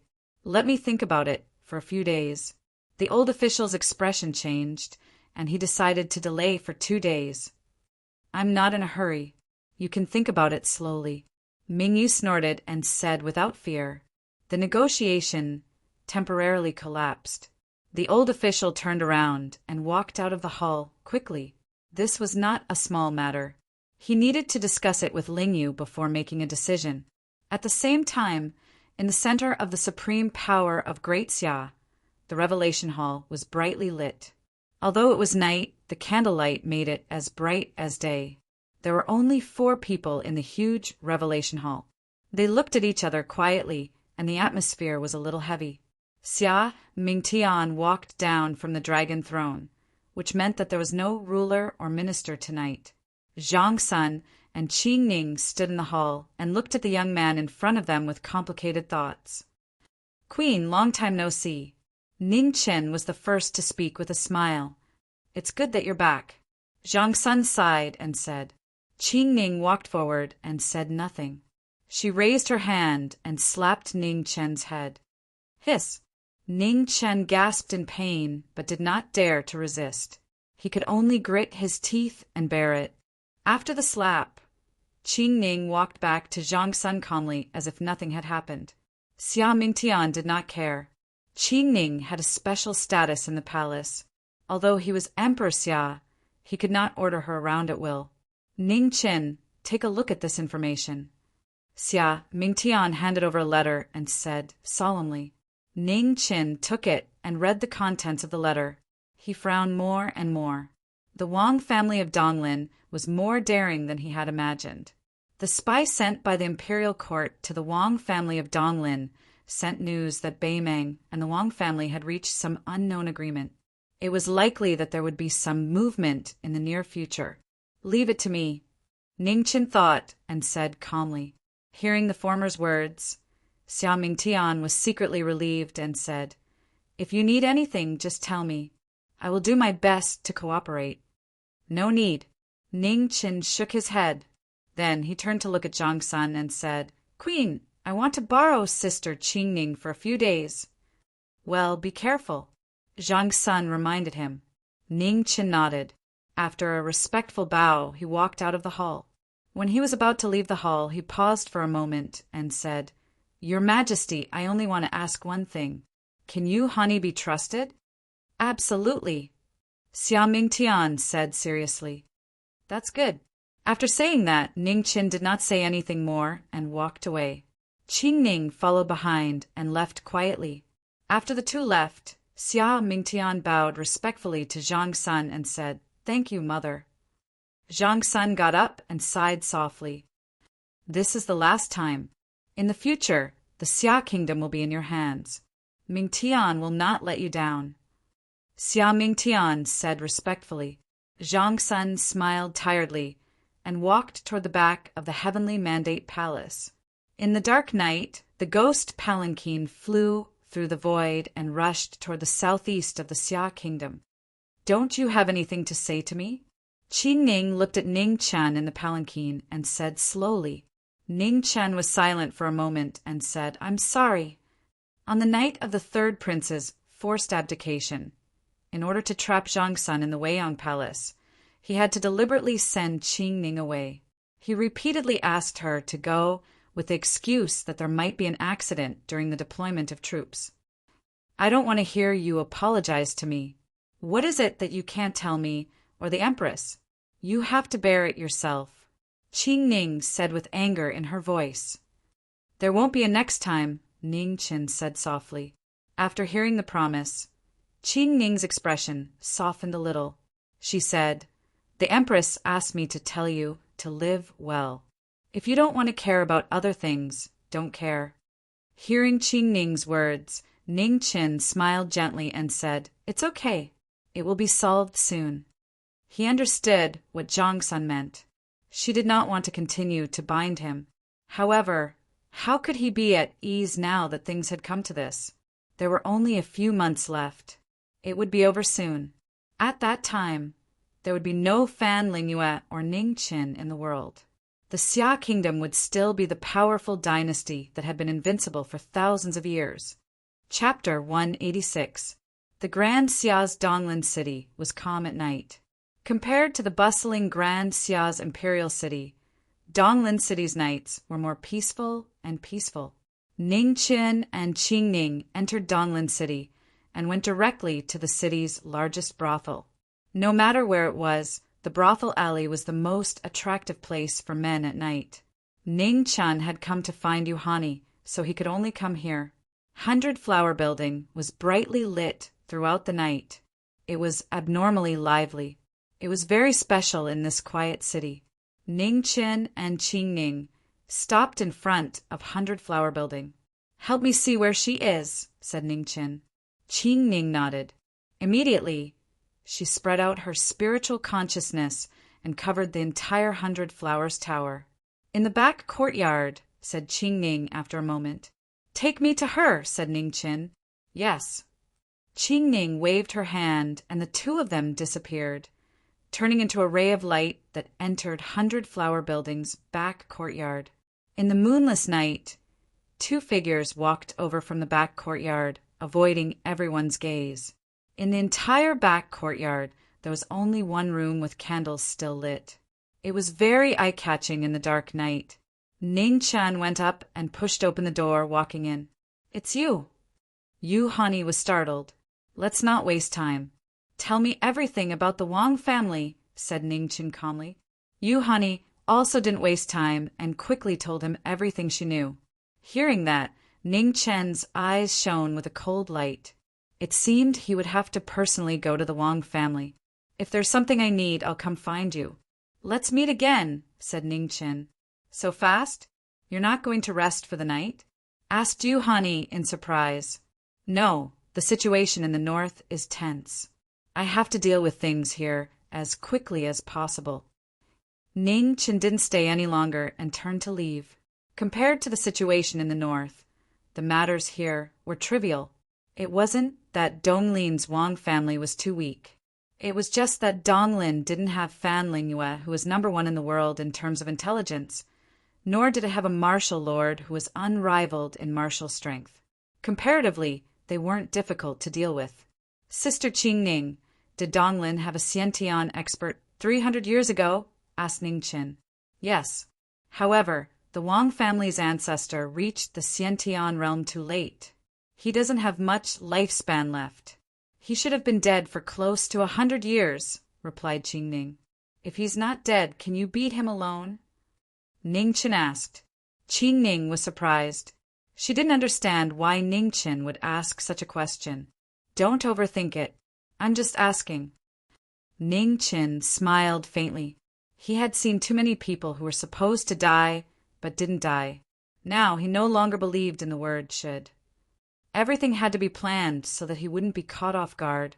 The Wang clan had endured for 1,000 years. In fact, the Wang clan had remained silent for over 200 years when the Wang clan elder was alive. Yet they had chosen to push out Duxiu in this era. Even he himself would not believe that there was nothing fishy about this. The existence of a Xiantian realm expert would bring about unparalleled confidence. Since the Wang clan dared to go against the great Xia dynasty day after day, it meant that they had something to rely on. No matter how he thought about it, this was not as convincing as the fact that the Wang family patriarch was still alive. If this was true, it wasn't good news that an old monster who had stepped into the Khanate realm for over 300 years was still alive. Of course, this was only his guess. However, he was certain that even if the old monster was still alive, he definitely hadn't stepped into the Three Disasters realm. Otherwise, a city like Sword City would have appeared in the world instead of the restless Wang clan. If he hadn't stepped into the Three Disasters realm, it wasn't that he couldn't be killed. If it really didn't work, he could just hire a few more people. Qingning thought for a long time and said, "If the Wang clan elder is below the 3 tribulations, I can barely hold him back. If his realm exceeds the 3 tribulations, I'm helpless." Ningchen nodded. He had heard from his senior that the 3 tribulations was a threshold for the 5th tribulation realm. After transcending it, one's strength would increase by leaps and bounds. Let's go to the Wang clan to take a look first. It's been over 300 years. Even if the Wang clan elder is still alive, it's impossible for him to appear so casually, said Ningchen. "Okay," replied Qingning softly. The two hurried towards the Wang clan. The night was the best way to cover their tracks. Before long, the two arrived at the Wang clan in Donglin. Under the night sky, the Wang clan seemed very peaceful. Ningchen walked around, looking for what he wanted to see. Qingning followed beside him, not saying a word, quietly following him. Ningchen's cultivation was sealed in his Dantian Sea of Qi. Because he had no meridians, he couldn't use them at all. Now, he was no different from an ordinary person. However, Ningchen was once an expert at the peak of Heaven's Reach. Relying on the strength of his body, he could deal with many things. Qingning used her Khanate Qi to cover their auras, to prevent them from being detected by the spiritual senses of martial artists. The Wang clan was very vigilant. In the mansion, there were 9th grade experts guarding and patrolling at all times. In just an hour, there were no less than 6 different auras sweeping past. Of the 6 auras, one was abnormally strong, at least above the peak of the 9th grade. If Qingning hadn't stepped into the Khanate realm, the 2 of them would have been discovered. Fortunately, no Khanate spiritual senses had appeared yet. In the peony pavilion of the Wang clan, Sufian stood quietly. She had been standing there for a whole day. Ningchen searched for a long time. Finally, after more than 2 hours, he found the person he wanted to see. She is indeed here. In the dark night, Ning Chen looked at the beautiful figure in the pavilion. His eyes narrowed slightly. Should we make a move? Qing Ning also guessed the identity of the woman in the pavilion and asked softly. No need. Ning Chen shook his head. Tonight's purpose had been achieved. There was no need to alert the enemy. Let's go, Ning Chen said. Qing Ning didn't ask anything and left directly. After the two of them left the Wang clan, it was already late. Ning Chen returned directly to the underworld, while Qing Ning stayed in Donlin City to monitor the Wang clan's every move. The sky gradually brightened.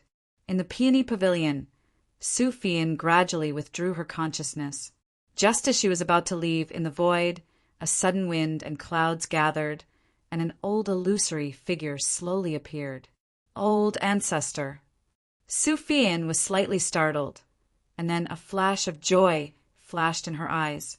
In 3 years, the little Fian of the past has already grown up. The Wang clan's old ancestor kindly smiled. Old ancestor, have your injuries healed? After her excitement, Su Fian seemed to have thought of something, and a worried expression appeared on her face. Haha, how could it be so simple? The Wang clan's old ancestor laughed. The reason I'm still unable to leave seclusion is because I miss little Fian. I specially condensed a clone to take a look. Old ancestor, Fian is about to get married. In the future, I might not be able to see you again. Su Fian's mood was downcast. Did they force you? The Wang clan's old ancestor's gaze turned cold. No, Fian volunteered. Furthermore, the old ancestor's injuries require the Permitha flower to heal. Fian has already searched the entire Central Plains. Now is the perfect time to go to the Northern Meng royal court to search, said Su Fian. It's been hard on you. The Wang clan's old ancestor sighed emotionally. Su Fian gently smiled and shook her head. The Wang clan's old ancestor deeply sighed. His illusory figure gradually dissipated, disappearing in the blink of an eye. In the Netherworld Hell Palace, Ning Chen had already been in seclusion in front of the Ghost Maiden stone room for 4 whole hours. However, in order to achieve his goal, he was still incessantly nagging. Miss Mu, everything can be discussed. You've been here every day facing a sword. Even if you gain something, you won't know. In the end, you still need to find an opponent to test it out. Ning Chen tried to persuade her with both emotion and reason. The Chang'ing sword in Mu Qingshue's hand dissipated a strand of sword intent. Her figure rapidly rushed forward, but when she was 3 inches away from the sword, she saw an even stronger strand of sword intent ripple out. She immediately retreated several meters. Miss Mu, think about it. There are only a few Xiantian experts in this world. If you miss this opportunity, it won't be easy to find an opponent like this next time. Ning Chen continued. Mu Qingxue didn't say anything. Her white robes fluttered in the wind. After a short exchange of glances, they once again exchanged several blows. Miss Mu, Miss Mu. After another 2 hours, Ning Chen really couldn't talk anymore. His mouth was dry, and he said, Miss Mu, can you at least give some reaction? Mu Qingxue was still indifferent. She waved her sword and soared into the sky.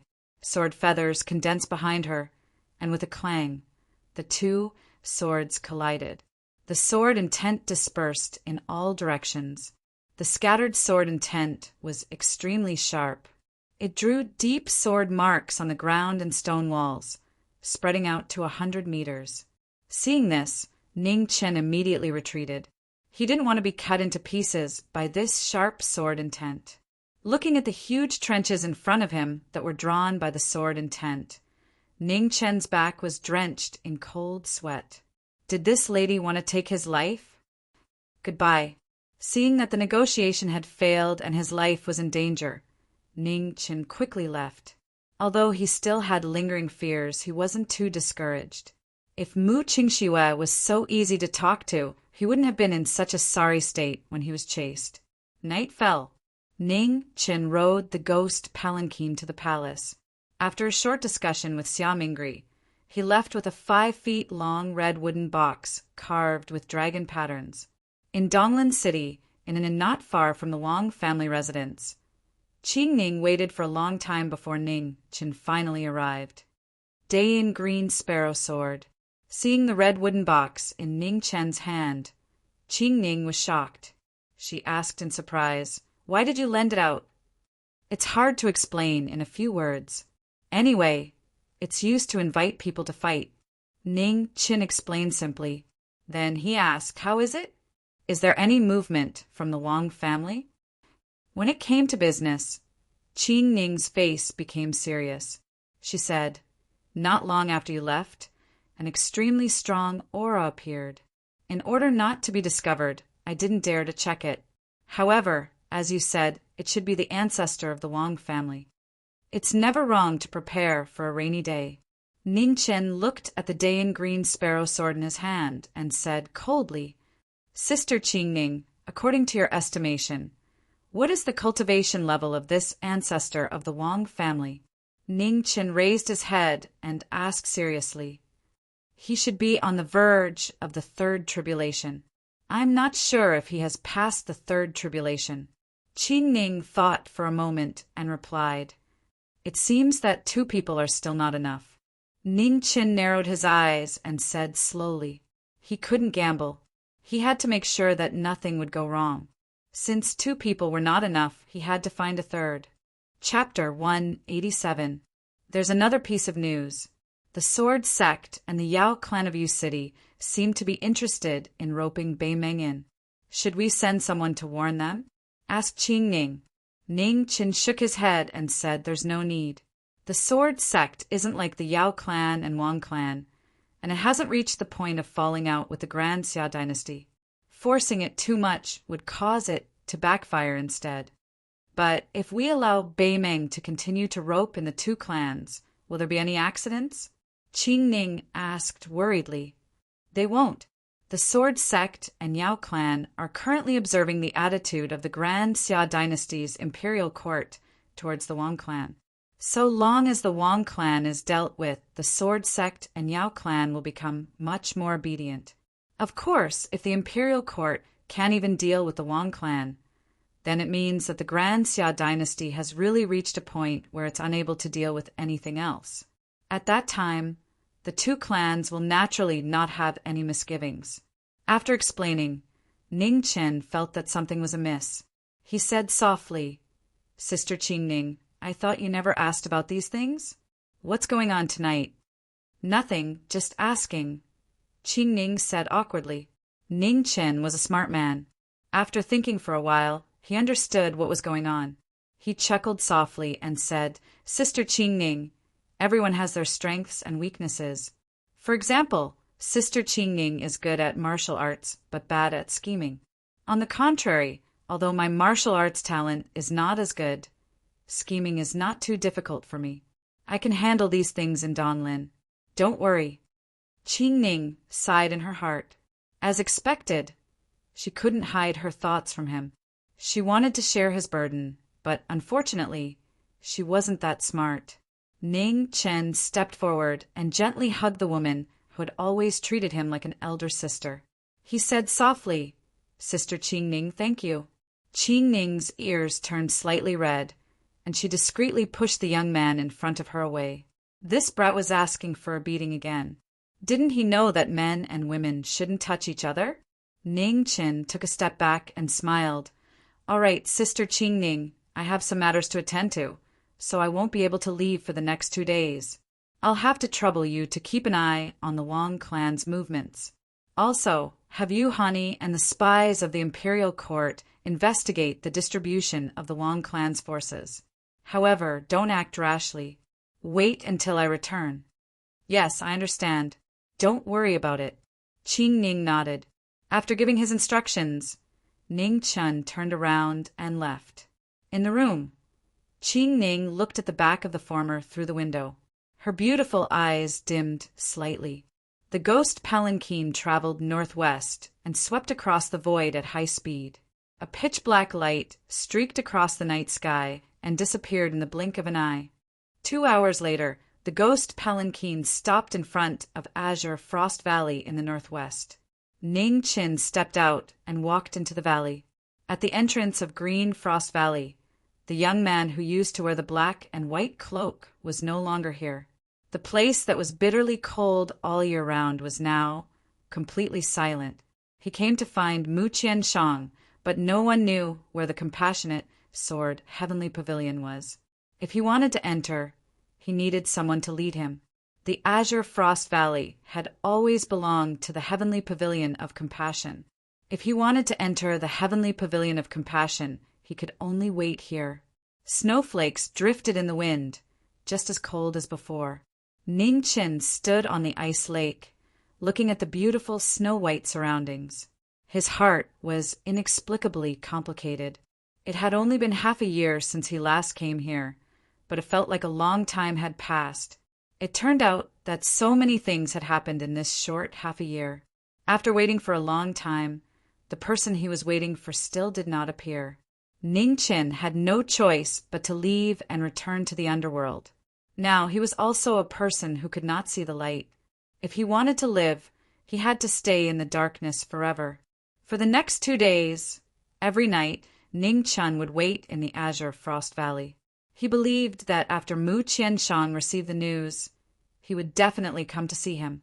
The cold azure Frost Valley, where snow fell all year round, was the most suitable place to cultivate the emotion art of quick snow. Unfortunately, his meridians were all shattered and he could no longer use his qi. The night was like water, the moon hung high in the sky. Ning Chun was still waiting, not in a hurry, his expression calm. Suddenly, a sword light slashed over without any warning. Only a red light flashed, approaching him. Ning Chen moved, dodging the sword light.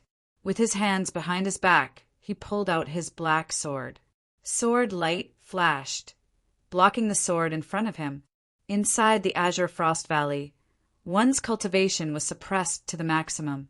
The person who came took 3 steps back. Under the moonlight, her face was revealed. This was a young girl who looked to be only 15 or 16 years old. Her face was beautiful and her temperament was extraordinary. However, her eyes were filled with arrogance. She was the kind of young miss that was not to be trifled with. Ning Chin disliked dealing with this kind of girl the most. It was too troublesome. De Xia Jiming Marquis is only SOO. Mu Qian, you sneered and mocked. Ning Chin unconsciously frowned. He was not stupid. He naturally knew that this girl was most likely from the compassionate sword heavenly pavilion. May I ask how I should address you? Ning Chin asked politely. Mu Qian you. Mu Qian, you said proudly. Ning Chen's eyes flashed with a strange light. He continued to ask, Who is Mu Qianshang to you? Defeat the sword in my hand, and I will tell you. Before she finished speaking, Mu Qian moved again. Her red sword was like blood as it slashed down. Ning Chen frowned again. This girl's character was really not likable. She was unreasonable. With a clang, his black sword met her. When the 2 swords collided, it was a battle of faster moves. A sword that fought bravely would not allow anyone to humiliate it easily. With a sword in hand, Ning Chen's moves were fast and powerful. As his figure spun, his white robe fluttered. He was once at the peak of the 9th grade. Now, even if he had lost his cultivation, facing Mu Qianyu, 1 sword was still enough. Bang! After a few moves, the red sword and the black sword collided. The tip of the sword turned, the spinning sword shattered, and the black sword sealed the throat. In the face of life and death, Ning Chin stopped his sword and stood still like a mountain. Ta-ta! At this moment, the sound of footsteps could be heard. In the distance, in the falling snow, a devilishly handsome figure slowly walked over. His black cloak fluttered in the wind. His breath was illusory and hard to capture. Seeing the person who came, Ning Chin sheathed his sword and looked at the person calmly. Little sister was rude and offended you. Please forgive her. Mu Qianshang stopped in front of the two and said, It's fine. Ning Chen shook his head lightly and did not mind. Brother Ning, is there something you need? Mu Qianshang asked. Ning Chen nodded and said, I need your help to kill someone. Who? If it's the Northern Meng military advisor, I cannot help you. Mu Qianshang's eyes flashed as he slowly said, Northern Meng had one of the three disasters. He did not want to bring unnecessary trouble to the compassionate, soared heavenly pavilion. It's not Fan Lingyue. It's the Wang family's ancestor. Ning Chen said seriously. Wang family's ancestor. Mu Qianshang narrowed his eyes and said, He's still alive. He's alive, and it's possible that he has already passed the Xiantian Third Tribulation. Ning Chen honestly said, Xiantian Third Tribulation? Do you want my brother to die? Mu Qianyu angrily said. Qianyu, don't be rude.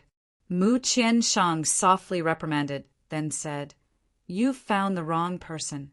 If the Wang family's ancestor has really passed the Xiantian Third Tribulation, I can't kill him. There will be 2 Xiantian experts working with you.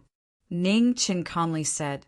Mu Qianshang was silent for a moment before saying, Let me think about it for 2 days. I'll give you an answer the day after tomorrow. I'll wait for your news. Ning Chen did not say anything else. After receiving Mu Qianshang's promise, he left. The ghost palanquin flew through the air and disappeared into the night. Brother, you can't agree to this. If it fails, it will bring great trouble to Sword Pavilion. Mu Qianyu anxiously said, I know what I'm doing. Let's go. Mu Qianshang replied, then turned around and walked out of Azure Frost Valley. Mu Qianyu angrily stomped her foot, but there was nothing she could do. She followed after him. In the Netherworld Palace, Ning Chen looked at the beautiful figure in front of him and softly said, Miss Mu, have you thought about it? Clang! In front of the stone room, the bearing shadow and stopping spear collided. In a deadlock, the 2 completely different sword intents were constantly released, reaching a distance of 300 meters.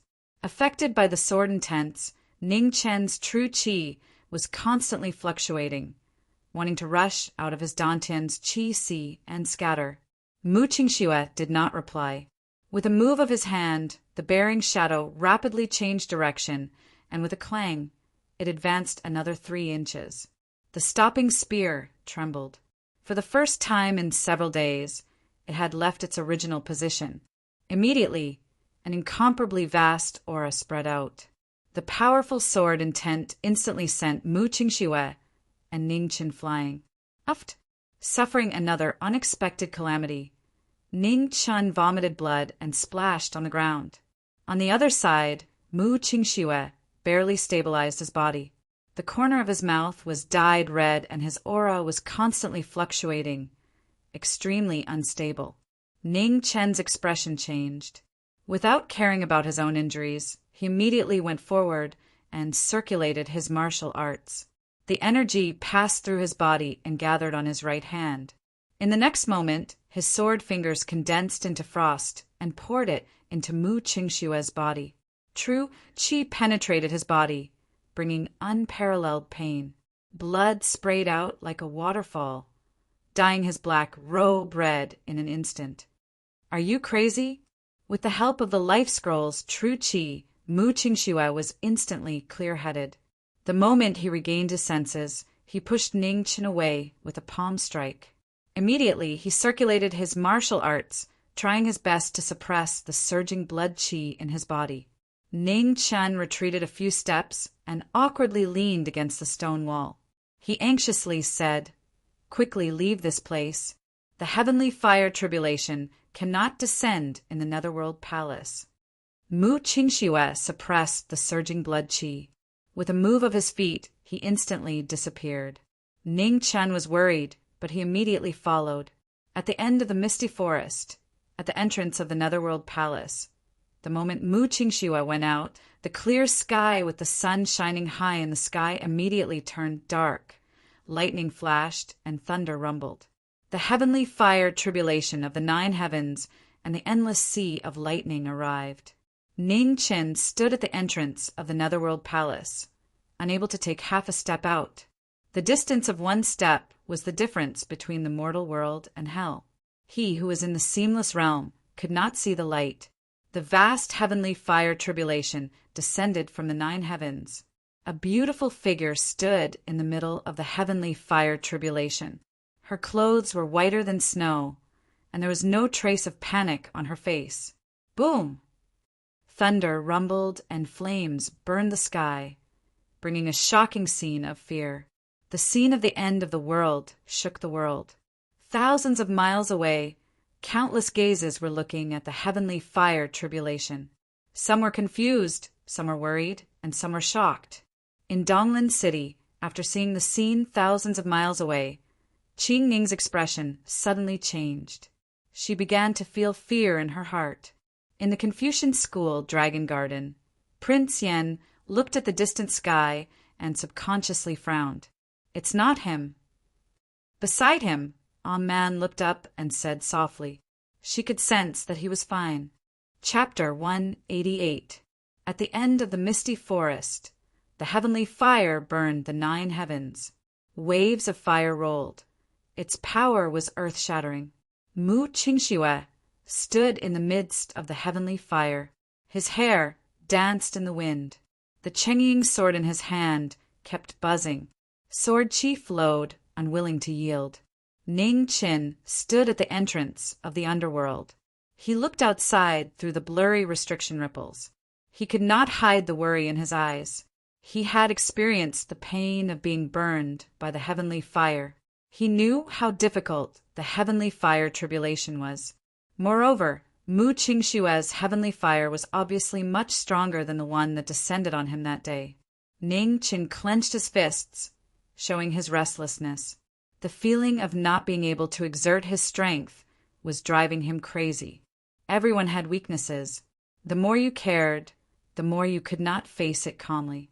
The emotionless and calm he usually was, but the moment the woman in front of him faced the tribulation, it all turned into nothing.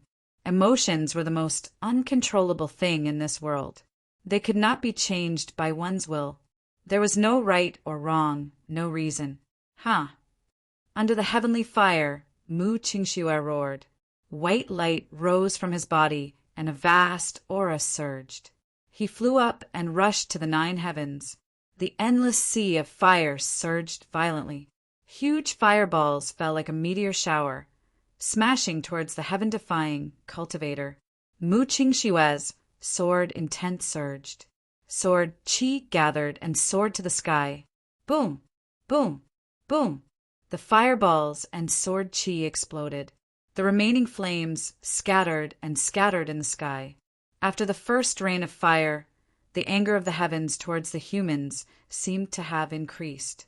With a boom, pillars of fire fell, connecting the heaven and earth, forming a huge cage. In an instant, the 9 heavens seemed to have collapsed. Endless heavenly fire poured down like a waterfall, drowning the figure in it. In the underworld, Ning Chen's heart skipped a beat. Looking at the falling sea of fire, he desperately searched for the familiar figure. Flying sword feather. At this moment, in the sea of fire, a huge pair of wings spread out, blowing away the flames around her. After a while, the sword wings flapped. The figure in the sea of fire suddenly disappeared. She turned into a white light and rose against the flames again. The 9 heavens were furious. Above the misty forest, the waves of fire roared. The sound intensified like thunder and lightning echoing in the sky. The color of the heavenly fire changed. In the blink of an eye, it turned into a bewitching red color. Rainbow tribulation. Thousands of miles away in the Confucian sect, Prince Yen narrowed his eyes. Who was it that was facing the tribulation? Why was the heavens so angry? Above the 9 heavens, the crimson, heavenly fire suddenly increased in power by 70%. The pure and powerful flames burned everything in the world. Even the air was burning intensely at this moment, turning into a sea of fire. Mu Qingxue, who was still at ease a moment ago, suddenly felt the pressure double. His reverse speed instantly decreased by more than half. The 9 heavens were high and unreachable. Mu Qingxue's eyes were firm as he looked at the sky, not wavering even for a moment. The shadow-bearing sword moved rhythmically. The beautiful figure in the firelight gradually became blurry. The sword wings collapsed and disappeared between heaven and earth. In the next moment, sword light soared into the sky and the silhouette disappeared. It turned into a snow-white sword.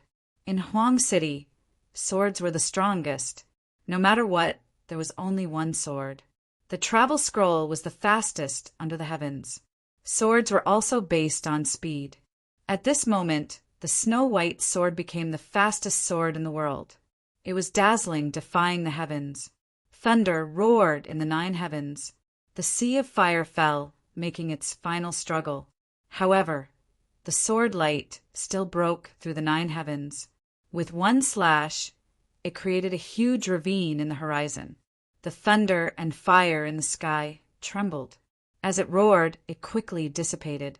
The snow-white sword disappeared above the 9 heavens. When it reappeared, it was already at the entrance of the underworld. The sword disappeared and returned to its beautiful form. Mu Qingxue's face was pale. He staggered and was supported by a pair of hands. "Go back and rest." Ning Chen supported the woman beside him and walked step by step into the underworld. Surprisingly, Mu Qingxue did not resist and let Ning Chen support him. He did not say anything and only walked forward tiredly. He said that they knew each other in the past. Perhaps it was true. Just now, when he was injured by the Zhiga sword, he chose to save her first. Was it because he had an immortal body? The moment her thoughts wavered, Mu Qingxue's heart pulse trembled. He vomited a mouthful of blood, dyeing his white clothes red. She did not know that once she chose to forget her feelings, she could not turn back. Ning Chen did not know either. Seeing Mu Qingxue vomit blood, his hands subconsciously tightened around the ladder. In the northern Ming camp, in the commander's tent, Fan Lingyue sat in front of the table. Looking at the letter from the northern Ming capital, he could not help but frown. Little Ming Yu's request was not easy to fulfill. The 2 dynasties were fighting to the death. Ning Chen was not a fool. How could he send himself to death? Unfortunately, he still managed to escape from the previous encirclement. Otherwise, they would not have put in so much effort. On Donglin's side, the Wang family had already made up their mind. They would only fully support Northern Ming in their fight against the Great Xia after Su Fian entered the Northern Ming. This matter had to be settled as soon as possible. Men. Fan Lingyue's eyes flashed as he spoke. Present. A soldier walked in and said respectfully, "Send this letter to the Great Xia Palace as soon as possible." Fan Lingyue said calmly, "Yes." The soldier took the letter and walked out quickly. After sending out the letter, Fan Lingyue was about to stand up. Suddenly, he staggered and vomited a mouthful of blood, staining the military map red. His sick body was deteriorating faster than expected. Fan Lingyue closed his eyes and leaned against a chair with difficulty. A strong sense of exhaustion rose in his heart. There were less than 3 months left. He had to hold on. The military map was stained with blood. Fan Lingyue slowly opened his eyes. Through the blood stains, he looked at the military map and continued to seriously consider every step in the future. The luck of the Great Xia was not over yet. She had forcefully brought this moment forward by 10 years. Whether or not they could succeed would depend on the last 2 months. In the northern Ming camp outside, groups of patrolling soldiers walked past. Fan Lingyue walked out of the commander's tent and looked at the soldiers outside. His eyes were calm. There was no need to doubt the strength of the Great Xia. Even after several internal conflicts, their strength had been greatly reduced. However, to be able to hold on until today was enough to show the deep foundation of this dynasty. This time, Northern Ming had used all their strength to attack the Great Xia. Victory or defeat would determine whether Northern Ming could prosper in the next 100 years. At this point in the war between the two dynasties, there were no more secrets between Northern Ming and the Great Xia. After this, it would be the true battle of life and death. The Northern Ming cavalry was invincible. Fan Lingyue firmly believed in this. Reinforcements from Northern Ming were now continuously passing through Yangue City. On the Great Xia side, to the north of Heaven's Gate, other than the 300,000 soldiers of the three marquises, there were not many left. It was only a matter of time before the reinforcements broke through. Northern Ming had already given everything for this war. They could not afford to lose. Military advisor, the imperial advisor, has sent a letter. A general ran over and handed over a letter. Fan Lingyue took the letter. After reading it, he clenched his fist and completely destroyed the letter. This was the best news. He hoped it would give the Great Xia a surprise. Boom! At this moment, thunder roared in the sky. Thousands of miles away, thunderclouds suddenly appeared. A sea of fire connected to the sky, forming a terrifying scene of burning the sky. A cold light flashed in Fan Lingyue's eyes. He quietly looked at the great tribulation of heavenly fire from beginning to end. He did not say a word. It was not him. Fan Lingyue turned and returned to her tent. From today onwards, there was one more second tribulation Xiantian expert in the world. This era was a great era. It was now at the beginning of the great era. In the future, there would be young geniuses stepping into the Xiantian realm. Unfortunately, she would not be able to see it. In the Confucian sect's dragon garden, a Confucian scholar came forward.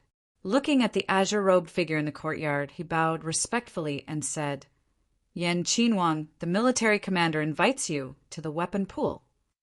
Yan Qinhuang replied. Looking at a man who was fighting with a dragonfly not far away, he said, "Man, you come too." Oh, Man reluctantly looked at the little dragonfly that had flown away, but she still obediently responded and trotted over. The Confucian sect's weapon pool was 10 miles away from the dragon garden. The Confucian scholar brought the two of them there. After arriving, he bowed and left. The weapon pool was a forbidden area of the Confucian sect. Apart from the military commander, no one was allowed to enter. The two of them stepped into the weapon pool. It was an ancient land filled with sabers, spears, swords, and halberds. Along the way, there were weapons everywhere. Their sharp edges pierced their hearts, making them feel like they were in a sea of weapons. Man didn't like cultivating, nor did she like fighting. She was completely indifferent to these divine weapons that people yearned for. Yan Qinhuang had wanted to bring Man along to choose a weapon, but seeing her completely indifferent appearance, he knew he couldn't force her. He didn't say anything and continued onward. This sea of weapons had been accumulated over 1,000 years by the Confucian sect. There was no lack of true divine weapons waiting for their masters to arrive. The two of them continued onward. After 990 steps, they arrived at the end of the sea of weapons. A huge earth flame pool appeared in front of them. A wave of unbearable heat immediately hit them. At the center of the earth flame pool was an azure-colored sword. Cold qi circulated, constantly colliding with the heat of the earth flame. Just at this moment, the military commander walked over. He was a man around 40 years old. Although his face was ordinary, he possessed an indescribably sharp aura that made people subconsciously feel reverence. "Yan Qinhuang, I'll leave the final step to you," said the military commander. "Yes." Yan Qinhuang nodded. He arrived in front of the azure-colored sword and stood on top of the earth flame. In the next moment, the sword holder shook and the red sword flew out with a clang, landing beside the azure-colored sword. The azure-colored sword and the red sword resonated with each other. Immediately, half of the sea of flames and the other half of ice began to rapidly spread throughout the weapon pool. The sea of weapons was affected by the aura of the two swords. They began to tremble, celebrating the rebirth of the azure-colored sword. Yan Qinhuang's right hand brushed the sword, and a smear of blood fell onto it. In an instant, the cold qi surged. The red sword and the azure-colored sword were connected by qi, and waves of fire soared into the sky. The two swords flew out, ice and fire intertwining, drawing two beautiful rainbows in the air. A moment later, the reborn azure-colored sword flew to Yan Qinhuang's side. It constantly trembled, silently telling him of its departure. It says it missed you. A man's smile blossomed. Chapter 189. A bright smile appeared on Man's beautiful face. It was so simple and pure. She was just happy for the azure sword. However, this was what truly shocked Yan Qinhuang and the soldier commander. Sword aura. Yan Qinhuang was the only person in the world who could understand sword aura. He naturally knew what the azure sword meant. As for the soldier commander, although he couldn't sense the sword aura, he could just barely determine each weapon's emotions. After a moment of shock, the soldier commander came back to his senses. He still found it hard to believe. He would rather believe that this was just a coincidence. Yan Qinhuang waved his hand. The red, sand, and abyss swords flew out and floated in front of Man. Man, feel the aura of these three swords. See if you can sense anything, said Yan Qinhuang calmly. Okay. Man didn't know what he meant, but she still obediently agreed. She took half a step forward and touched the three swords. The red sword said it was very happy. The sand sword didn't say anything. I can't sense anything from this black sword, said Man after touching the three swords. The soldier commander looked at Yan Qinhuang questioningly. Yan Qinhuang nodded. That was basically the right answer. Now the soldier commander could no longer conceal his shock. This was a true genius. Miss Man, do you have a master? How about joining the Confucian sect? In less than 10 years, there will definitely be a position for you among the 4 leaders of the Confucian sect. Seeing such a rare genius, the soldier commander didn't care about Yan Qinhuang's presence. Yan Qinhuang didn't say anything to stop him. He sheathed his sword. He knew very well that Man wouldn't agree. I don't want to. As expected, Man didn't even think about it and refused without hesitation. Why? Does Miss Man already have a master? Asked the soldier commander. He already knew that Yan Qinhuang and Man weren't master and disciple, but he didn't know if Man had a master or not. I don't, said Man honestly. Then why? The army commander was even more confused. I'm very busy. Man counted her future schedule. Senior told me to carry his sword for half a year. Then I have to go find Ningqin. Once I find him, I have to go back and apologize to my father. I snuck out, so I don't know if my father will confine me. If he doesn't confine me, then I'll know what to do next. The military commander felt dizzy listening to Aman. For a moment, he couldn't keep up with Aman's rhythm. What was going on? Prince Yen could not bear to continue watching, so he could only interrupt. Commander, don't waste your energy. She can't join the Confucian school. I once wanted to teach her swordsmanship, but she also refused. There was another thing Prince Yen didn't say. With Wild's personality, if no one forced him, let alone 10 years, even 20 years wouldn't be enough for him to become the head of the Confucian school. Commander Bing was startled. He shook his head helplessly and sighed in his heart. What a pity, what a pity. Miss Wild, if you like any of the swords in this sea of weapons, you can choose any one of them. It can also be considered as forming good karma with my Confucian sect. The military commander looked at the girl in front of him. Pick one, Prince Yen said before Aman could refuse. Aman was a little troubled. She didn't use a sword. Is that all right? Aman glanced at the sea of swords before he casually pointed at a light blue sword and asked. Looking in the direction Wild was pointing, the military commander's mouth twitched, but he quickly covered it up and dryly laughed. Yes. The Confucian sect's rules were that people had to keep their promises. He had to maintain his bearing as a commander. Prince Yen looked at the sword Wilde had chosen and smiled faintly. Now, the Confucian sect would feel pained for a long time. He knew this sword. It was a famous sword of the Confucian sect. It went without saying that when it came to foresight and luck, even 10 Ningchens added together couldn't compare to one Wilde. Hearing the military commander agree, Wilde walked up and pulled out the Origin Heart sword. Thinking for a moment, she ran over to the sword rack. "Senior, I'll use the sword rack." As you wish." Prince Yen smiled. Wilde placed the Origin Heart sword back into the rack and then turned to give the military commander a junior's bow. "Thank you, senior military commander." "No problem." The military commander's mouth twitched once more. Now that the azure sword had been repaired, Prince Yen didn't stay any longer. He bid farewell to the military commander and left with Wilde. Senior military commander is a good person. Based on her impression of him, Wilde objectively evaluated him. Perhaps. Prince Yen didn't comment and just smiled. The human heart was much more complicated than the sword heart. Furthermore, the current Confucian sect was no longer the Confucian sect of the past. However, he had no interest in such matters. In the grand Xiazdonglin city, Ning Chen appeared in the 100-flower pavilion. Looking at the kneeling figure, he calmly said, "Rise." "Many thanks, Marquis." The man stood up, his expression nervous. He unconsciously took half a step back.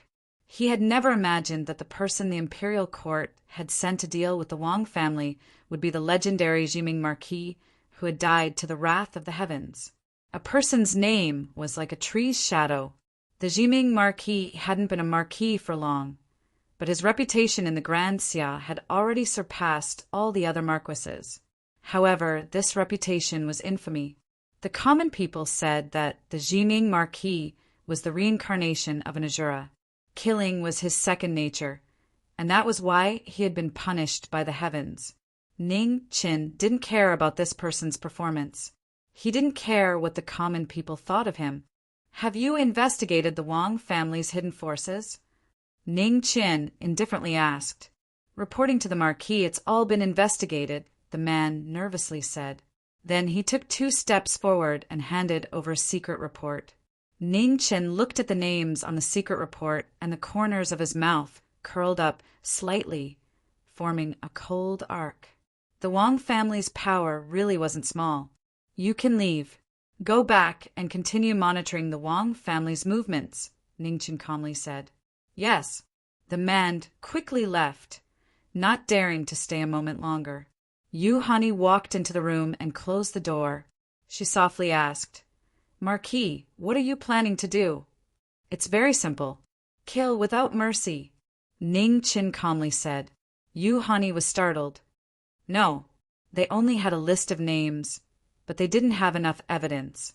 If they directly sent troops to encircle and suppress them, it would cause the common people to panic and the other sects and aristocratic families to denounce them. Ning Chen stood up and walked to the window. Looking at the scenery outside, he said, "There's nothing that can't be done. Other people can't do it, but I can." The Wang family's matter was neither simple nor troublesome. If there weren't any battles in the north, he could have slowly dealt with it. But now he didn't have the time. He could only use the quickest method. As for how to wrap things up, Xiao Mingtian would quickly understand. In the past 1,000 years, the Grand Xia had never crippled a martial marquis. Perhaps he would become the first. This was also the reason why he hadn't wanted Xiazi to succeed him. He had to be decisive. As an emperor, he had to be ruthless. Dong dong. At this moment, there was a knock on the door. Then a woman's voice rang out, "Sister Hani." Ning Chen turned around, frowning. He looked at Yu Hani questioningly. Yu Hani nodded, indicating that this person was trustworthy. "Come in," said Yu Hani. "Sister Hani." A beautiful woman pushed open the door and entered. When she saw Ning Chen, her expression shook. She immediately knelt down and bowed. Greetings to the Marquis. Mulan, is there something you need? Asked Juhani. The palace just sent a letter for the Marquis, said Mulan respectfully. Hearing this, Ning Chen's eyes narrowed. Why would the palace send a letter at this time? Mulan handed over the letter and waited quietly on the side. Ning Chen read the letter and his eyes twitched. The letter wasn't for him, but for Fan Lingyue. It seemed that Fan Lingyue had directly sent this letter to the Grand Xia Palace. Ming Yu wanted to take an empress, and even wanted to invite him over. What was going on? The problem that Fan Lingyue had thrown to him was inconceivable. The letter didn't mention who the empress was. However, no matter who it was too early for Ming Yu to take an empress at this age. Not only was it inappropriate, it was also inappropriate. What was Fan Lingyue thinking? If he was only using this method to lure him over, it would be too obvious. After thinking for a long time, Ning Chin turned around and came to the table. He wrote a letter, folded it, and handed it to Mulan. Send this letter to the Northern Ming Camp's Fan Lingyue. Yes. Mulan didn't dare to ask anything. She took the letter and left immediately. Outside the window, the moon was moving westward. It was past midnight. Ning Chen finished dealing with the matters here and also got up to leave. He had to make arrangements for the Wang clan as soon as possible. He had to uproot all the hidden forces of the Wang clan in one go. The ghost palanquin streaked across the sky and headed towards the east. After traveling for about 600 miles, the ghost palanquin stopped in a small city. Ning Chin walked out and headed towards a pavilion not far away. The pavilion was the Earth Pavilion of the Dangerous Pavilions. It was one of the 3 pavilions, Heaven, Earth, and Man. When he was the head of the Department of Justice, he had found out some things that he didn't know before. This pavilion was one of them. The dangerous pavilions were the most mysterious of all the sects in Grand Xia. Even the Department of Justice couldn't find much information about them. It wasn't easy to find this Earth Pavilion. Grand Xia had been suppressing all the sects for 1,000 years. Regardless of which sect or ancient martial arts family, they had no choice but to hide their edge and return to the shadows. Among them, the dangerous pavilions were a special existence. The reason was very simple. Regardless of whether it was an era of imperial power or an era where sects were flourishing, assassin organizations couldn't walk in the open. Thus, Grand Xia's strength had the least influence on the dangerous pavilions. After Ning Chin entered the Earth Pavilion, he casually found a seat and sat down, waiting for the person to come. As expected, not long after, a young man dressed as a servant walked over and respectfully said, "Young master, it's too late. If you want to buy anything, please come back tomorrow." "I'm here to buy a life." "There's no need to wait until tomorrow," said Ning Chin. Hearing this reply, the young servant's eyes instantly exploded with a fierce, killing intent. He coldly said, "Who are you?"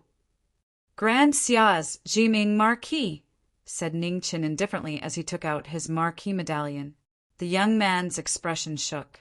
The killing intent in his eyes immediately disappeared. He smiled and said, "Marquis, please wait a moment. I'll go get the steward." "Go, I'll be waiting," said Ning Chin calmly. Chapter 190. About a quarter of an hour later, an old man walked over to Ning Chin. He chuckled. "I didn't know Marshal Marquis would come. I hope you can forgive me. I'm just here to talk about a deal. I just don't know if Wei Lu would dare accept," said Ning Chin indifferently. The old man smiled and asked, "Whose life does Marshal Marquis want to buy?" "The people on this list." Ning Chin handed over a piece of paper. The old man glanced at the name on the list, and his expression changed. He said in a low voice, "Marshal Marquis, please come upstairs with me." "Lead the way." Ning Chin nodded. The old man respectfully bowed and led the way upstairs. The Earth Tower was 3 stories high. The old man brought Ning Chin up to the 3rd floor. After passing through 6 rooms with different names, he knocked on the door of the last room. "Marshal Marquis, an important guest has come to visit," said the old man respectfully. "Oh, What kind of guest would require martial uncle to personally receive him? The door opened, and a purple-robed youth appeared out of thin air. He had a gentle smile on his face, as if he was a harmless, ordinary person. Marshal Marquis, this is the Imperial Court's knowledge Marquis. He's come to make a deal, said the old man softly. Marshal Marquis looked at Ning Chen and smiled. Marshal Marquis, coming personally, really brings light to the Earth Tower. You're too polite. Ning Chen calmly walked into the room. The old man handed over the list and silently left. He closed the door and left the two of them to talk. It said that the Earth Tower's 7 Marquis are all rare experts. Now that I've met you, you really do live up to your reputation, said Ning Chen slowly. Marshal Marquis is too kind. Ning Chen lightly smiled. The people on this list aren't difficult for Wei Lu. I just don't know if Marshal Marquis dares to accept. Marshal Marquis looked at the list and his eyes flashed. I'm a bit curious. With Marshal Marquis's power, killing these people shouldn't be difficult. Why do you need Wei Lu to do it for you? Isn't Wei Lu's principle to only talk about the price and not the reason? Could it be that when it comes to Marshal Marquis, you still have to explain the reason? Asked Ning Chen. Marshal Marquis lightly smiled. Of course there's no need. However, the identities of the people on this list aren't simple, so the price naturally won't be low. 30,000 taels of silver per person. Ning Chen calmly said. The Marshal Marquis is straightforward. Wei Lu will accept this business deal. Jun did not hesitate and replied. This Marquis will send someone to deliver the money. We will meet again. After he finished speaking, Ning Chen didn't stay any longer, and he turned around and walked out. Before he walked out of the room, he glanced meaningfully at a corner of the room, and then he left with large strides. The Grand Xia Jiming Marquis really isn't simple. After Ning Chen left, a red-robed figure walked out from a corner and spoke softly. Jun, if you were to take action, how confident are you in being able to keep him here? Asked Jun. 10%. The woman in red answered honestly. I didn't think that the proud Jun would be so humble one day. Jun smiled warmly. I've never been modest. You and I can both see that Jiming Marquis is seriously injured. Otherwise, he wouldn't even have a 10% chance. Jun said coldly. We've all underestimated the ability of the Imperial Court and this Jiming Marquis. Jun sighed softly. The location of Wei Lu's 3 floors had always been a top secret.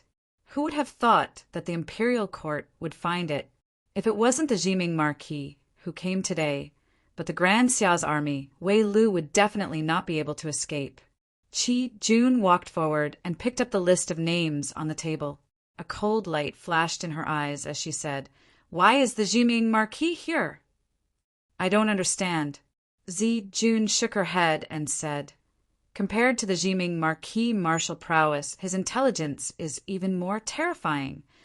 Jun nodded her head. Among the nobles of the Grand Xia, she was the most wary of this Jiming Marquis. These days, Bei Meng had been in constant contact with the various large sects and aristocratic families in the southeast of the Grand Xia. Wei Lu's attitude was the calmest because they knew that Wei Lu's existence could not be seen in any era. It made no difference who controlled the world. The other large sects hoped that the Grand Xia would be destroyed so that they would have enough space to develop. However, Wei Lu did not need this. Although the Grand Xia was now in a period of turmoil, the Grand Xia's 1,000 years of foundation was still there. No one knew if this colossus would come back from the jaws of death. The Imperial Court's motive for sending the Jiming Marquis here was very obvious. It was most likely to deal with the matters of the large sections. Tonight, the arrival of the Jiming Marquis was a wake-up call for Wei Lu and made them even more certain of their original thoughts. Thinking of this, Jun suggested, Should we summon Qing Jun and Lan Jun back to discuss this mission together? Yes. Zijun nodded her head and said, "Ask them to stop what they are doing and rush back within 2 days." Jun agreed. After a while, her figure faded and disappeared. Zijun looked at the list in her hand and frowned slightly.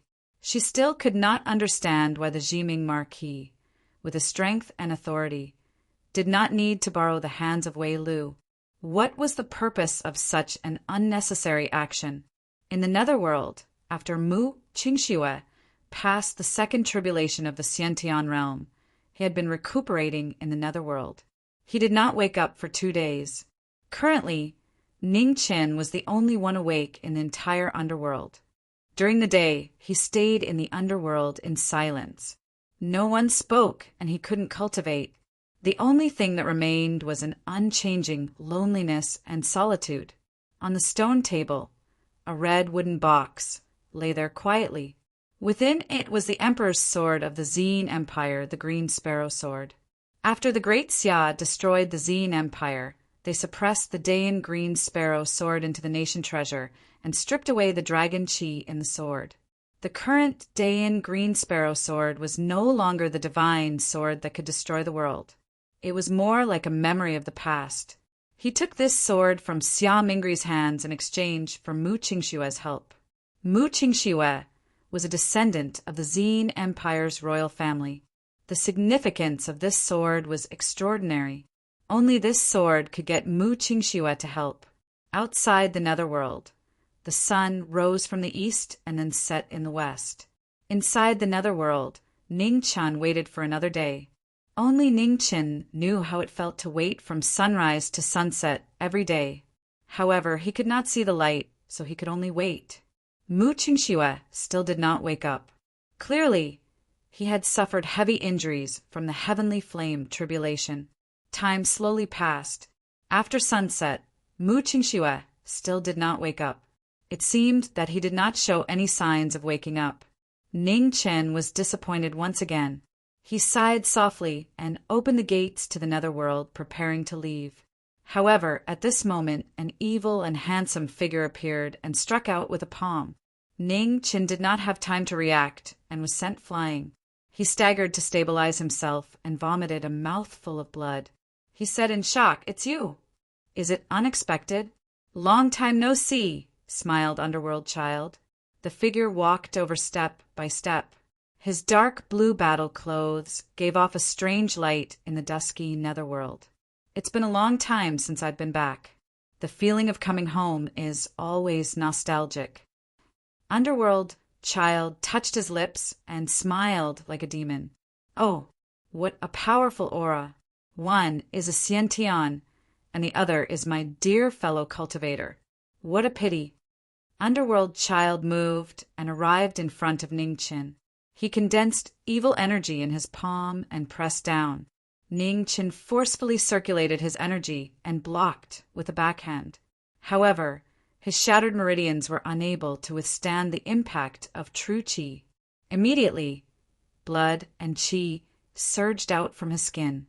With a bang, his white clothes flew out and his body was dyed with blood. Underworld Child took half a step back and suppressed the surging energy in his body. He praised, as expected of the Grand Xia's knowledge, Marquis.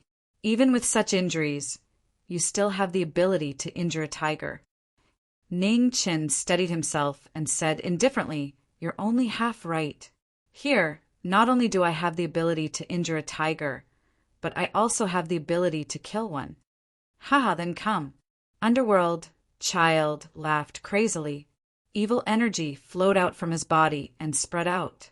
"Since we've met again in the netherworld, how can I not let you experience the power of the Earth Scroll?" Ning Chen sneered and circulated his energy. He crushed the ground in front of him and his energy erupted. A dark yellow light flourished and the ground shook. A powerful aura accompanied by a bloody mist reverberated between heaven and earth, causing people to tremble. "Earth Scroll!" Underworld Child narrowed his eyes. While he was puzzled, he secretly circulated his energy and focused all of his attention. "Leave first." Before he finished speaking, the figure in the dust had already disappeared and was rushing toward the netherworld. Underworld Child was momentarily stunned when he saw that he had fallen into a trap. But soon after, a cruel smile appeared on his face. "Knowledge, Marquis, you've made me want to kill." With that, Underworld Child took a step forward and turned into a streak of light, chasing after Ningchen. The two rapidly moving figures flitted through the netherworld, one after the other. At this moment, it was a race between life and death. In front of them, black blood flowed out from the corner of Ning Chen's mouth and body. The pain of true qi piercing through his body was like being cut by 1,000 blades. It was a pain worse than death. Underworld flames burn the heavens. Underworld Child, who was chasing after Ning Chen, shouted. Dark blue flames rose around his body. He flipped his palm, and a majestic palm energy shot out. With danger descending, Ning Chen had no choice but to turn around and block with his black sword. With a bang, blood once more sprayed out. However, Ning Chen didn't care about his injuries at all. Before he could even stabilize himself, he immediately rushed forward. Let's see just how long you can run for.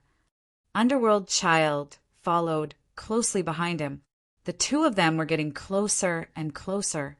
Ning Chen's injuries were too heavy, and his true qi couldn't circulate smoothly. It severely limited his strength. Just when the distance between the two of them was less than 300 feet, Ning Chen suddenly stopped moving forward. Why aren't you running anymore? Have you run out of energy? Underworld Child also stopped. I still have energy, but there's no need to run. Ning Chen turned around. After saying that, Ning Chen clenched his hand. The Jiga sword stabbed into the ground in front of the ghost woman's stone room was pulled by his true qi and flew into the air. Immediately, an unprecedented sword intent awakened and rapidly spread. I've already said that not only do I have the power to injure a tiger, but I also have the power to kill a tiger. As he spoke, Ning Chen's thick earth qi poured into the Jiga sword. A familiar aura appeared, and the sword intent within the Jiga sword grew even stronger. As the sword intent shook, the ground also began to shake. Chapter 191. Jiga's sword intent shook violently. After being activated by his true qi, the heavy qi of earth spread out in all directions, shaking the ground. Underworld Child's expression hardened. He raised his right hand, and the blue flames rose once more, engulfing everything within 100 feet. The sword intent collided with the flames, and as expected, the boundless sword intent showed an unstoppable force, quickly annihilating the flames in the surroundings. Underworld Child spat out blood and retreated dozens of feet. 3 disasters expert. Underworld Child narrowed his eyes. Only 3 disasters expert could gather his sword intent without dissipating. Ordinary Xiantian experts couldn't do it. Ning Chen's body moved and his sword slashed down. The ground in front of him split open, extending hundreds of feet. Evil desolate devours the heavens. Underworld Child's body was fully activated. Evil qi filled the air. He flipped his palm, and a majestic palm energy shot out. Ugh! After the collision, a waterfall of blood scattered outwards. Underworld Child's body was blasted flying again, and his blood dyed the sky red. Go! Underworld Child stepped into the air and turned into a streak of light. Ning Chen was about to chase after him when he suddenly staggered and vomited a mouthful of blood. He almost fell to the ground. In Donglin City, Qingning, who had been waiting in the inn, was worried. He had said he would come tonight. Why hadn't he arrived yet? 2 hours later, the ghost carriage flew through the air, rushing toward the southeast of the Grand Xia. There was a knock on the inn's door. Qingning immediately went to open it. Seeing Ning Chen outside, she let out a sigh of relief. Is there any movement from the Wang family? Asked Ning Chen. Su Fian was sent out of the Wang family early this morning. She was accompanied by several rank 9 experts. And just now, another group of people from the Wang family took advantage of the night to leave. They were also protected by rank 9 experts, replied Qingning. Hearing this, Ning Chen narrowed his eyes. It seemed that the Wang family was leaving a way out for themselves. If he hadn't guessed wrong, the Wang family would make a big move in the near future. Someone's coming. Qingning's expression hardened. As soon as she said that, a dazzling sword light appeared in the air and pierced towards Ningchen. Qingning's eyes turned cold.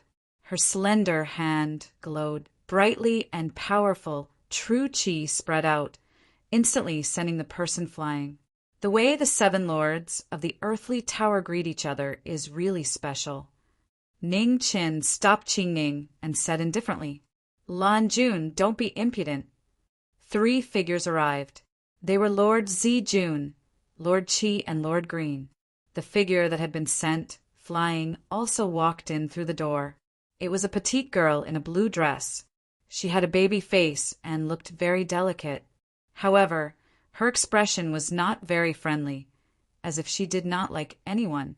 It's rumored that the Imperial Palace's Empress has a woman who has stepped into the Xiantian realm by her side. "That must be her," said Zijun with a smile. Qingning didn't say anything. She took half a step back and stood behind Ningchen. This action made Zijun and the others' eyes flash with an imperceptible light. In this world, there were very few primordial masters, and they had high statuses. Even the Marquis could not order them around at will. The actions of the woman in front of them undoubtedly showed that everything here was decided by the Marquis. "Gigolo," Lan Jun said disdainfully. He looked down on him. Before Ning Chen could react, Qingning was already frowning. A cold aura began to circulate around her, bringing with it a hint of killing intent. "Lan Jun!" Lord Z's expression turned cold as he berated. Lan Jun unhappily snorted and turned his head away, no longer saying anything. Ningchen didn't take Lan Jun's rudeness to heart. He didn't know why this baby-faced woman hated him so much, but he could see that her sword just now was more to teach him a lesson than to take his life. Otherwise, Qingning wouldn't have just sent him flying. "Marquis, Lan Jun is still young. If he has offended you, please forgive him," said Zijun apologetically. "It's fine." Ning Chen shook his head. "Marquis, Wei Lu can attack at any time." "We're just waiting for your order," said Zijun politely. "We're not his subordinates." Lan Jun couldn't hold back and sneered. To the side, the indifferent Lord Qi patted Lan Jun's head as a warning. Lan Jun shut his mouth, unwilling to accept this. Ning Chen automatically ignored Lan Jun's existence and nodded. "In the next 2 days, I'll send someone to notify you." Zijun smiled. "No need to go through so much trouble. Lan Jun will stay here, and the Earth Tower has been in disrepair for many years. It's time to move." Ning Chen understood the meaning behind Zijun's words, but he didn't point it out. "That's good too. It'll save us a lot of trouble." After the discussion, Lord Qi and Lord Green left. Zijun gave Lan Jun a warning glance before leaving as well. Only Qingning, Ning Chen, and a sulking Lan Jun were left in the room. "Sister Qingning, I still have matters to attend to. I'll be leaving first." Ning Chen didn't even glance at the woman not far away. He turned to leave. "Stop!" Lan Jun finally couldn't hold back any longer and shouted. Ning Chen stopped and indifferently said, "Miss, we don't know each other. There's no enmity between us. Don't go too far." "You really don't know me?" asked Lan Jun angrily. Ning Chen frowned and carefully thought about it. After confirming that he really had no impression of her, he said, "I don't know her." "What's your surname?" asked Lan Jun. "Ning," said Ning Chen calmly. "My surname is also Ning," said Lan Jun angrily. A bad premonition arose in Ning Chen's heart. This woman couldn't really be related to him, right? After coming to this world, he had no relatives or friends. His memories of this were very limited. He only knew that he was an orphan and that his parents had died long ago. Beside him, Qingning also noticed that something was amiss. She rarely heard Ning-Chen talk about his past. However, those who were able to enter the palace generally had clean backgrounds. She guessed that Ning-Chen was an orphan, so she didn't dare to ask too much. "Miss Lanjun, did you recognize the wrong person?" asked Qingning softly. "I grew up with him. How could I recognize the wrong person?" Tears welled up in Lanjun's eyes. Even someone as smart as Ning-Chen didn't know what to say. Surprise? It didn't count as joy. It was more like shock. "Ning-Chen, do you know how many years I've been searching for you?" asked Lanjun tearfully. Qingning calmly walked over to Ning-Chen and transmitted, "Do you recognize who she is to you?" Ning-Chen helplessly shook his head. How could he know? With his limited memories, he could only vaguely remember a few things that had happened in the past 2 years. "Miss, I was injured in the past and injured my head. There are many things that I don't remember. Can you be more specific?" asked Ning-Chen apologetically. "I'm Ning-Shi, your cousin. There's a scar on your left shoulder. When we were fighting when we were young, I accidentally knocked over an oil lamp and burned it. If you don't believe me, you can see for yourself." Lanjun finally couldn't hold back her tears, and they fell. Qingning looked over. Ning-Chen bitterly smiled. "There's no need to look. It really is there. Ning-Chen, Ning-Shi, Qin-Shi." The meaning behind these names wasn't bad. There was an 80 to 90% chance that this woman was telling the truth. For a cousin to suddenly appear out of nowhere, he didn't know what to do. "Where are your parents?" asked Ning-Chen. "They passed away a few years ago," whispered Lanjun. Ning-Chen sighed. He had asked for nothing. How could a family with parents allow their children to suffer like this and become an assassin that couldn't see the light of day? Something like family was a kind of fetter. But for the current him, it was too extravagant. He had dragged Wei Lu into this matter to deal with the Wang family. He hadn't expected such a variable to appear. Heaven's plans were not as good as man's. Right now, there were 2 paths in front of him. One was to tell Lanjun the whole story and give Wei Lu a way out. The other was to act as if nothing had happened. While destroying the Wang family, he could also deal a heavy blow to Wei Lu. In the end, Ning-Chen didn't say anything. He handed Lanjun to Qingning and left in the ghost carriage. Compared to Wei Lu and a cousin he had just met, he was more concerned about the safety of Qingning and the others. In the netherworld underworld, Ning-Chen once again patiently waited. Mu Qingxue had said that she would wake up in at most 4 days. This was already the 4th day. It was about time for her to wake up. Boom, boom. After waiting for about 4 hours, the stone room suddenly began to shake. Waves of powerful aura surged out. In the next moment, the restrictions outside collapsed and a beautiful figure slowly walked out. Ning-Chen heaved a sigh of relief. Just as he was about to speak, he frowned. Something wasn't right. The unfamiliar cold aura was just like when Mu Qingxue had broken through to the innate realm. It had become emotionless and cold again. How can this be? Ning-Chen's eyes narrowed. He couldn't understand.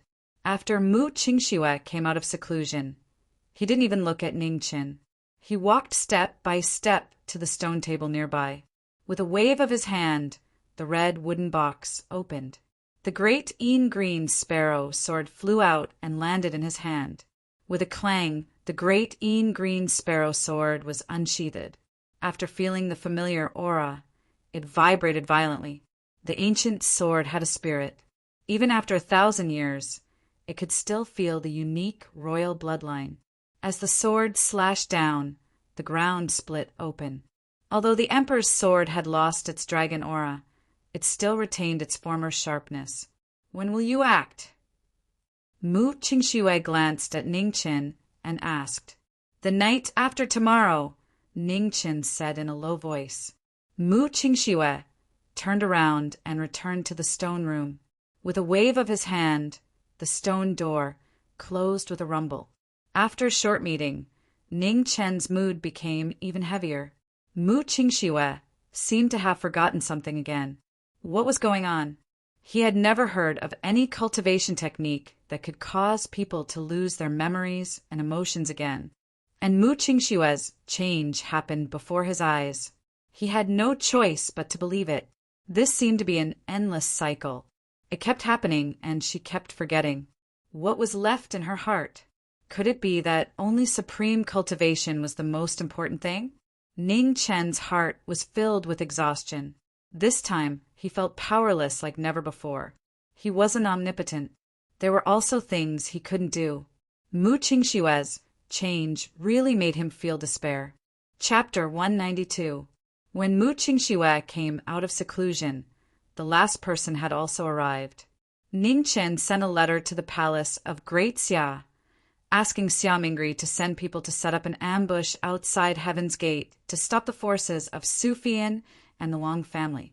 The Wang family had been operating for thousands of years, and their secret forces were unfathomable. If these people reached northern Meng safely, the threat to Great Xia would be much more serious than imagined. He was not stupid enough to think that the imperial court had already investigated all the forces of the Wang family. There was a high chance that some big fish had escaped the net, and he could not give the Wang family any chance to make a comeback. Ning Chen went to Green Frost Valley again, and then returned to Donglin City to meet Lan Jun to make the final arrangements. Although Ning Chen still felt strange about the fact that he had an additional cousin, he had to accept it. Lan Jun looked unruly and willful, but it was just a disguise to protect himself. After acknowledging his cousin, he became much quieter. There was still some unfamiliarity between the two of them, but Ning Chen still tried his best to adapt to the identity of his cousin. It was impossible for him to not care about the only relative in this world who was related by blood. After 2 days of consideration, Ning Chen finally opened his mouth and asked seriously, "Ning Shi, have you ever thought of leaving the dangerous building?" Lan Jun was silent for a long time before replying, "It's not that I don't want to, but I can't. Every rank 9 expert in the dangerous building had a soul brought back to the Heaven Tower by the messenger. Once they rebel, they will definitely die." Ning Chen frowned and asked, "Where is the Heaven Tower?" Lan Jun shook his head and said, "I don't know either, but I heard from Zijun that there is at least 1 Xiantian expert in the Heaven Tower." At the side, Qing Ning's eyes flashed. This was not good news. Ning Chen was silent. The thing he was most worried about had happened. Great Xia's strength for thousands of years made all the sects not dare to show their faces. However, 1,000 years was a long time.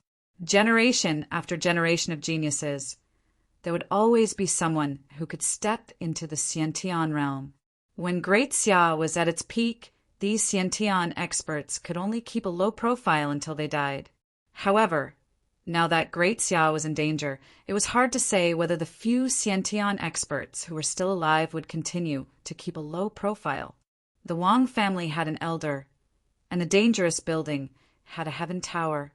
In this way, it was not strange for Sword Sect or Yu City Yao family to have another Xiantian expert, since when we're innate experts everywhere in this world. The only good news was that Ning, she didn't seem to have any sense of belonging to the building, which made it less difficult for him. "Can I ask you a question?" Lan Jun hesitated for a moment before asking. Ning Chen shook his head and said, "No, at least before tomorrow night, I won't say anything." He knew what Ning she wanted to ask, but there was no absolute trust between the two of them, so he wouldn't reveal anything. Lan Jun's eyes dimmed. It turned out that he still didn't trust her.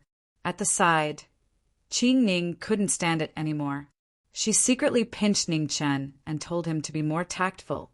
Sometimes being overly rational was too hurtful. Don't overthink it. He even hid it from me. Qing Ning patted Lan Jun's head and comforted him. Lan Jun forced a smile. She knew very well that Sister Qing Ning did not know because she did not ask. Ning Chen didn't explain. He left in the ghost palanquin and headed north. Don't blame him. He still cares about you. It's just that the burden on his shoulders is too heavy.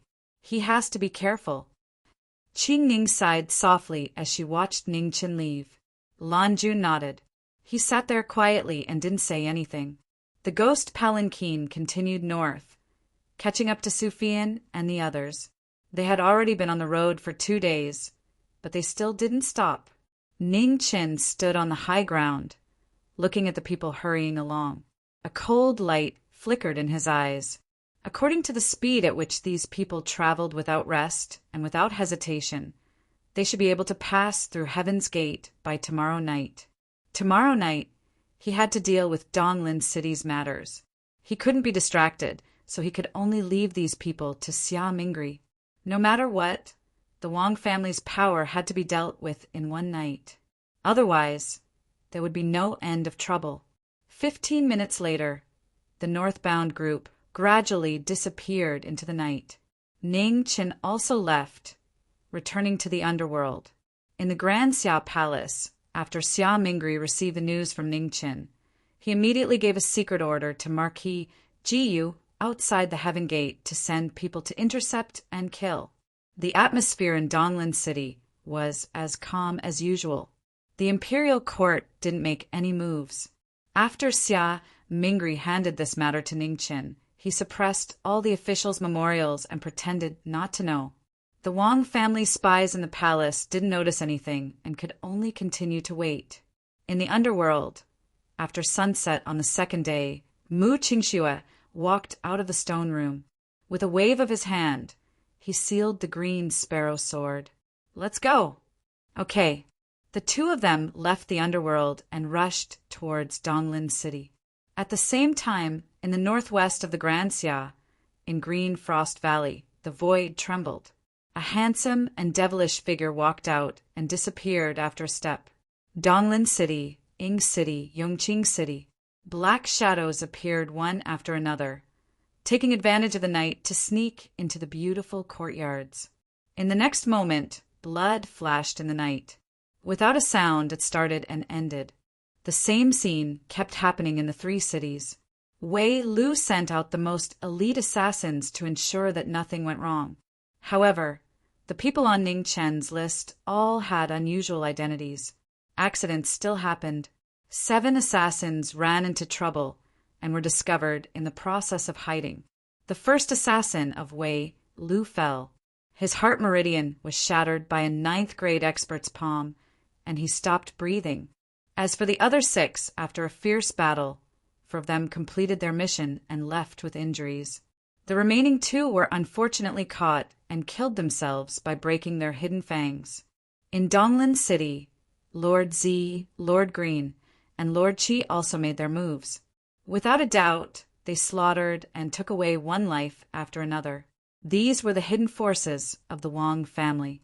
The imperial court had been investigating for decades and centuries. Tonight they were uprooted. As for the forces of the Wang family on the surface, or perhaps not hidden deeply, none of them were on the list that Ning Qin gave to Wei Lu. In Donglin City, on the highest wishing tower in the city, Ning Qin took out the broken death bow and shot the first arrow at the strongest aura in the city, Lord's residence. The city lord of Donglin City only felt a tremor all over, and his hair stood on end. He subconsciously tilted his body and avoided the fatal arrow. A touch of coldness flashed in Ning Chen's eyes. He activated the life scroll forcefully. In the blood mist, the silver light reappeared. 3 arrows flew in succession, chasing after the stars and the moon. With strong killing intent, they rushed toward the city lord of Donglin City. In the face of the sudden arrow light, the city lord of Donglin City was shocked and angry. He was shocked because the archer was so capable. He was angry because someone dared to assassinate him in Donglin City. The power of the arrow light was stronger than the previous one. The city lord of Donglin City blocked the first 2 arrows. Seeing the 3rd arrow coming toward him, he had to stomp his feet and fly up to avoid the 3rd arrow. On the wishing tower, Ning Chen's lips curved slightly. In the past, his arrows could only be blocked but not avoided. At this moment, the silver light flashed through the void at an extremely fast speed. The lord of Donglan City was horrified. Before he could react in the air, the silver arrow pierced through his chest.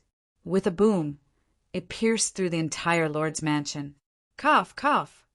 The night wind blew.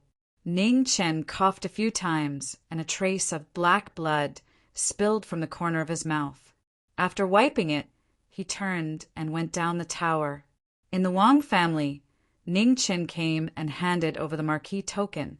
After seeing the Marquis token, the guard was shocked and immediately ran back to the residence to report the news. In the main pavilion, the Wang family master looked at the Marquis token in his hand and was shocked. "Are you surprised?" As he spoke, a blood-stained figure in plain clothes came. He looked indifferent and held an ink sword in his hand. Blood kept dripping down. The men of sacrifice of the Wang family stepped forward, but they could not stop the edge of the ink sword. Even if they did not use their genuine qi, an expert at the peak of level 9 could not be stopped by ordinary experts. Marquis Jiming, I don't know if I should say that you are confident or arrogant. You dare to break into the Wang family alone. The Wang family master's eyes turned cold, and he said, coldly, "Very soon it won't be just me." Ning Chen's foot moved, and the ink sword slashed out, blowing away a level 7 death warrior in front of him. On the hilt of the black sword, black blood flowed down. The sword light of no regrets was 30 feet closer. The sharpness of the black sword pierced into the mind. The head of the Wang family flipped his right palm and blocked in front of the black sword with a bang. When the two collided, Ning Chen was forced back half a step, blood dripping from the corner of his mouth. He had once been the strongest person under Xian Tian, but now that he had lost his meridians, he had lost for the first time. However, Ning Chen didn't care. His sword glowed, and a streak of frost flashed. The famous Jiming Marquis is only SOO. The Wang family master coldly snorted. His palms shook heaven and earth. He was not the slightest bit afraid of the ink sword's attack. In that instant, ink blood splashed out. Ning Chen's sword was faster than the previous one. Each sword brought with it a black mist of blood. This was the price of true qi piercing through flesh. At that moment, the Wang family's hidden level 9 expert walked out. But he saw a green figure blocking his path. Her slender hand pierced through the air. With a bang, the level 9 expert's Dantian Sea of Qi was destroyed. In the blink of an eye, Qing Ning disappeared. When she reappeared, there was another groan. The second level 9 expert's cultivation was destroyed. In the Wang family, apart from the person who went to the north, there were still 6 9th grade consecrators left. In less than 15 minutes, all of them lost their cultivation. Qing Ning did not like killing, so she only destroyed their cultivation. She did not kill them. "How dare you!" Suddenly, an extremely terrifying aura awakened in the depths of the Wang family. Immediately, the surrounding spiritual qi gathered and formed a huge whirlpool. Ancestor. The Wang family master was overjoyed. He pushed Ning Chen away and turned to look at the depths of the mansion. The ancestor was about to come out. "Isn't it a bit inappropriate to be distracted in battle?" As he spoke, frost gathered on the ink sword.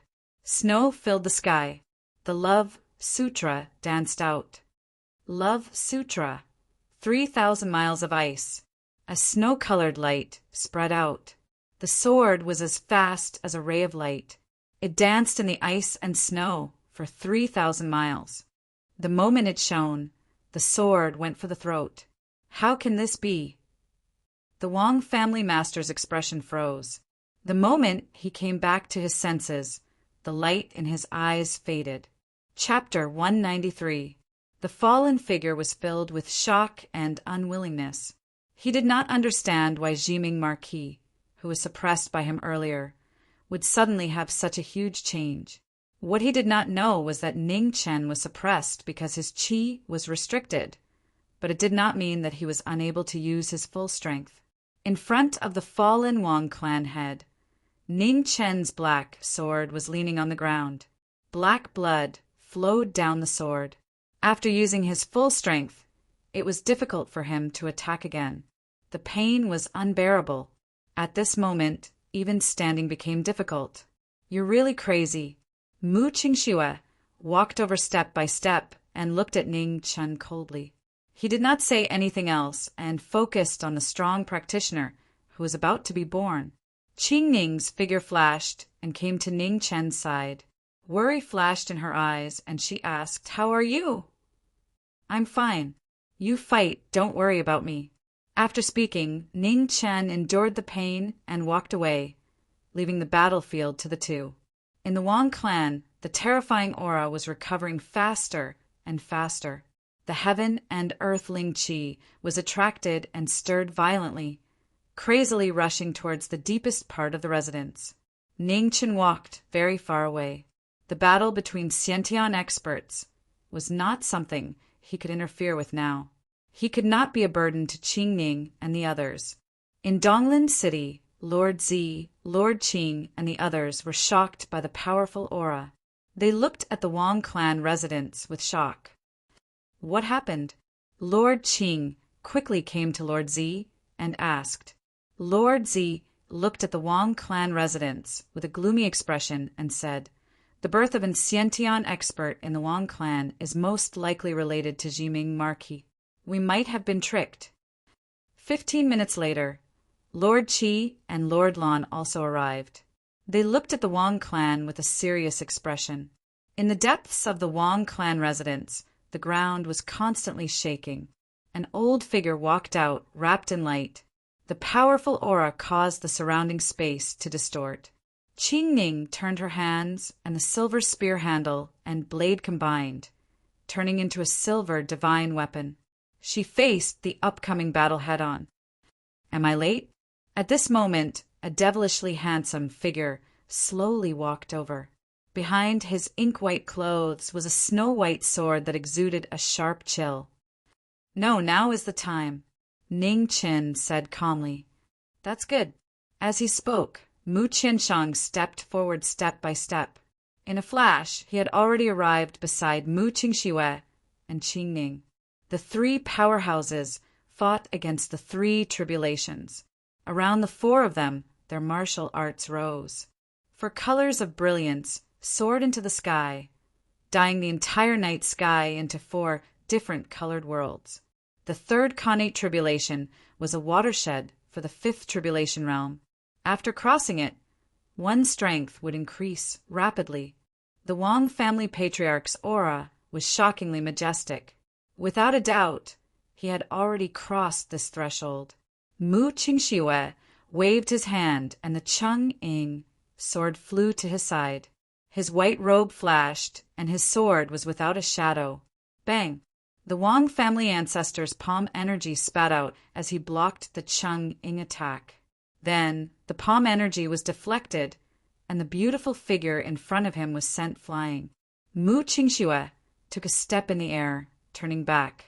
She was like lightning, instantly arriving in front of him. The Wang clan ancestor snorted coldly, his right hand holding the Chenging sword, striking out again. Boom! In the blink of an eye, dust flew into the air. The silvery white spear blocked the terrifying palm, causing a cloud of dust to rise up. The combination of the Chenging sword and the silver-sharp sword allowed them to attack and defend as one. They fought against the three tribulations together. The terrifying battle erupted. The Wang family patriarch was unshakable. Every move he made caused the sky to collapse and the earth to sink. Houses couldn't withstand the aftermath of the battle and kept collapsing. Mu Qingxue's figure was as fast as a flash. After one strike, he quickly disappeared. When he reappeared, another strike swept past. Fast, fast, fast. Other than fast, there was still more fast. In the blink of an eye, sword beams appeared in the night sky. The moment they clashed, one couldn't look away. Wang family patriarch's true qi surged around him, blocking the sword beams again and again. He raised his true qi with a flip of his palm, causing the sky to shake and the earth to shake. Qi Ning focused on defense. Her silver spear spun rapidly, piercing through the air. Seeing the battle intensifying, the Wang family patriarch didn't want the Wang family to be affected. He stomped his feet and flew into the sky. Mu Qingxue and Qi Ning stomped their feet, following him like a shadow, pressing forward again. The battle between the three became more and more intense. Shocking explosions rang out one after another. The entire Donglin city was awakened by the terrifying noise. They looked in the direction of the Wang family and trembled. Lord Zi, Lord Qi, and the others looked at the three figures with ugly expressions. Without a doubt, they had been tricked by Jiming Marquis. "There's something wrong with that list," said Lord Zi slowly. "The people on that list are all hidden forces of the Wang family." Ningchen walked over and said calmly, "You're using Wei Lu to deal with the Wang family," said Lord Zi with a gloomy expression. "Wei Lu is in the business of killing people for money. Do I need to pick a target?" said Ningchen indifferently. "You slaughtered the Wang family's people for no reason. Aren't you afraid of causing panic among the other sects and causing them to use this as an excuse to officially declare war with the imperial court?" "You're thinking too much," sneered Ningchen. "What happened tonight was done by Jiming Marquis and Wei Lu. The imperial court didn't do anything. The people who died tonight were all killed by Wei Lu. The imperial court didn't move a single soldier. Moreover, the imperial edict should be here soon. What reason do you think the other sects have to vent their anger on the imperial court?" "You." Lord Zi's expression changed again and again. He was so angry that he couldn't speak. "I still have a list of the Wang family's forces on the surface. Do you want to consider eliminating them?" Ningchen took out a piece of paper and threw it over. "Don't blame me for not reminding you. The Wang family's forces are much more terrifying than they appear on the surface. After tonight, if the Wang family still has the strength to take revenge, Wei Lu will be in trouble." The naked threat was like 1,000 knives scraping at Lord Zi's heart. If the people on the first list were all hidden forces of the Wang family, then it was really terrifying. Lan Jun stepped forward and took the list. After glancing at it, he turned and left. "Lord Lan, where are you going?" Lord Qing and Lord Qi were startled and asked, "To kill." Lan Jun stopped and said lightly, "Wei Lu has already offended the Wang family. If he offends the imperial court, then there is no way out." Lord Zi clenched his fists until they turned pale. After a long time, he slowly relaxed and said in a low voice, "Jiming Marquis, we are working for you. Shouldn't the imperial court give us a promise? All these years, Wei Lu has not done anything too overboard. I think the imperial court will not have any thoughts of targeting Wei Lu for the time being.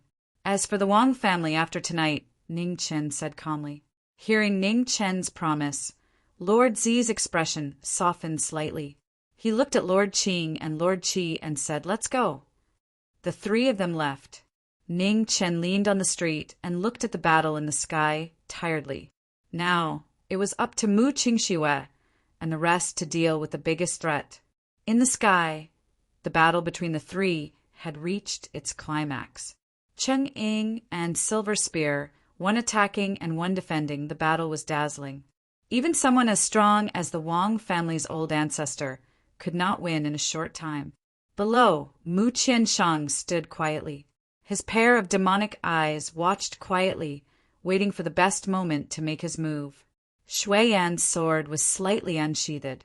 A sharp sword intent was faintly discernible, as if it would cut open the 9 heavens in the next moment. Flying sword feather. Mu Qingxue took a step in the air and flew into the 9 heavens. The sword Qi in the sky gathered and condensed into a pair of huge sword wings. The sword wings flapped, and a waterfall of sword Qi swept past like rain, drawing out a dazzling brilliance. Facing the sky full of sword rain, the Wang family's old ancestor's aura sank. With a flip of his hand, he drew in the Qi of heaven and earth, forming an impenetrable chi barrier in front of him. With a loud bang, the sword rain collided with the chi barrier, creating a terrifying sound. In an instant, a large part of the void collapsed, unable to withstand the terrifying power. Qing Ning's right hand loosened, and the silver spear turned rapidly. It drew a silver light, and with a bang, it collided with the chi barrier again. The spinning spear blade collided fiercely with the chi shield. Qing Ning moved her feet and arrived at the end of the spear. She slapped the end of the spear with her palm. With an ear-piercing sound, the silver spear was 3 inches away. The chi shield immediately became unstable. The Wang family's old ancestor's expression turned cold. With a flip of his hand, a vast palm power surged out and sent the girl in front of him flying. In that instant, Mu Qianshang, who had been waiting, made his move. The snow sword was unsheathed, and the mountain river sword, intent, slashed forward. In an instant, the whole world turned into a beautiful painting. The snow sword swept past and brought along a black sword light to the front of the Wang family's old ancestor. With a clang, it pierced the flaw left by the silver spear. At the same location, the chi shield that had been heavily injured and hadn't had time to recover was instantly shattered and scattered. The intense power spread out, and both of them were affected and retreated a few steps, sword leaving scars. At this moment, the beautiful figure in the 9 heavens disappeared, and a fast sword light swept past. The white robe instantly appeared in front of the old ancestor. The sword entered his body and brought along a waterfall of dazzling blood. The Wang family's old ancestor's chest was dyed red as he was injured for the first time. "Junior, you don't know the immensity of heaven and earth." After 100 years, this was the first time he was injured, which aroused the killing intent in the Wang family's old ancestor's heart. His face was filled with rage, and his body erupted, violently shaking. Mu Qingshui, who bore the brunt of the shock, was immediately sent flying, his mouth dyed red. At the same time, in front of the Heaven's Gate, Su Feiyan and the others rushed over. Yang Hong, who was in charge of guarding the gate, opened the huge black iron gate and let the group out. After leaving the gate, the group continued on their way, avoiding the Kuei city where Marquis Jiyu's troops were stationed, quickly heading north. Just as the group was 300 li away, a group of people who had been lying in ambush for a long time walked out and surrounded Su Feiyan's group. Marquis Jiyu had personally appeared, and 1,000 personal guards were on standby. They were determined to leave the Wang family's remnants here. A half-step Xiantian Marshal Marquis, 7/9 ranked and above experts in the army, plus the Marquis personal guards who were all 4th ranked and above experts. Su Feiyan and the others were shocked, their expressions extremely ugly. When were their whereabouts exposed? Or was it that the imperial court had their eyes on them? No matter how puzzled they were, it was already too late. Marquis Jiyu gave the order, and the 7/9 ranked experts stepped forward, about to start another massacre. However, at this moment, a sky full of sword energy appeared. In the distance, 2 figures slowly walked over, one in white, one in purple. The moment they appeared, the swords in everyone's hands all trembled. The people who came were the future swords of Sword City, Jian Yi and Jian Er. "Marquis of Xia, please withdraw your troops." Jian Yi spoke in a casual tone that did not carry any threat, but it caused the hearts of everyone present to tighten and their expressions to turn serious. Chapter 194. The arrival of Sword 1 and Sword 2 changed the situation of the encirclement. Marquis Jiyu's expression was incomparably grave. Looking at that incomparable sword intent, he guessed the identity of the newcomers. Only people from Sword City could have such an unusual sword intent. "You guys go first. The 2 of us will bring up the rear." Sword 2 smiled warmly toward Su Feiyan and the others. "Many thanks." Su Feiyan clasped her hands and without another word led her group away. "Stop them." "Marquis Ji," you coldly said. "Yes." The guards received the order and were about to stop them. But at that moment, Sword 1 moved. He took a step forward, and a sharp sword intent swept out. The guards who were about to stop him were immediately sent flying. Their armor dyed red with blood. When the 7 experts saw that, they immediately rushed forward. 3 of them blocked in front of Sword 1, while the remaining 4 chased after him. Sword 2's figure flashed, and a huge gap appeared in front of them, causing the 4 of them to pause. "You guys bring people to chase after him. I'll stop him." Marquis Yu's figure flashed, and he appeared in front of the 4 of them. He waved his hand to disperse the sword intent. Marquis really is confident. Sword 2 smiled lightly. "Against you, it's enough." "Marquis Yu replied, "I'm not saying I'm here." Sword 2 didn't rush to attack. Instead, he looked toward Sword 1. Marquis Yu frowned and followed Sword 2's gaze. A moment later, his pupils fiercely shrank. In Sword 1's hand, an ancient broken sword was unsheathed. In the instant that sword appeared, the 3 experts who were blocking him were immediately sent flying. That sword had been broken by Prince Yan's sword that day. When their sword intents collided, Sword 1 had lost by a bit. However, at that time his opponent had been a legend of the Grand Xia. Losing by a bit was already difficult for ordinary people. Now that his opponent had changed, who would be able to block the future sword of Sword City? Without a doubt, in just one move, the 3 of them had been heavily injured. Sword 1's sword flew out and appeared in front of the 4 people who had gone to block him. Sword 1's figure also arrived, and with a slash of his sword, the 4 of them were immediately forced back. Over 10 guards went forward, but before they could even get close, Sword Chi flew out and blood dyed their armor red. They couldn't take even half a step forward. That unshakable figure, standing alone, shocked everyone. Marquis Yu's expression turned cold.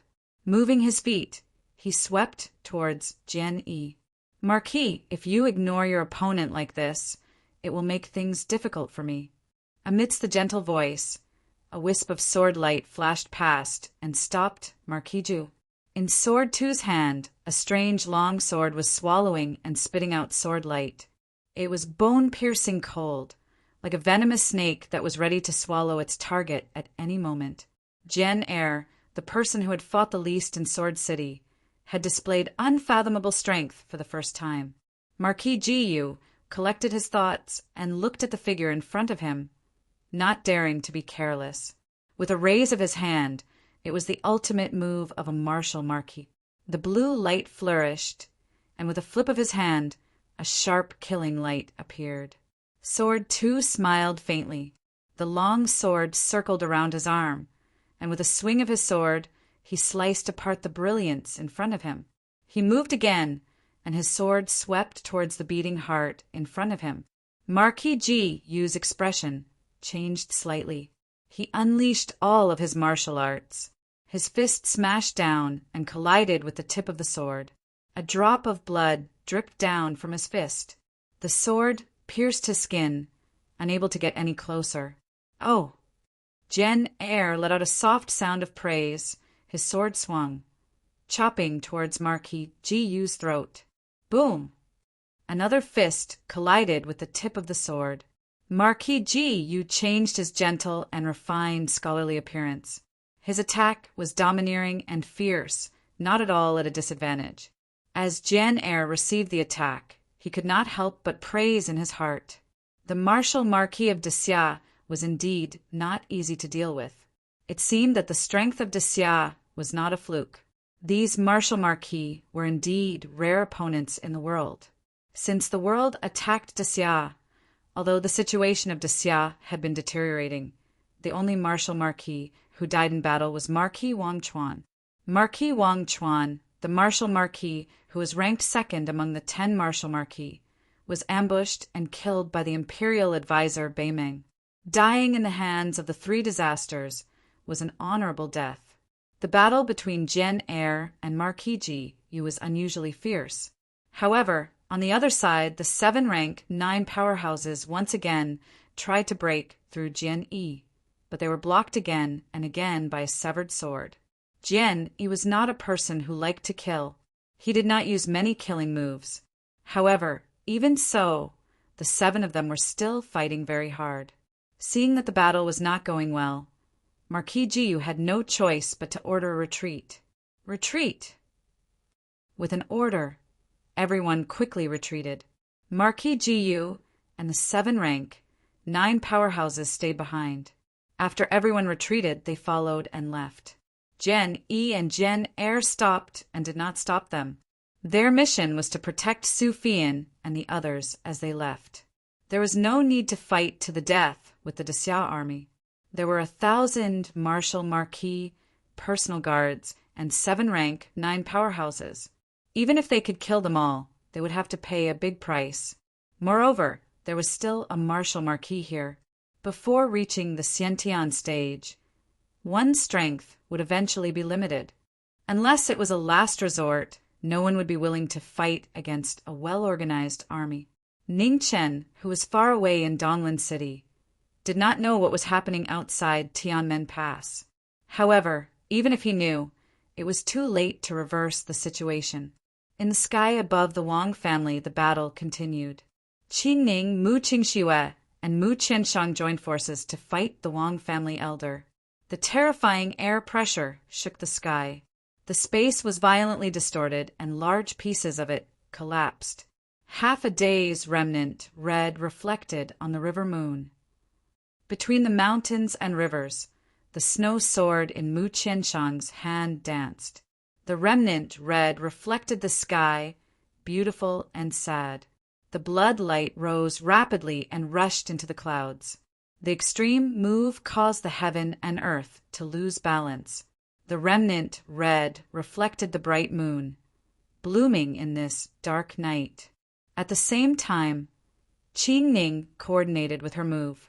On the silver spear, flowing light overflowed, as bright as the stars in the 9th heaven. After a moment, the silver spear left her hand and rushed into the sky. The surging spear light fell from the 9th heaven, turning into a silver meteor, crashing down with a loud bang. Even the 3rd tribulation realm Wang family elder did not dare to be careless. He raised his left hand and gathered his qi. The surging true qi gathered and blocked the blood-red sword light. At the same time, the silver spear light also arrived. The Wang family elder's right hand glowed with green light, blocking the silver spear with his palm. In the moment of the stalemate, a bright arrow light suddenly arrived. It silently rushed into the elder's Dantian sea of qi. A person who hides his head and shows his tail, how shameless! The Wang family elder snorted angrily.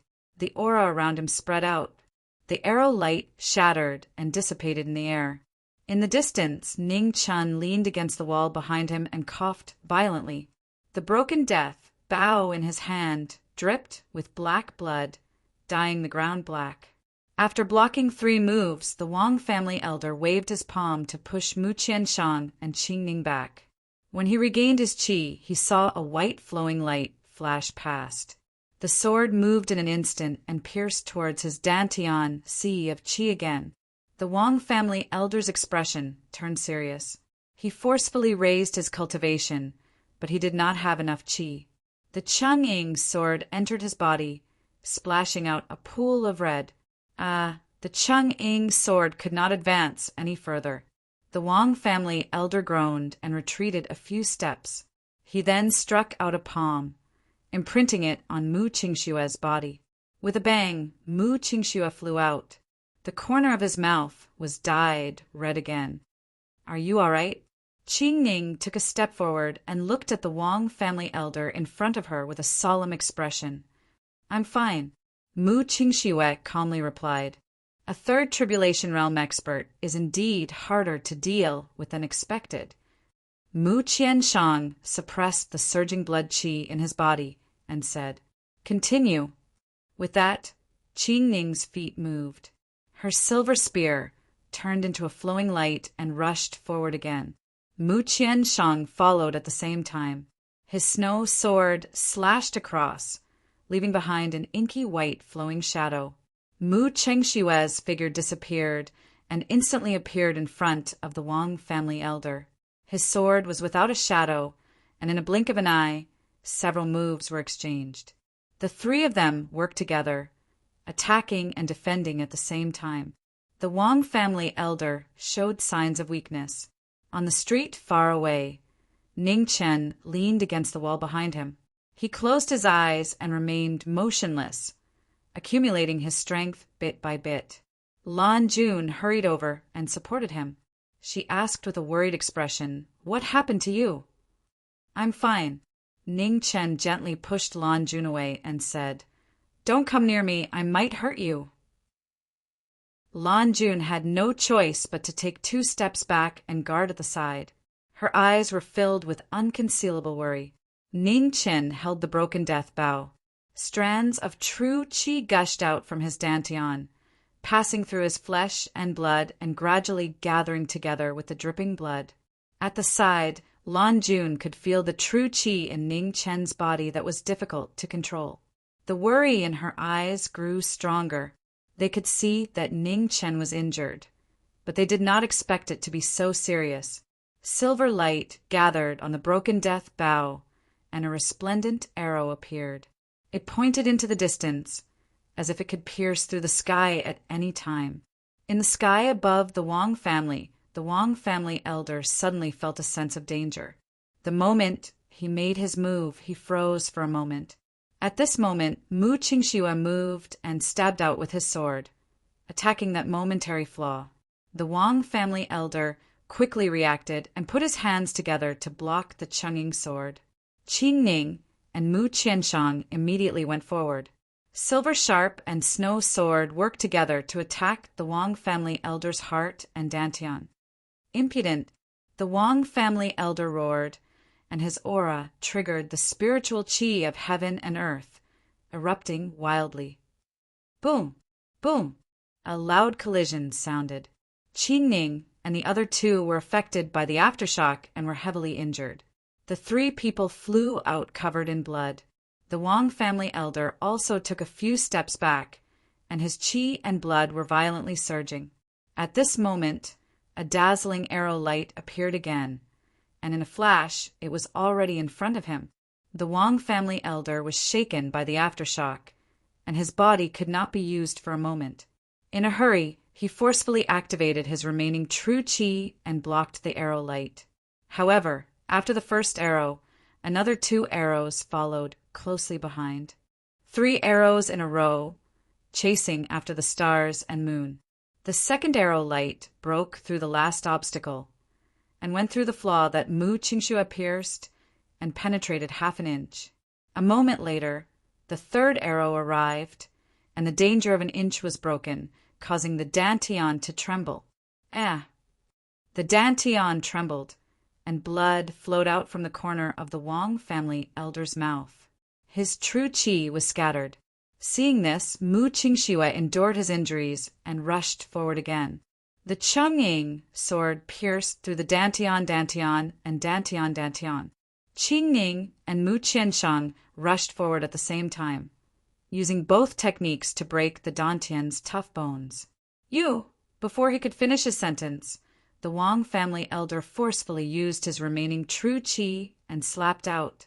The 3 of them were the first to bear the brunt of the attack and flew out covered in blood. More than 10 feet away, Mu Qingxue, Qing Ning, and Mu Qianshang stabilized themselves in a sorry state and vomited blood. In the next moment, the Wang family elder laughed hysterically and fell from the sky. Finally succeeded. On the street far away, Ning Chen slowly closed his eyes and sighed tiredly. However, at this moment, Ning Chen's closed eyes suddenly opened and looked at the place where the Wang family elder fell. The sudden appearance of the evil qi pervaded the entire heaven and earth, along with the familiar crazy laughter. It reverberated between heaven and earth. Jiming Marquis, thank you. Chapter 195. The extremely evil and cold aura was so familiar, yet so powerful that it was beyond his imagination. The moment Ning Qin drew the death-breaker bow, a waterfall of blood flowed out. Above the Wang family, a figure wearing dark blue armor appeared. Evil Qi filled the sky as he grabbed the falling Wang family ancestor and stood in the air. At the same time, a silver arrow flew through the air like a meteor. Underworld Child chuckled and waved his hand. Evil Qi surged, and the arrow shattered. Jiming Marquis, live well. I will wait for you in the Xiantian realm. Underworld Child's figure faded and disappeared in the blink of an eye. The sudden change caused the heavily injured Qingning and Mu Qianshang's blood to surge. They could only watch as Underworld Child left with the Wang family ancestor. Ning Chen's expression was extremely ugly. He had calculated everything, but he still missed Underworld Child. He did not know what method Underworld Child used to have the aura of the Xiantian realm, but he was certain that Underworld Child had not stepped into the Xiantian realm.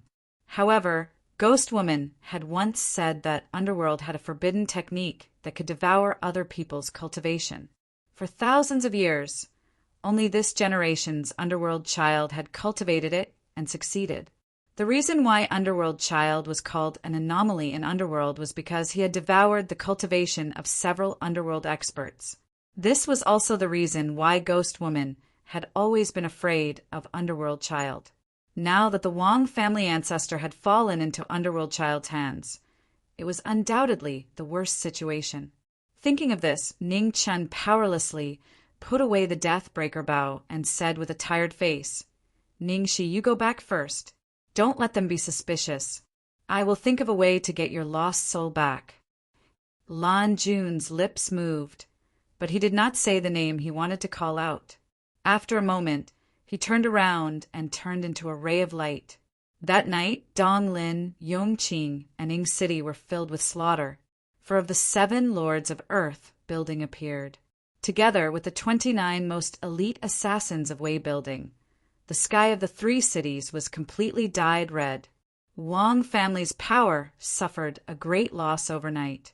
When the sky was about to brighten, Ning Chen and Mu Qingxue returned to Underworld. Qingning and Mu Qianshang also dragged their injured bodies and left to recuperate. As for what happened outside Heaven's Gate, Ning Chen still didn't know. After returning to the Underworld, he didn't come out again for 3 days.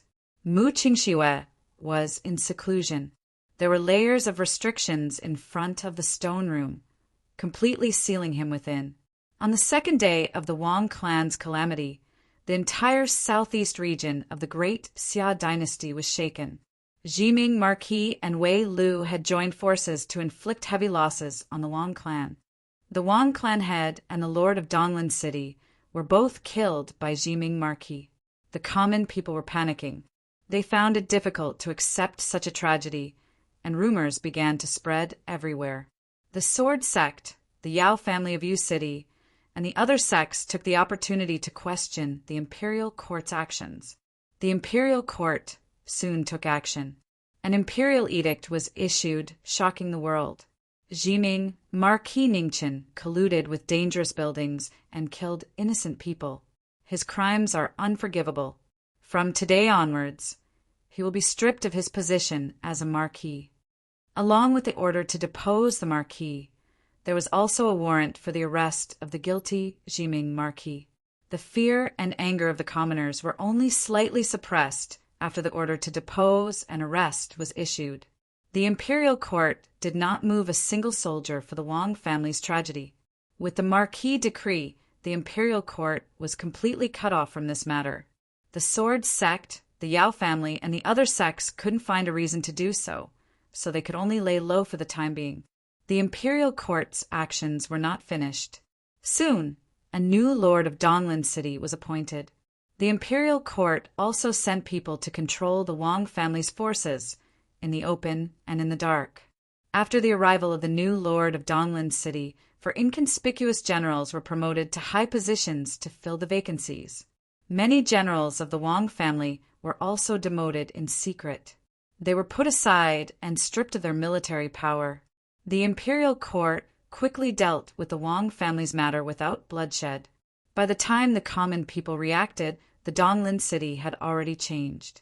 In the imperial court of Great Xia, Xia Mingri issued several secret orders in a row, asking the hidden dragon guards to do their best to collect evidence of the Wang family's involvement in Duke Shiyu's rebellion.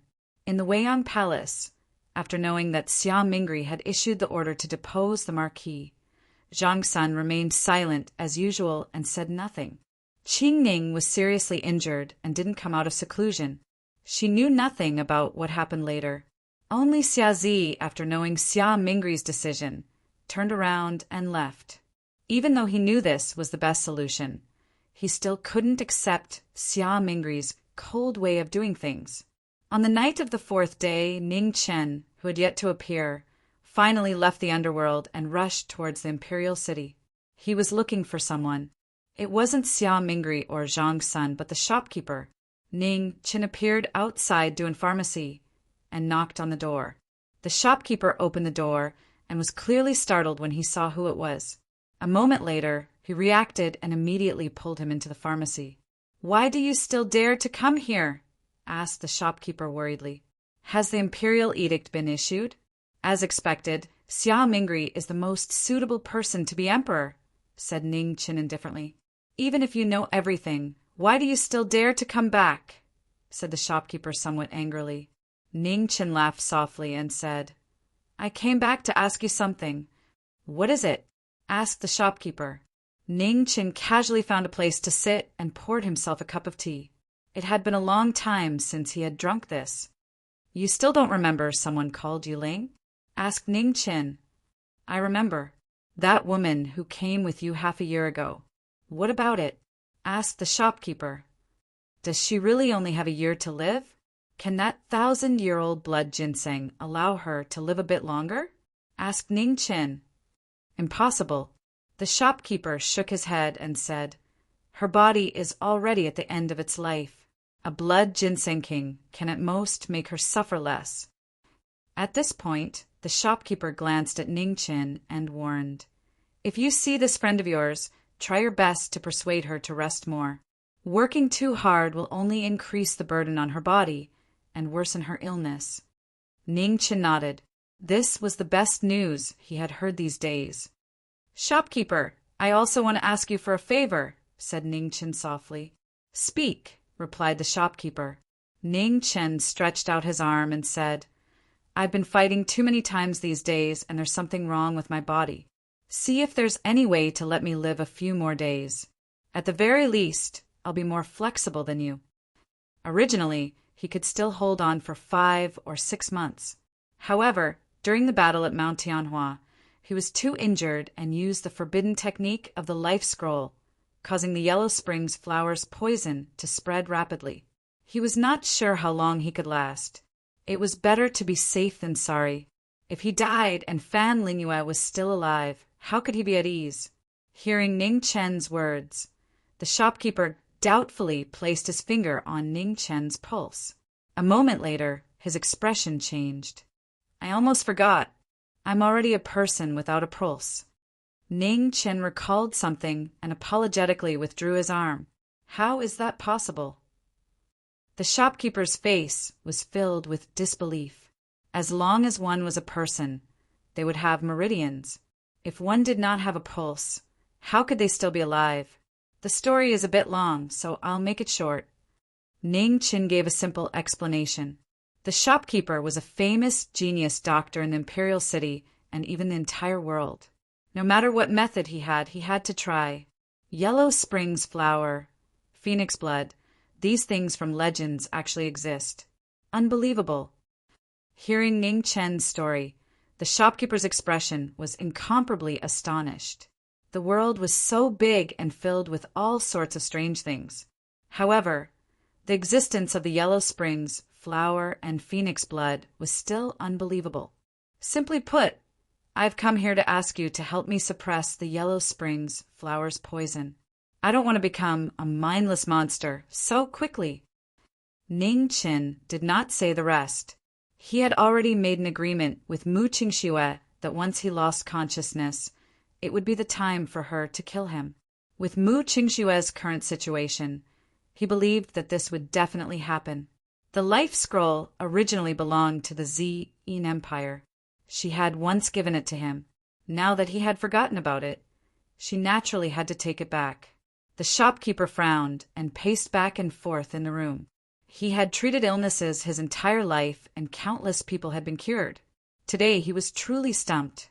A 10,000-year-old medicine king was something that could only be chanced upon by luck. He did not have any.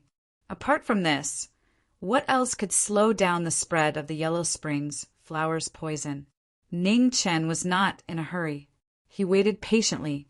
He did not want to live too long. A few days longer than Fan Lingyue was enough. To be honest, he was already very tired. Got it. The shopkeeper's eyes suddenly lit up. Permitha flower.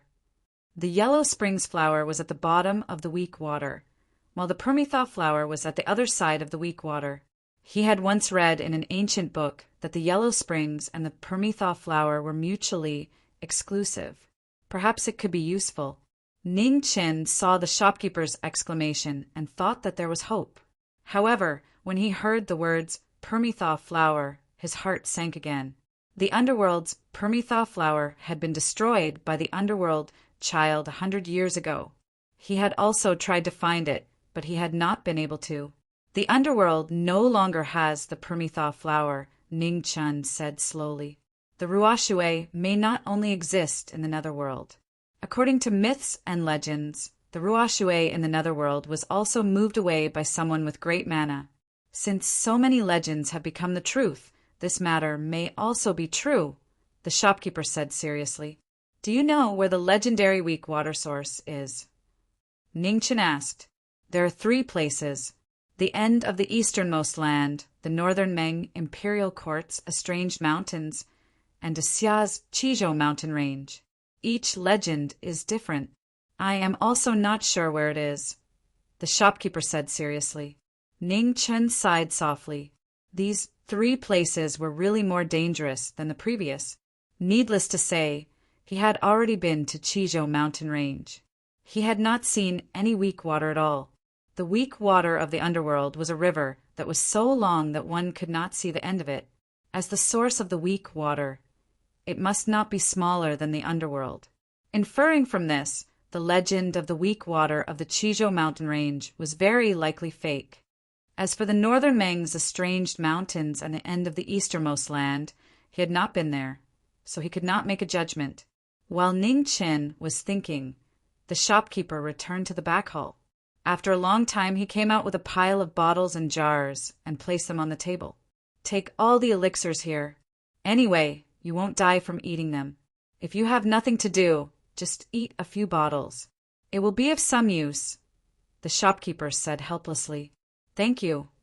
Ning Chen did not stand on ceremony. He kept all the elixirs and asked casually, how much is it? He was now a rich man. Taking out 80 to 80,000 taels of silver was like playing with a toy. You can't afford it. Put it on record, the shopkeeper said lightly. I have money. Ning Chen took out a stack of gold notes and said. This was what he had specially taken out when he returned to the Ho's residence. The shopkeeper glanced at the gold notes and said lightly again, the difference is too big. Put it on record. Chapter 196. Ning Chen was shocked. He put away the gold notes in embarrassment. He had thought that he was rich, but he was still poor in front of the shopkeeper. He had given 2/3 of the money from the auction of the 9 Wonders separation flower to Zhangsun, and the remaining 1/3 was left in the Marquis manor. The last time he had returned, he had taken out a portion. After paying for the building, he still had some left. It seemed that the pills the shopkeeper had given him were truly extraordinary. Ning Chen casually took out a pill and threw it into the corner of his mouth. Immediately, a gentle medicinal power spread out and entered his body. I can't thank you enough. Ning Chen didn't know if it was useful or not, so he stood up and bowed. No need to thank me. Live a few more days and repay your debt, the shopkeeper said. Ning Chen smiled. I'll try my best. All right, you can leave. I know you have a lot of things to do, so I won't keep you. The shopkeeper sent him off. Shopkeeper understands me. See you later. Ning Qin smiled. See you later. The shopkeeper's expression was calm, but he couldn't help but sigh in his heart. He hoped that they would meet again someday. Ning Chen left without stopping. He directly headed north, toward Marquis Bloodclad's camp. Recently, the fighting between Northern Meng and Grand Xia had decreased, and it had calmed down. This made him even more worried. In Marquis Bloodclad's camp, a ghost palanquin arrived. When the guards in front of the commander's tent saw Ning Qin, they respectfully bowed and made way. Ning Qin entered the commander's tent. There was only Marquis Bloodclad inside. Marquis Bloodclad wasn't surprised. He had already expected Ning Qin to come.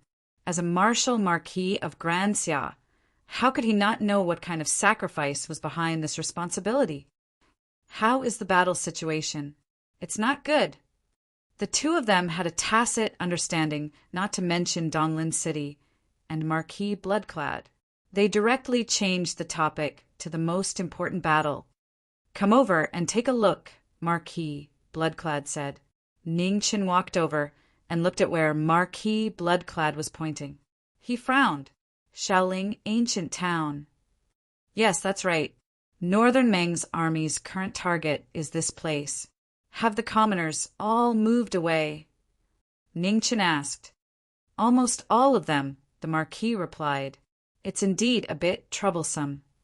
Shaoling ancient town was a very big place, but the defense was very weak. It could not resist the iron hooves of the Northern Meng army. It was only a matter of time before Shaoling was taken. There was no suspense.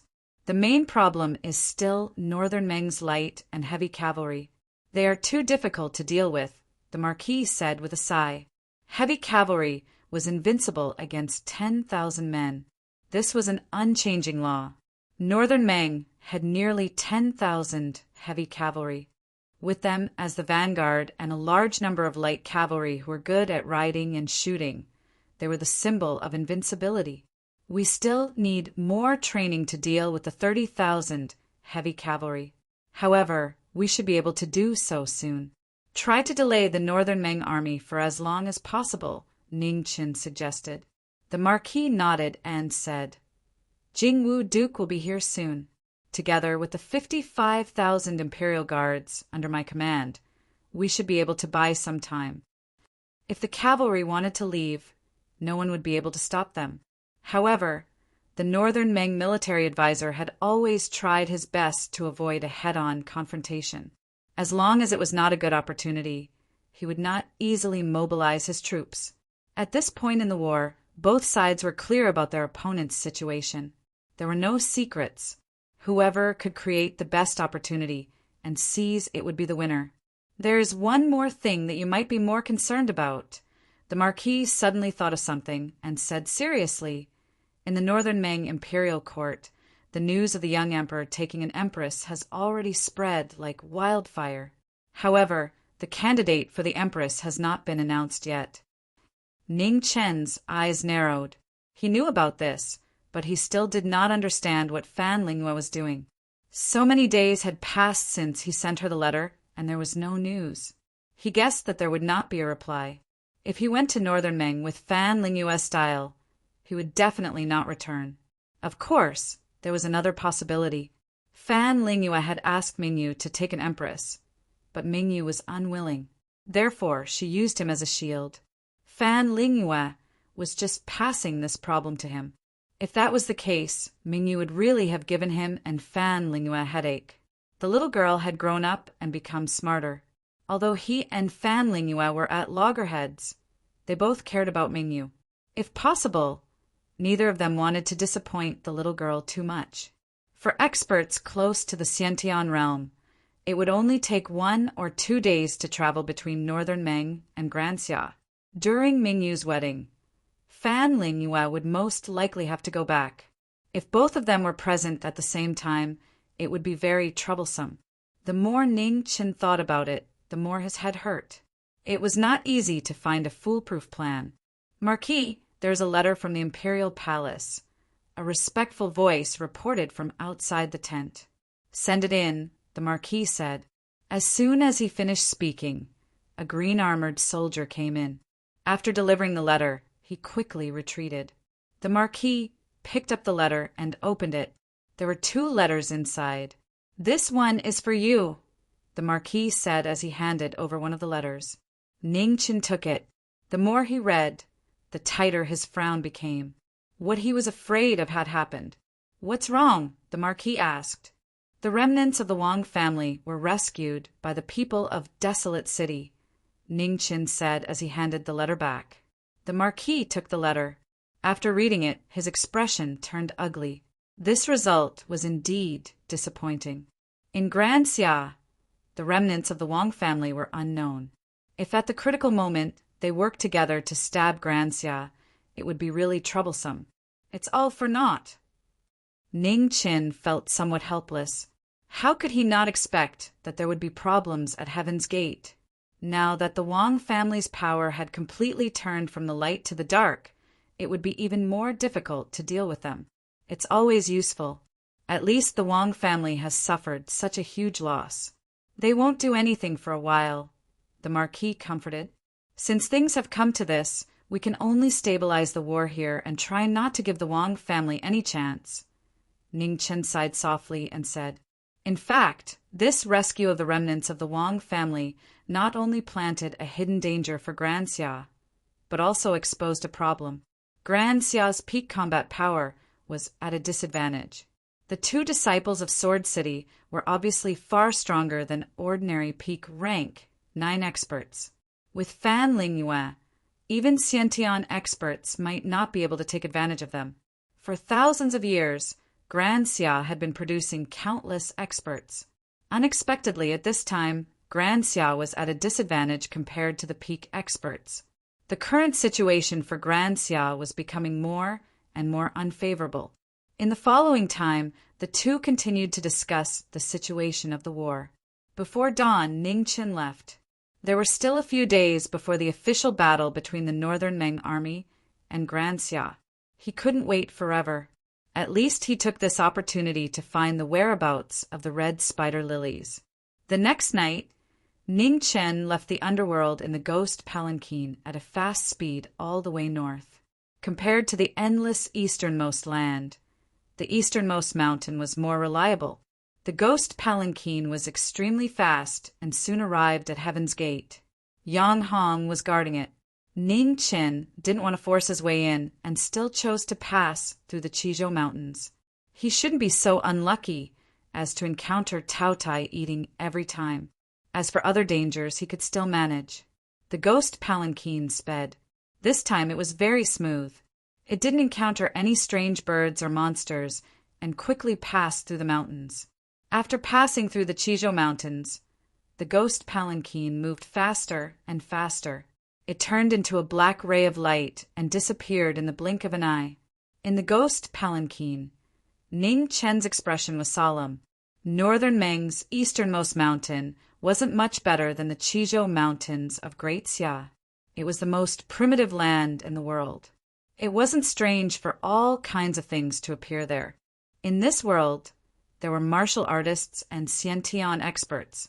They were monsters that couldn't be killed by human strength. He didn't doubt that in these primitive lands, something that he couldn't understand might appear again one day. As the ghost palanquin moved north, the easternmost mountain was getting closer. Ning Chen avoided human habitation and tried his best to move through the wilderness. After passing through the Beijiang Plains, the ghost palanquin changed direction and rushed towards the northwest. Soon, a huge peak appeared in front of him. The surrounding peaks of various sizes were faintly discernible. It stretched along the northwest direction, and the end couldn't be seen. They had arrived at the easternmost mountain. The ghost palanquin drove directly into it, but its speed was greatly reduced. Ning Chen didn't know what dangers were waiting for him. It was better to be safe than sorry. The black and white impermanents, Oxhead and Horseface, appeared in front of and behind the palanquin. They brought along a ghostly aura that filled the sky. In the palanquin, Ning Chen took out a bottle of medicinal pills, poured out a handful, and swallowed them. The shopkeeper was right. His current situation couldn't get any worse. He could only try everything he could. No matter if these pills were useful or not, he had to try. He wouldn't die no matter how much he ate. The medicinal power spread out and quickly entered his internal organs, limbs and bones. Soon, it disappeared without a trace. He didn't know if it was because it was useless or the effect wasn't obvious. He didn't feel it. The black and white impermanence led the way while Oxhead and Horseface carried the palanquin. They kept moving forward. Ning Chen rarely summoned these four-weapon spirits of the ghost palanquin. To ordinary ninth-stage experts, the illusory black and white impermanence and the invulnerable Oxhead and Horseface might be difficult to deal with. But to Fan Lingyue or Underworld Child, these four-weapon spirits were almost no threat to them. The reason why the ghost palanquin was indestructible was because of the existence of these four-weapon spirits. If it was destroyed in a battle, the losses would outweigh the gains. Rumble. Suddenly, the earth trembled and approached rapidly from afar. Inside the ghost palanquin, Ning Chen's expression immediately became interesting. Beast tide. The ghost palanquin immediately sped up, avoiding the direction of the beast tide, and swept to the side. A moment later, a large black mass of beasts stepped over the mountain and disappeared into the distance. The beast tide came quickly and left quickly as well. It was over in a few breaths of time, leaving behind only a desolation of devastation. Ning Chen didn't know how to express his feelings. Fortunately, it was just a beast tide. Compared to those unimaginable monsters in the Chizhou mountain range, this place was much more normal. Ning Chen collected his thoughts and continued forward. Above the ninth heaven, the bright moon moved westward. The night gradually deepened. The ghost palanquin went deeper and deeper. Soon, it was buried in the mountain range of ancient trees. Chapter 197. On Dredge Mountain, the ghost palanquin advanced. Sinister ghost qi continued to spread, causing many poisonous insects and beasts to stay away. There were no roads in the primitive lands. The black and white impermanence led the way, while Oxhead and Horseface followed closely behind. Dredge Mountain was continuous. The ghost palanquin passed through mountain after mountain, going deeper and deeper. Not long after, a turbulent river appeared in front of them. The waves reached the sky, cutting off the path ahead. Ning Chen did not get down from the palanquin. Instead, he continued forward. The black and white impermanence, Oxhead and Horseface walked on the waves, heading toward the opposite shore. At this moment, an accident finally occurred on their journey that had been quite smooth. Amidst a sharp whistling sound, a huge wave that was over 30 meters tall surged up and smashed down with a loud bang. Under the terrifying might of heaven, the ghost palanquin was as insignificant as an ant. It was immediately swallowed up by the huge wave, its shadow nowhere to be seen. The next moment, a blurry, translucent figure appeared in the river. The sharp whistle pierced one's eardrums. A water demon? This world really is full of strange things. Under the huge wave, the ghost palanquin disappeared without a trace. Only Ning Chen stood on the water, his expression shocked. A large river was not weak water. Otherwise, even a peak rank 9 expert would not be able to borrow its strength. This was just an ordinary river, but it had given birth to a spirit like a water demon. This was clearly unusual. The water demon had already taken human form. It was female, but its facial features had yet to fully take shape. It was slightly blurry. All things had spirits. This water demon had clearly just gained intelligence. Its sharp whistle was both fearful and warning. Without a doubt, the ghost palanquin's crossing of the river had alerted the water demon. "I have no ill intentions. I'm just crossing the river," said Ning Chen as calmly as he could. Ah. The sharp whistle still carried a strong sense of vigilance. Beside the water demon, waves surged, as if it would punish the intruder at any moment. Ning Chen frowned slightly. Not being able to understand human speech and communicate was not a good thing. He was in a hurry and could not waste too much time here. He could only force his way through. Strands of true qi circulated around his body. This time, the pain seemed to be less than before. It seemed that the pills he had swallowed had more or less alleviated the pain. Ning Chen walked forward step by step. Following that, the water demon's whistle became more and more frequent.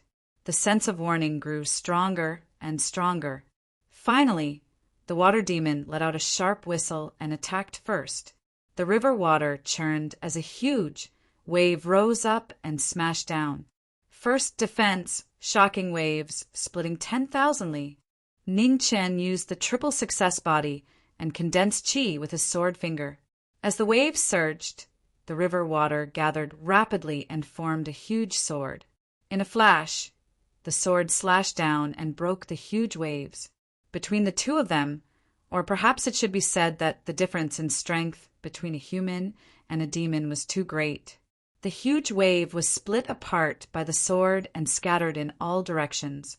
The water demon was frightened. Her exquisite, transparent body kept shaking. Apparently she was scared. "Get out of the way. You're not my match." Ning Chen's tone was still calm, without any malice. However, what surprised everyone was that even though the water demon's body was shaking uncontrollably, it still stood in front of Ling Xian and refused to step back. Ning Chen's brows furrowed even tighter. Something wasn't right. Even if these elves and monsters didn't understand the human language, they should have the instinct to seek fortune and avoid calamity. They shouldn't act so recklessly. He still had to walk this path on his way back. If the water demon insisted on blocking him, it would waste quite a bit of his time. Ning Chen wasn't too willing to kill this kind of monster. Among all living things, there were far too few that could awaken intelligence. Furthermore, it would take countless years to do so. Killing one meant there would be one less. With a flip of his hand, an ancient mirror appeared. Ning Chen activated the life scroll, and the ancient mirror immediately awakened. A faint light shone down on the water demon's body. The water demon was startled and fiercely struggled. However, it was all in vain. The light blue mirror was like a cage that firmly locked her in place. A moment later, Ning Chen crossed the river, leaving behind the ancient mirror to lock down the water demon's body. He continued forward. This was the mirror he had taken from the ancient sage's tomb. He had pondered over it for a long time, but hadn't been able to figure out how to use it. Right now, the power he could use was just barely enough to trap the water demon. He didn't know whether it was because he hadn't found a way to use it or because the mirror didn't approve of him. In any case, this broken mirror's use was far less frightening than its origin. He crossed mountain after mountain. Time slowly passed, but Ning Chen still hadn't found any trace of Ruo Shui. It was getting late, and it would take some time to return. Ning Chen decisively decided to return first and come back tomorrow. Wah wah! However, just at this moment, a tender baby's cry rang out from the depths of Alienation Mountain. It was heart-wrenching. Ning Chen's eyelids twitched. A chill rose in his heart. A moment later, he hastily retreated. However, he was still a step too late. Fog filled the world, trapping everything within dozens of miles. It formed a huge fog forest. Ning Chen's expression immediately became grave. This was troublesome. The fog was so dense that one couldn't even see their own fingers. It was hard to tell which direction to go. Wah! The baby's cry was getting closer and closer. It didn't take long for it to be right in front of him. Ning Chen unsheathed his ink sword and frost condensed. He stood in the fog without moving a single step, waiting for the unknown enemy to arrive. This time, he really might have encountered a monster.